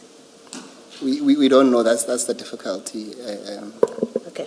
Commissioner. What became of those 2? Whether they stayed there or they moved prior to the 9th or the 8th, it remains a question. So is the point that the dogs would have been used on more than just the one container for the suspected cocaine? So they would have sniffed at a minimum of 3 containers on the day? For what it's worth, Chair. On the day. For what it's worth. But remember, I still have the reservation to say, but even the person who stopped the dogs is Rekhozo. It has nothing to do with the 5 accused in any event. But to leap to that conclusion, you would have to assume that on the day at Scania, there were, in addition to this container, 2 other containers. Because if you were saying they might still be coming 2 or 3 days later, calling the dogs on that day actually makes no sense. No, that's perfectly true, Commissioner. And from all I'm what saying- we saw, there was not another container that came from Durban on that day that was in the premises. Because if it was there, the policemen who were there would have searched those containers, even without the dogs. That's all I can take it as far as that. Chair, to We say. may not have seen others, at least in the pictures In the that pictures, we yeah. were shown. But even if there were, the focus was just on this one, on the evidence before us. Yeah. That's Thank true, you. Chair. So I don't think that assists you, I tried, Chair. Assistant Director. Commissioners, in fact, that whole thing, they were expecting 11 containers But they are saying from these 11 containers, 3 of those containers, 2 had drugs and 1 had firearms. So the thing is, I didn't even see the photo album of the crime scene on the day of incident, so I cannot say much. Thank you, thank But you. what we do know is Mr. Nku's information related to this one container, the one that he followed all the way from Durban, and he parked inside Scania to watch its unloading. At least we know that much, that their interest in this operation that plays out in Ayrton was on this one container. And so was the interest of Chief Mashaba Yes. and Warrant Officer Mohana, just this Yes. one container. Yes, I'm not sure about the 2 containers, whether it was on the same day or the previous day, or I don't know. Okay. Thank you. Yes, Mr. Musigiri. Thank you, Chair. Assistant Director, I want us to move then to the next subtopic on page 7, where we deal with a request for copies of docket Boys Cast 98/7, 2021. Can you then pick it up from paragraph 19 and read that into the record, please? On 2021-10-21, I've made contact with Investigating Office of DPCI, Captain Sibula, requesting the copy of the docket. He said we must come to his office at Germiston on 2021-10-22 to collect it. That is like the following day. My colleague and I went to Germiston as agreed, but to our surprise, on our arrival, Captain Sibula was not in the office. He was contacted on his cell phone, and he indicated that he was not going to give IP copies of the docket. I just find out, well, surely there is a protocol of how you go about getting dockets. We had Colonel Sibula earlier before you testifying, and part of his justification why there is a formality, or there has to be a formality, was that anyone could call and want a document out of a docket, and if there are no formal ways of doing it, then people could just end up sharing documents in a docket without more into it. It sort of seems to make sense, that kind of explanation, and so I would expect that you have protocols of how do you get a docket out of the SAPS for your investigations. Okay.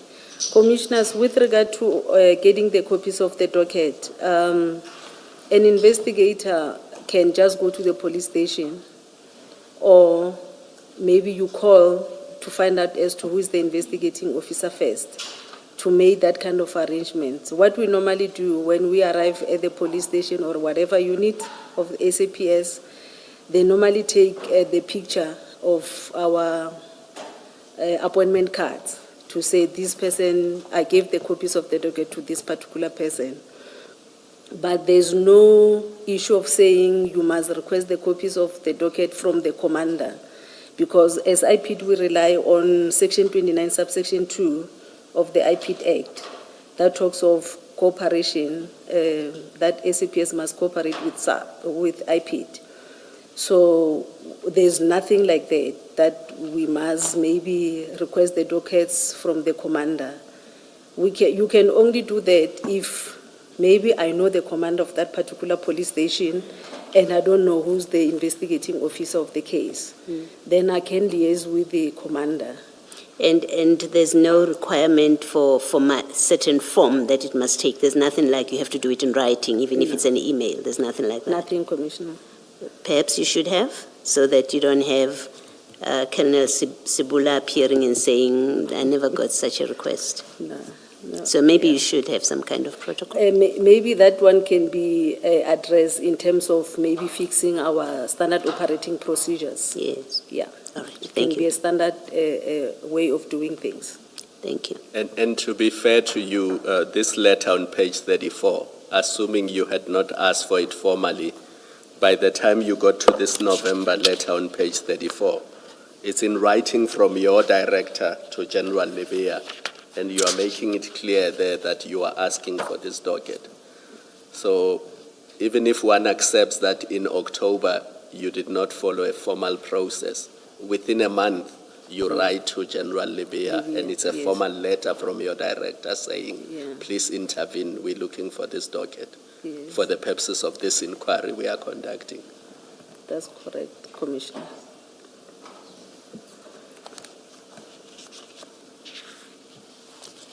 Yes, you may proceed.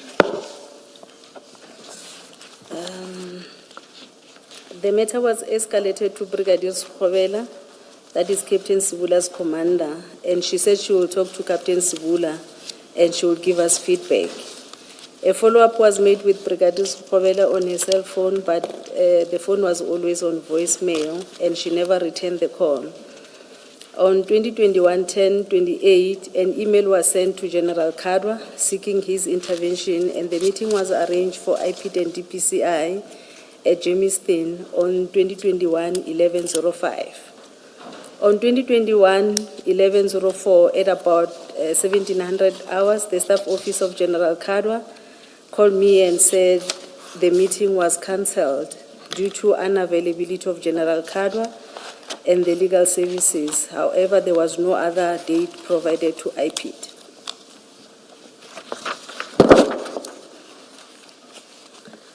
On 2021-11-17, my supervisor drafted a letter to General Levea, who is the National DPCI head, and was signed by the IPID Executive Director.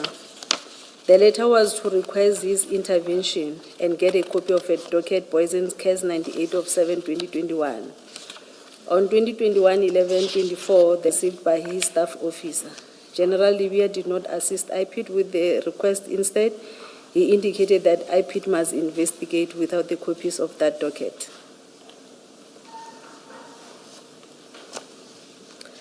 It must be noted that most of the cases that IPID investigate emanates from cases investigated by the police. It is a standard practice that IPID always requests the copies of the docket in terms of Section 29, subsection 2 of the IPID Act 1 of 2011.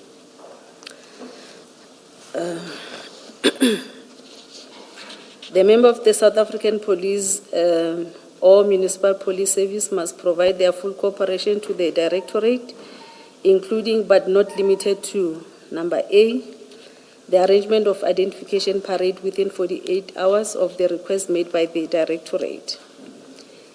B, the availability of members for the taking of an affidavit or an affirmed declaration to give evidence or produce any document in that member's possession or under his or her control which has a bearing on the matter being investigated. C, any other information or documentation required for investigation purposes.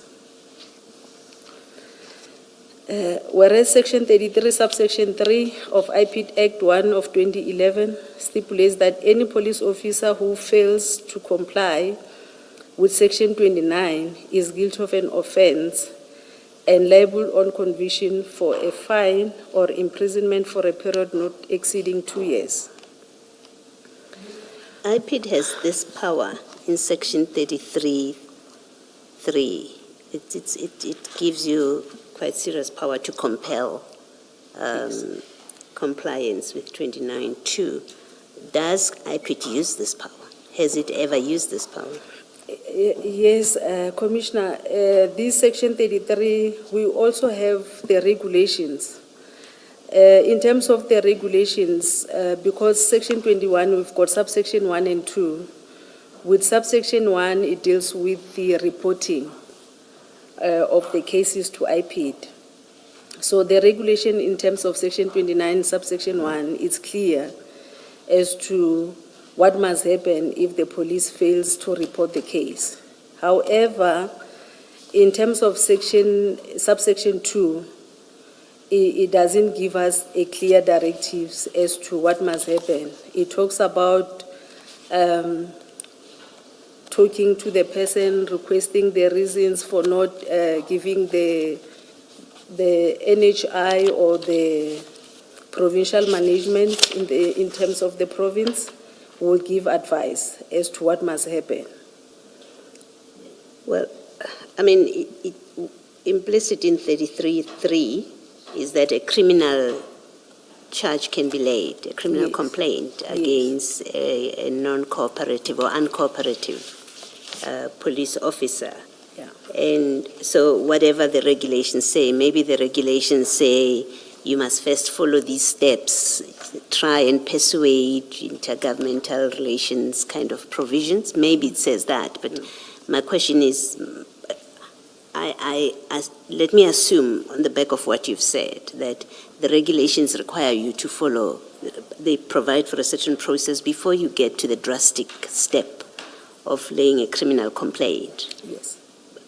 My question is, I'm now at the criminal complaint stage, where General Libya has ignored you. I think it's also General Schobela or Colonel General Schobela. Kadwa. Kadwa has ignored you where there's been formal correspondence. Yes. And I'm assuming you have already exhausted whatever processes Yes. there may be that try to find a resolution, a friendly resolution to this. My question is now at the tail end. Has IPID ever invoked that provision that permits you to lay a criminal complaint and have people prosecuted? Yeah, in terms of Section 29, subsection 1, we do have most of those cases of non-compliance. So you have laid criminal Criminal complaints? complaints, yeah. But the thing is with subsection 2, this one was, I would say it was a peculiar case. It has never happened before where we request the docket and somebody refused with the docket. It was one of its kind. And nothing happened here? And nothing happened. No criminal complaint was Yes, laid? Yes, because the NHR was supposed to give me instruction of saying go and open a case. Okay, thank you. Thank you, Commissioner. Perhaps to that, we can add, there should be a copy of a government gazette next to you there. I just need to refer you to that section. Commissioners, you should have a copy of the government gazette dealing with the IPID Act. Just to piggyback on Section 33(3, can you also look into 33(1 and perhaps read that into the record?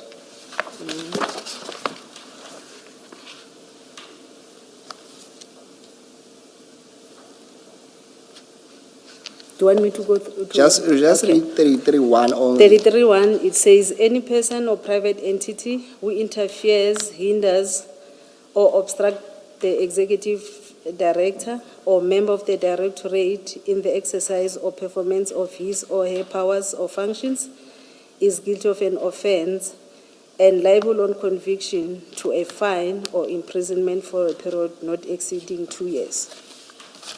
Yes, so my concern is that I think just to follow up on the point raised by Commissioner Balo is that there seems to be somehow some teeth being given to IPID. But the question is really, are they using same to bite? And I'll tell you why. I mean, if we go, for example, to the letter that you referred to by Commissioner Kumalo on page, I need to go to page 35.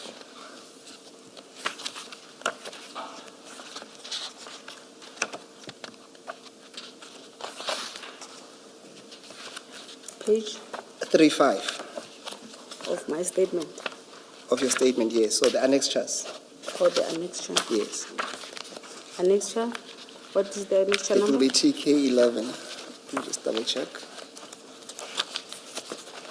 Yes, it's TK 11. 11. So it's a letter that you sent to, well, it was sent by your office Okay. to General Libya's office.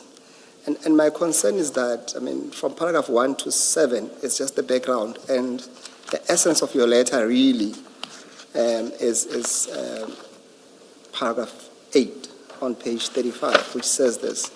It is against this background that we request general intervention on this matter, as the continued delay in the obtaining copies of the docket hampers service delivery.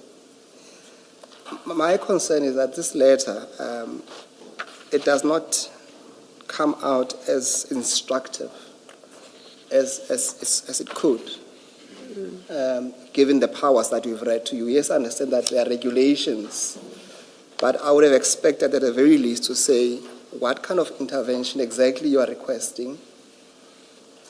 Secondly, perhaps state out that failure to comply, what would that potentially attract in terms of the act, and service delivery, and perhaps lastly, mention the consequences. And I suppose as lawyers as well, I would have found this letter to be having more bite if at least it gave deadlines as to when at least General Lebeya ought to have responded to this, so that you can say failure to respond by this date will take you that you are also hindering or obstructing our service delivery as it's put there. What's your comment to that? I agree with that, Commissioner, because the letter does not have the time frame as to when do we need the copies of this docket.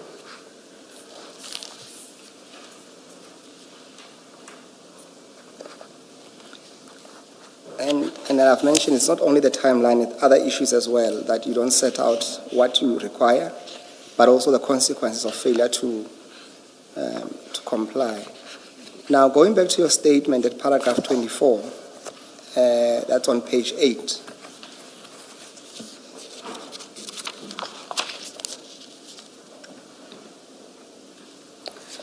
On 2021-11-17, my supervisor drafted a letter to General Lebeya, National Head of DPCI, and was signed by IPID Executive Director. Sorry. No, you... Did we not stop at 27?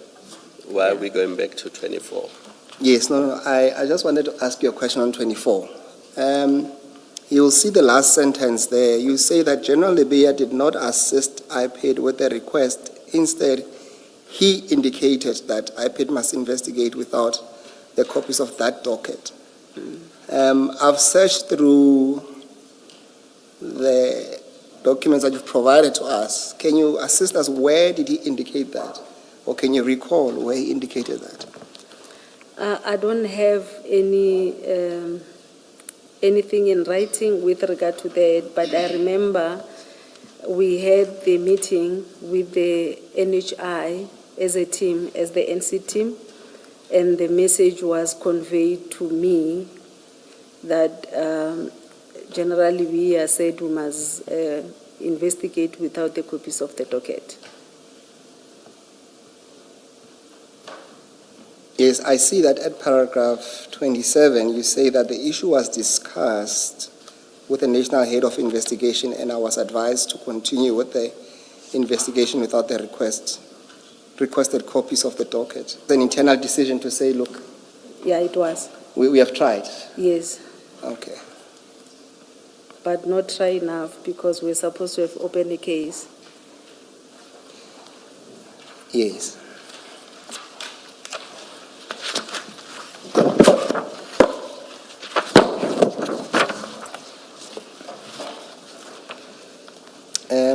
I want us then to move to the next topic, which relates to your investigation. It says investigations conducted by IPID, and there you start with the statements that you took from the independent witnesses at paragraph 28. Can you take it from there, please? Okay. IPID obtained the statement of other independent witnesses, the truck driver, the lady who was about to receive the goods, and the manager at Scania. The first person is Brightman Vusim Tembu, who was the truck driver. His statement attached the statement as TK12 indicated that on 2021-0708 in the morning he was in Durban when he received a message from his company with the container details to be collected at Durban Harbour. He arrived at the Durban Harbour at about 13:20. He inspected the container and the seal was intact. He then took the container and drove to Rorikop, where he arrived at about 20:20. On 2021-0709 at about 6:30, he arrived at work and went to inspect the truck and found that the seal was still intact. He was about to take the container to Ayrton when he was informed that there are police officers who will escort him as they wanted to search the container.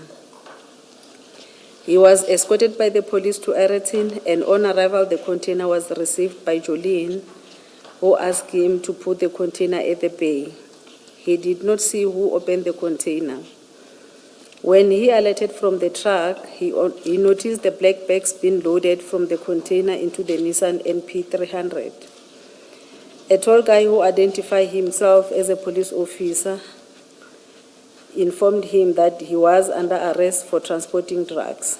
He tried to explain to the police officer that he did not know what was inside the container. Just find out, what did you, because as I understand your report, part of your complaints or your what causes you to refer, to find that there is a case for defeating the ends of justice in this complaint, is that the police officers that arrived on the scene, the General Khans and them, they caused the driver to be released. You accept that you accepted that he was under arrest, and then they ordered that he be released. Can I just understand, what is it about the conduct of the driver that you say that indicates to his arrest being proper, and therefore the instruction to release him being a case of defeating the ends of justice? Other than the issue that he was the driver of the truck, when we interviewed the driver, it was clear that the driver did not know what was in the container. So even the first members who arrived first, they were supposed to have made like a proper investigation before they can arrest people. So was your conclusion then about the driver that his arrest by Mahano Pakula team, Mashaba team, should not have happened? It was premature. Yeah, it shouldn't have happened. Yes. You used the word premature, but Yes. my question is, Yeah. given his explanation. Yeah, Okay. because I think at that particular time, no one had interviewed him. They didn't even know the processes as to how does this person get these notifications with regard to collecting these containers and stuff. Okay, thank you.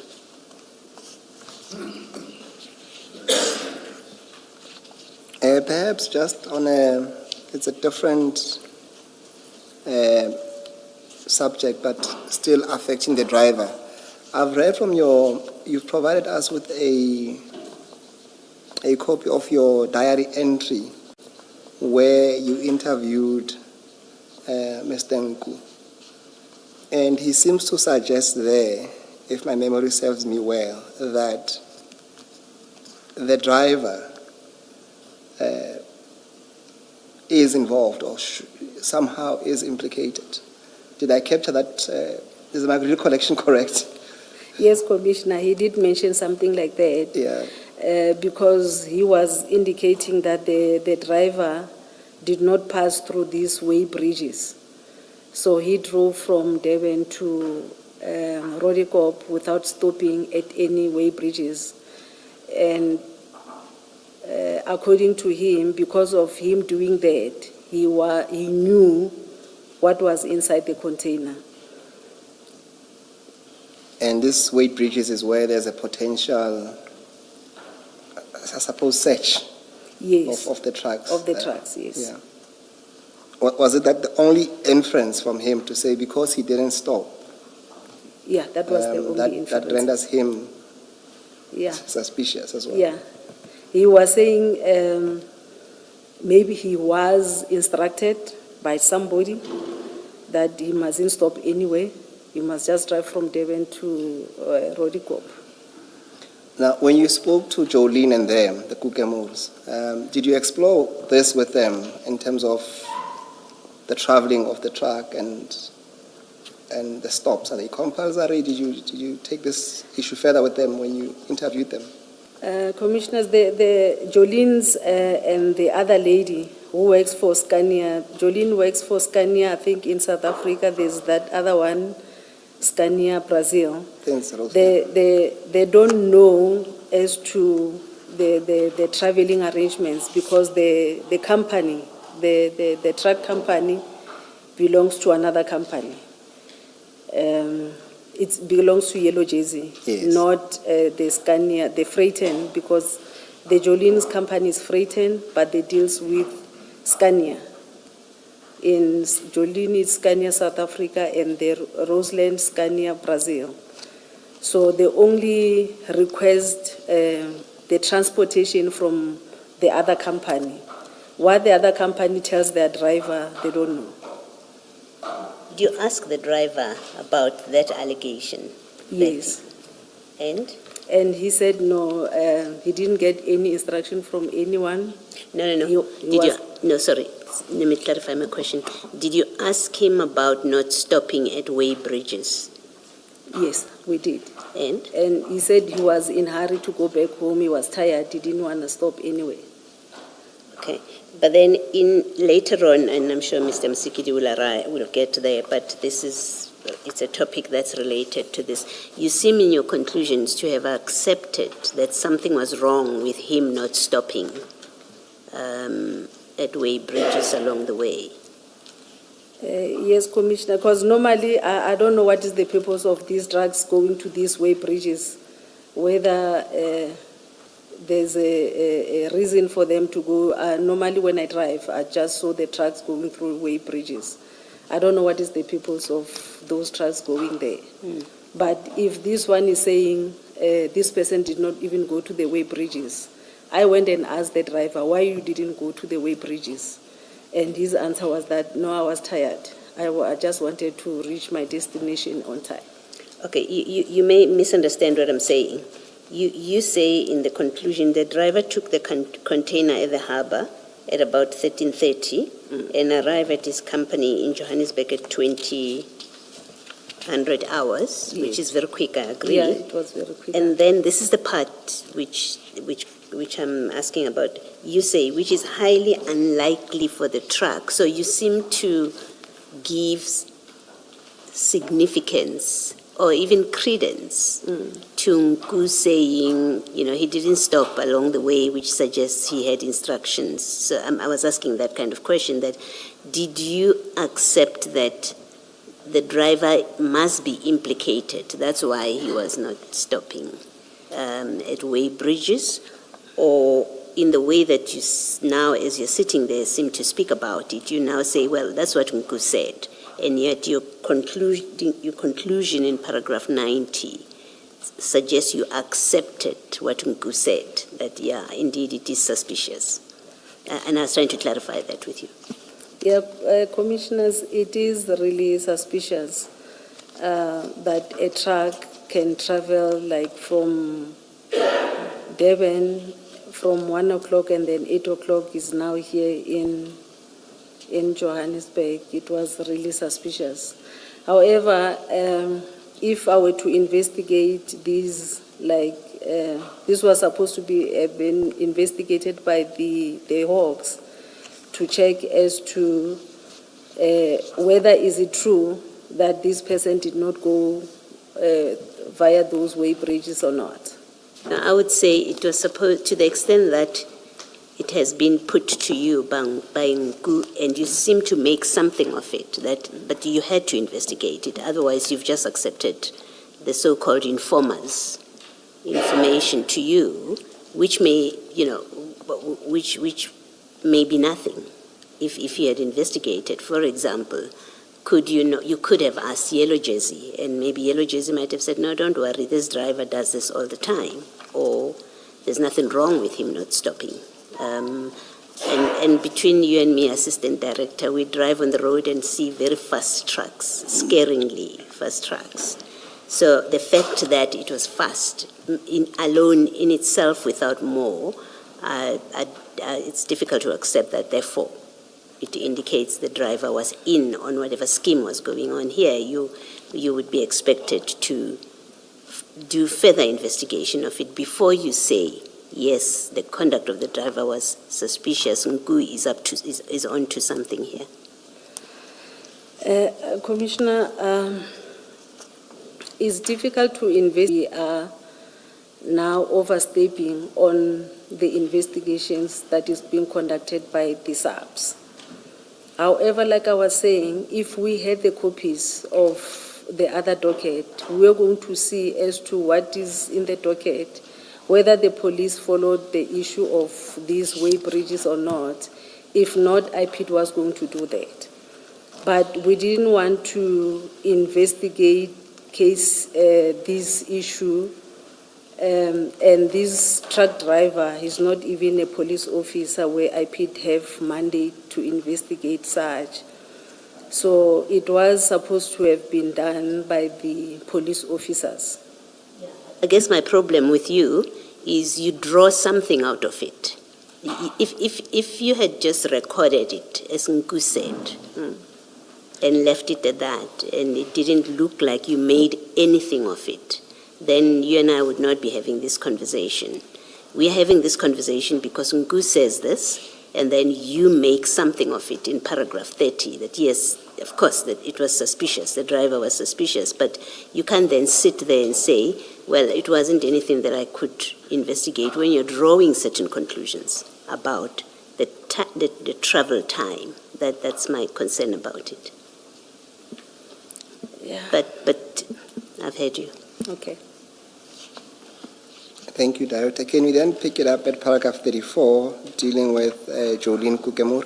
Okay. Jolene Kukemur-Wenzel, the lady who received the container, see attached annexure TK13, state that she is employed by Freight and Logistics Eriton. Her duties include, amongst others, receiving the goods, warehousing, and distribution of Scania, South Africa. On 2021-0709, at about 9, the container arrived at the warehouse from Yellow Jersey. The truck was accompanied by the police officer. On arrival, one police officer approached her and said they have a tip-off and requested her to open the container. She immediately took a file and went to the container to check the seal, comparing it with the arrival notification to check if they correspond. The seal was intact and corresponded. She then requested her colleague to open the container. As they opened the container, the black bags fell out of the container and the police officer said it was drugs. They were instructed to load the bags inside the Nissan buggy. After loading, the toll officer came with cable ties and he said he was arresting them. He was arresting her for receiving the goods, the driver for taking them to the nearest police station. Before you continue, just for the benefit of the commissioners, because I have consulted with the gentlemen involved here, you have also met them. Would you agree with me that when reference is made to the toll officer, it would refer to Mashaba? Would you accept that? I don't even remember. I think he's tall. I don't remember him. Of the three, he Of is the is the tallest between Pakula. Well, everybody's taller than me, but I don't remember if he's the tallest, but I think it was him because the first people who arrived, it was him and Mahano. and Nahan is quite short. Yeah, Yes. I think yes, they are referring to Mashaba. Yes. So, commissioners, I think for now you can accept that at least when reference is made to the tall officer is Mashaba, And in any event, I think it ties down with what he says in that he effected the arrest. Suggesting we take judicial notice of that. Indeed.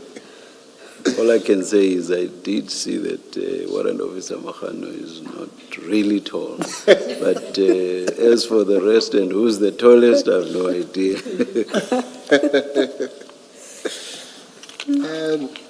Deputy Director, can you then continue? I interrupted you when you were about to move to paragraph 38.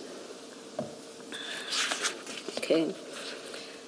She informed her director about the arrest and that they must meet at the police station. She told them that she can't drive with them, and she went to her office to collect her belongings and went back and found Boysen's police. After some few minutes, police officer in red vehicle arrived and obtained her statement. While the police were busy obtaining her statement, police from Flying Squad and Hawks also arrived, and they dealt with the situation. At about 1700, the police officer who arrived first at the warehouse were arrested by the police officer who alleged they were from the Hawks. Francois Riquet, he states that on 2021-07-09, at about 9, he spoke to General Khan on the phone, explaining to him that the situation at the receiving warehouse of Scania in Omnia Park was getting volatile. He told him that the police were threatening him and his colleagues with arrest. He confirms that the container from Brazil was transporting parts, and they opened it on the instruction of the police. Black bags that were not supposed to be there were found in the container.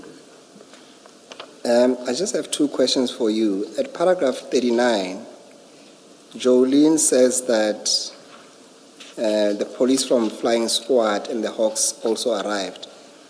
And then she says they dealt with the situation. What is your understanding of what she means by that? Because on from paragraph 37, because the police were telling her that she was being arrested, when she said the police, the Hawks arrived and dealt with the situation, my understanding was that they're the one who said, no, you cannot arrest this one. Then they arrested the other police who came first.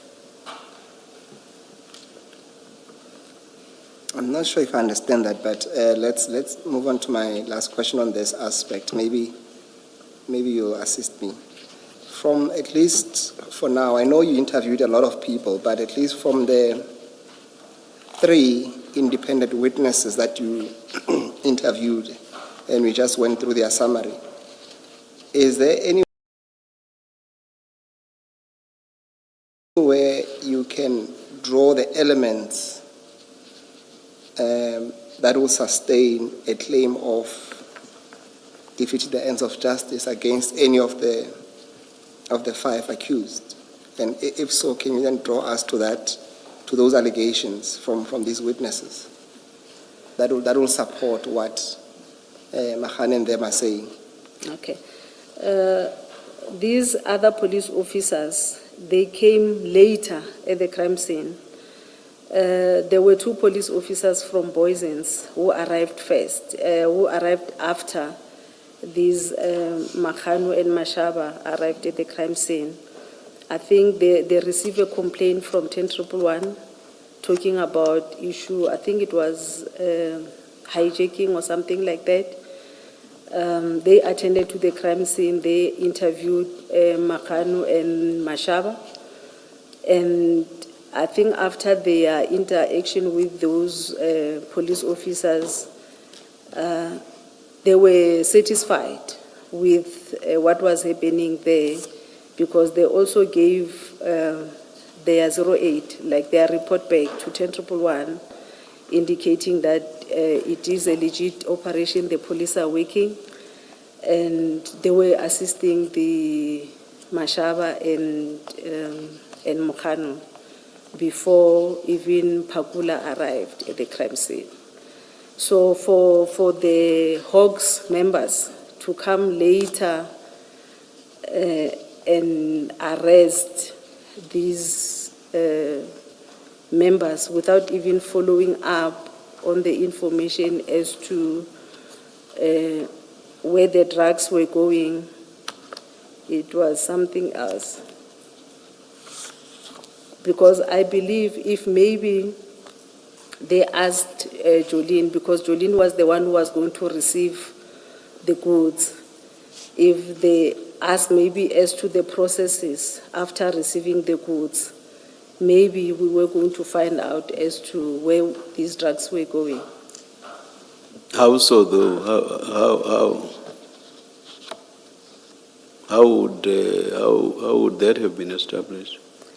I don't know if it is their practice at the Scania, when Jolene received the goods, maybe she checked everything that is inside the container to confirm as to what is inside, or is it an issue of her checking the seal to confirm that the seal is intact, and then she leaves the container like that, or she normally opens the container. If they asked the right question as to is it the first time when something like this happened to this, when she received this kind of, was it her first time to receive something like this or not? Maybe. What answer do you think that would have elicited? Maybe If Jolene was aware that there were drugs in there, she would have feigned surprise. Would she not have? Commissioner, because where the container was, it is a place for freight. Do you think she would have owned up and said, these are my drugs, or these are Scania's drugs? Or? Not drugs per se. I'm not sure if she will know as to what will be the content on those bags. But maybe she was going to say, no, we normally receive these bags, and then when we receive these bags, this is how we handle the bags. I'm just giving an example. Or she will say, no, this is the first time seeing something like this. Or she will say, we don't open the container because this is freighted. Now, in the face of being arrested, don't you think, that is by the officers who are now complainants, don't you think that would have caused her to give the sort of answers you are talking about now? I don't know what was Jolene's statement at that particular time, because I got the information that Pakula was obtaining Jolene's statement when he was arrested. I don't know what kind of questions was he asking Jolene. I think the thrust of the position of all the people that Warrant Officer Pakula, Warrant Officer Mohana, and Chief Mashaba arrested, I think the thrust of their responses was basically that they knew nothing about the drugs. Yes. So I'm not sure where what you are suggesting would have taken anybody. Yeah, but now, Commissioner, the drugs, we've got the drugs here. Perhaps let me give you some background. People who have expertise in this field have said that it's very difficult, if not impossible, to ever get to know who the person supposed to receive the consignment is. And in fact, I think,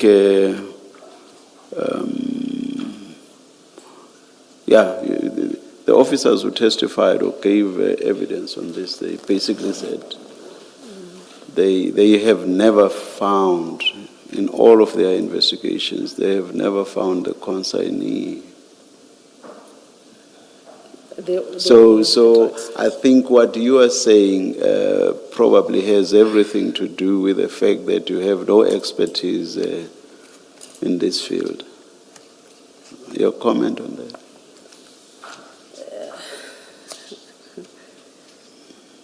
Commissioner, I don't have expertise with drugs, but when you talk about this consignment Yes. coming from Brazil. To give you names, I think it was Uflin, and then also Sander. Yeah, both of them said they have never. Yeah, I think even Colonel Jacob, they have never been able to apprehend the owner. the consignee or the Okay. owner, as you put it. Yeah, I accept that, Commissioner, but if the Hawks, maybe they dealt with the scene as, not the way they dealt with to maybe the statement of those people. I don't know whether they know more than they are saying at the moment because they were arrested. If maybe the police were working with them at that particular time, maybe, I'm just saying maybe because I don't know, maybe they were going to say more. Indications, and you say which people probably know more? Commissioner? Which people do you say maybe know more? Know? Mashaba and Oh, okay. and Tumelo. Oh, okay, Yes. all right. Because I cannot talk of Makanu and Pakula because they only came later. Commissioner? Mahano was there right from the beginning. I thought your basis for saying But, maybe he knows nothing is founded on some other reason, but not the timing of his arrival. He was there right from. He even went to Yellow Jersey, so he was there. I'm talking let's not speak at the same time. Okay. He was there right from the beginning. Yes. I'm not shutting you down. There are problems with transcription when people speak at the same time. No, I'm saying he came later, Commissioner, because I'm talking about he was only notified in the morning. Even Mashaba called Pokungwani first, and then he was referred to Mashaba. Yes, he was there, but I'm saying maybe he did not have information more than what Mashaba and Nku had. So I'm saying if maybe the police were working, they tried to work with Mashaba and Nku, we're going to get more information. There, I think you are correct, because based on the chats that we have been shown, these others interacted even before Mahano's involvement. At that level, I would agree with you. Yeah. Thank you, Commissioner. Just ask the question, how is the failure to ask the question, who do these drugs belong to, how does it constitute defeating the ends of justice, your conclusion? Because ultimately that's what this is about. It's about certain conduct, and you say that conduct constitutes defeating the ends of justice. And now in your test, they prevented them from asking the question. Maybe they should have asked Jolene. You're surely not saying the failure to get that question asked is to defeat the ends of justice. Okay. For them to fail to do proper investigation, I would say from where I'm sitting is like they were protecting the owner. They knew who the owner of the drugs was, but they didn't want, they wanted somebody to be blamed because now these four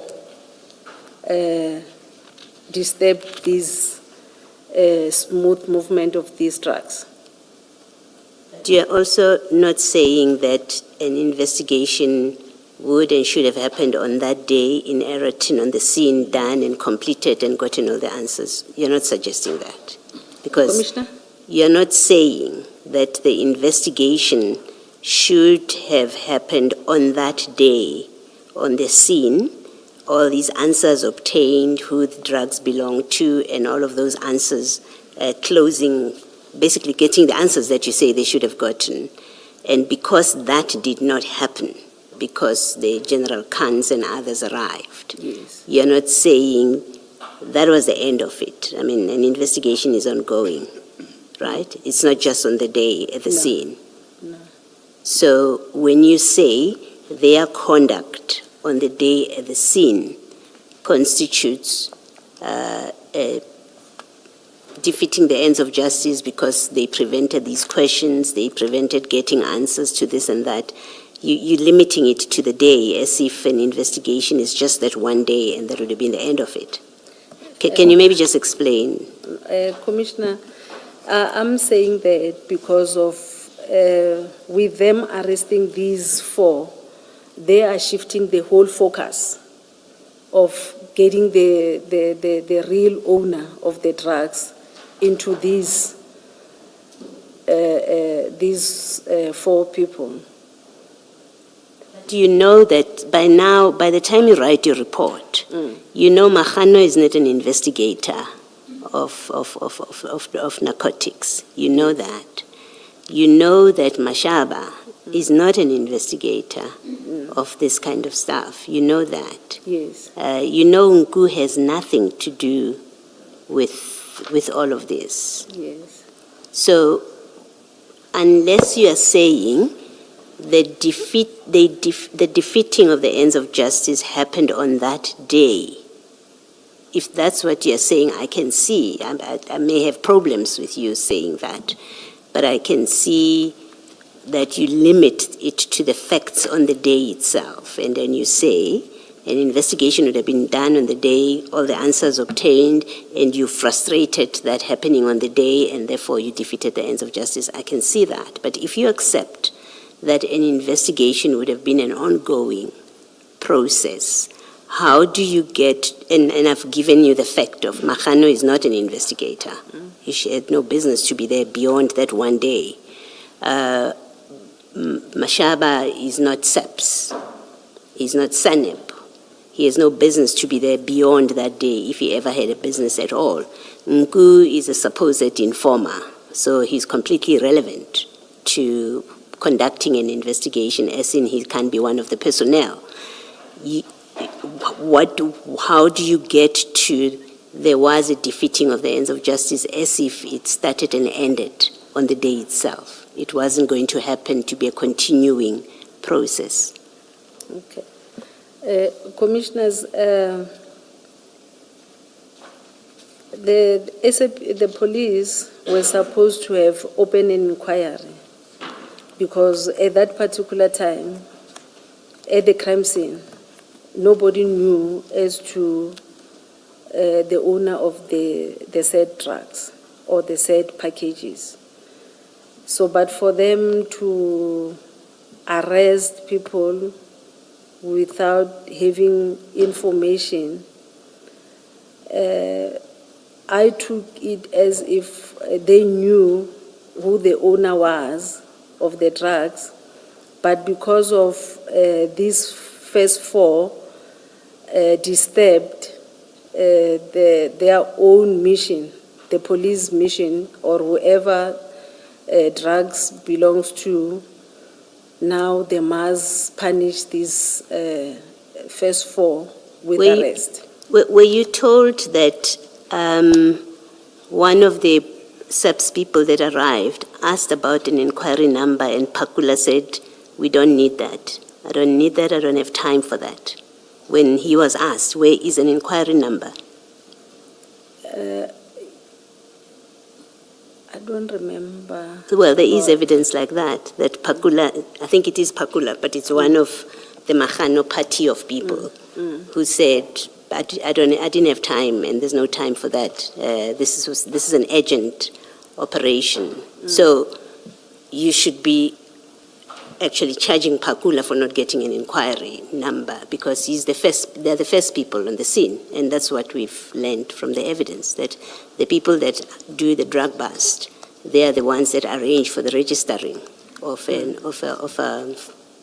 of an inquiry number. So you seem also now to be blaming the wrong people for not having an inquiry number, when in fact Pakula and Mahano, as the first responders on the scene, should have both gotten that inquiry number. But that you may not be aware of that evidence, but that's the evidence that we've had. No, I'm not aware. Okay, thank you. Director, before we conclude, the difficulty with all of this is if you look at page 10, paragraph 37 of the statement, which is where you were. They opened the container, black bags fell out, the police officer says it's drugs. Instruct that they be loaded in the Nissan Baki, the tall one starts taking out cable ties and arresting people. There's something seriously wrong with that. Because first of all, you cordon off the scene, you call the right people, they put whatever it is that is found there in exhibit bags, it gets booked in. Within 7 days, it must go to FSL, which must determine that this is drugs. Then the investigation continue and you can arrest people for being in possession of drugs. That's true. Here, you're just seeing black bags. For all you know, it could be powder milk. It could be soap. You've got somebody who's only ever arrested people for dacha, deciding that these are drugs and arresting the driver and arresting the manager. You don't do that. Yeah. So the mere fact that they had done that was improper to begin with. So it's not shifting blame. As Commissioner Baloy correctly points out, the investigation does not start and end on the 9th of July. Maybe after 10 days, once it was determined that these were drugs, then the investigation would go back to the driver and the warehouse manager and all those people. And then they become suspects because you've determined that these are drugs. And then you take their statements and possibly they can be arrested. But the way it was done, where containers fall out, bags fall out of a container, they are put in a Nissan Baki and somebody already decides, based on how the bags smell, that these are drugs, was improper. So the simple point is that none of that could happen in a day. The most important thing that should have happened in that day was that the exhibits are properly secured, they are booked properly, and the prescripts are followed to determine what is in those bags, so that if there's a need to arrest anybody, people can be arrested. That's true, Commissioner. But there can be defeating the ends of justice based on within 30 minutes bags fall out, somebody determines that they are drugs, somebody already determines who the drugs belong to, and somebody already determines who must be arrested. So the reason why the driver and the other people were released, or there was an instruction that they should be released, for the time being, it was because it was premature to arrest them to begin with. Now, Commissioner Baloy's point, why is that defeating the ends of justice? If the investigation is not closed on the day, it's a continuing investigation, and the very people can still be arrested on some other day, or their statements can still be taken on some other day. Yeah, I hear you, Commissioner. On that day, no one was supposed to have been arrested. So stopping there, releasing those people then cannot constitute defeating the ends of justice if nobody should have been arrested.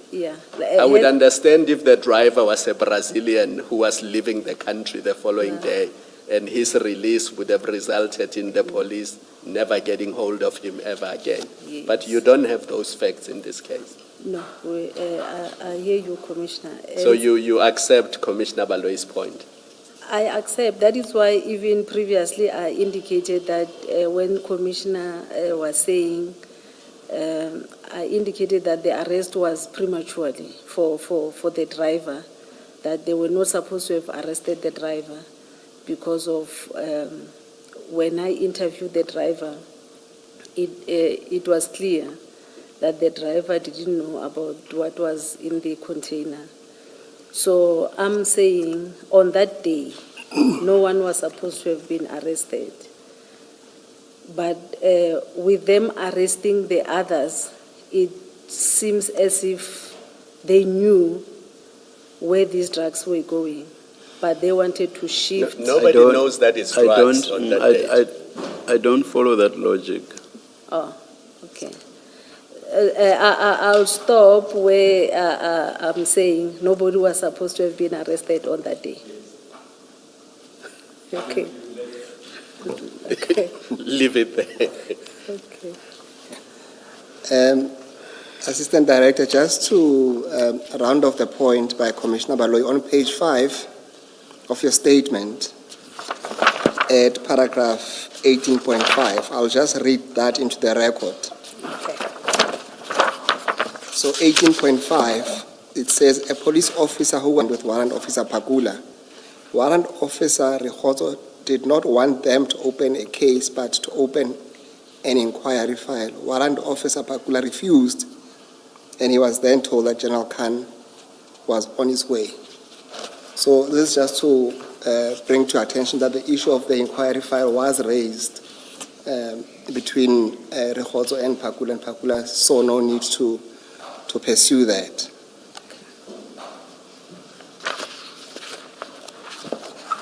And I suppose to round off the last conversation you had with Commissioner Khumalo is that we then accept that what if you say that no one was supposed to be arrested, we can accept that you were not investigating a case of unlawful arrest No. in this case. No, IP does not have mandate to investigate unlawful arrest. Yes. Can we then move to paragraph 42? The topic is statements of... Sorry, you're starting a new heading now. Yes, Chair. Statements of sub-stock unit members. Yes, Chair. Let's do that tomorrow. Let's adjourn and resume at 9:30 tomorrow.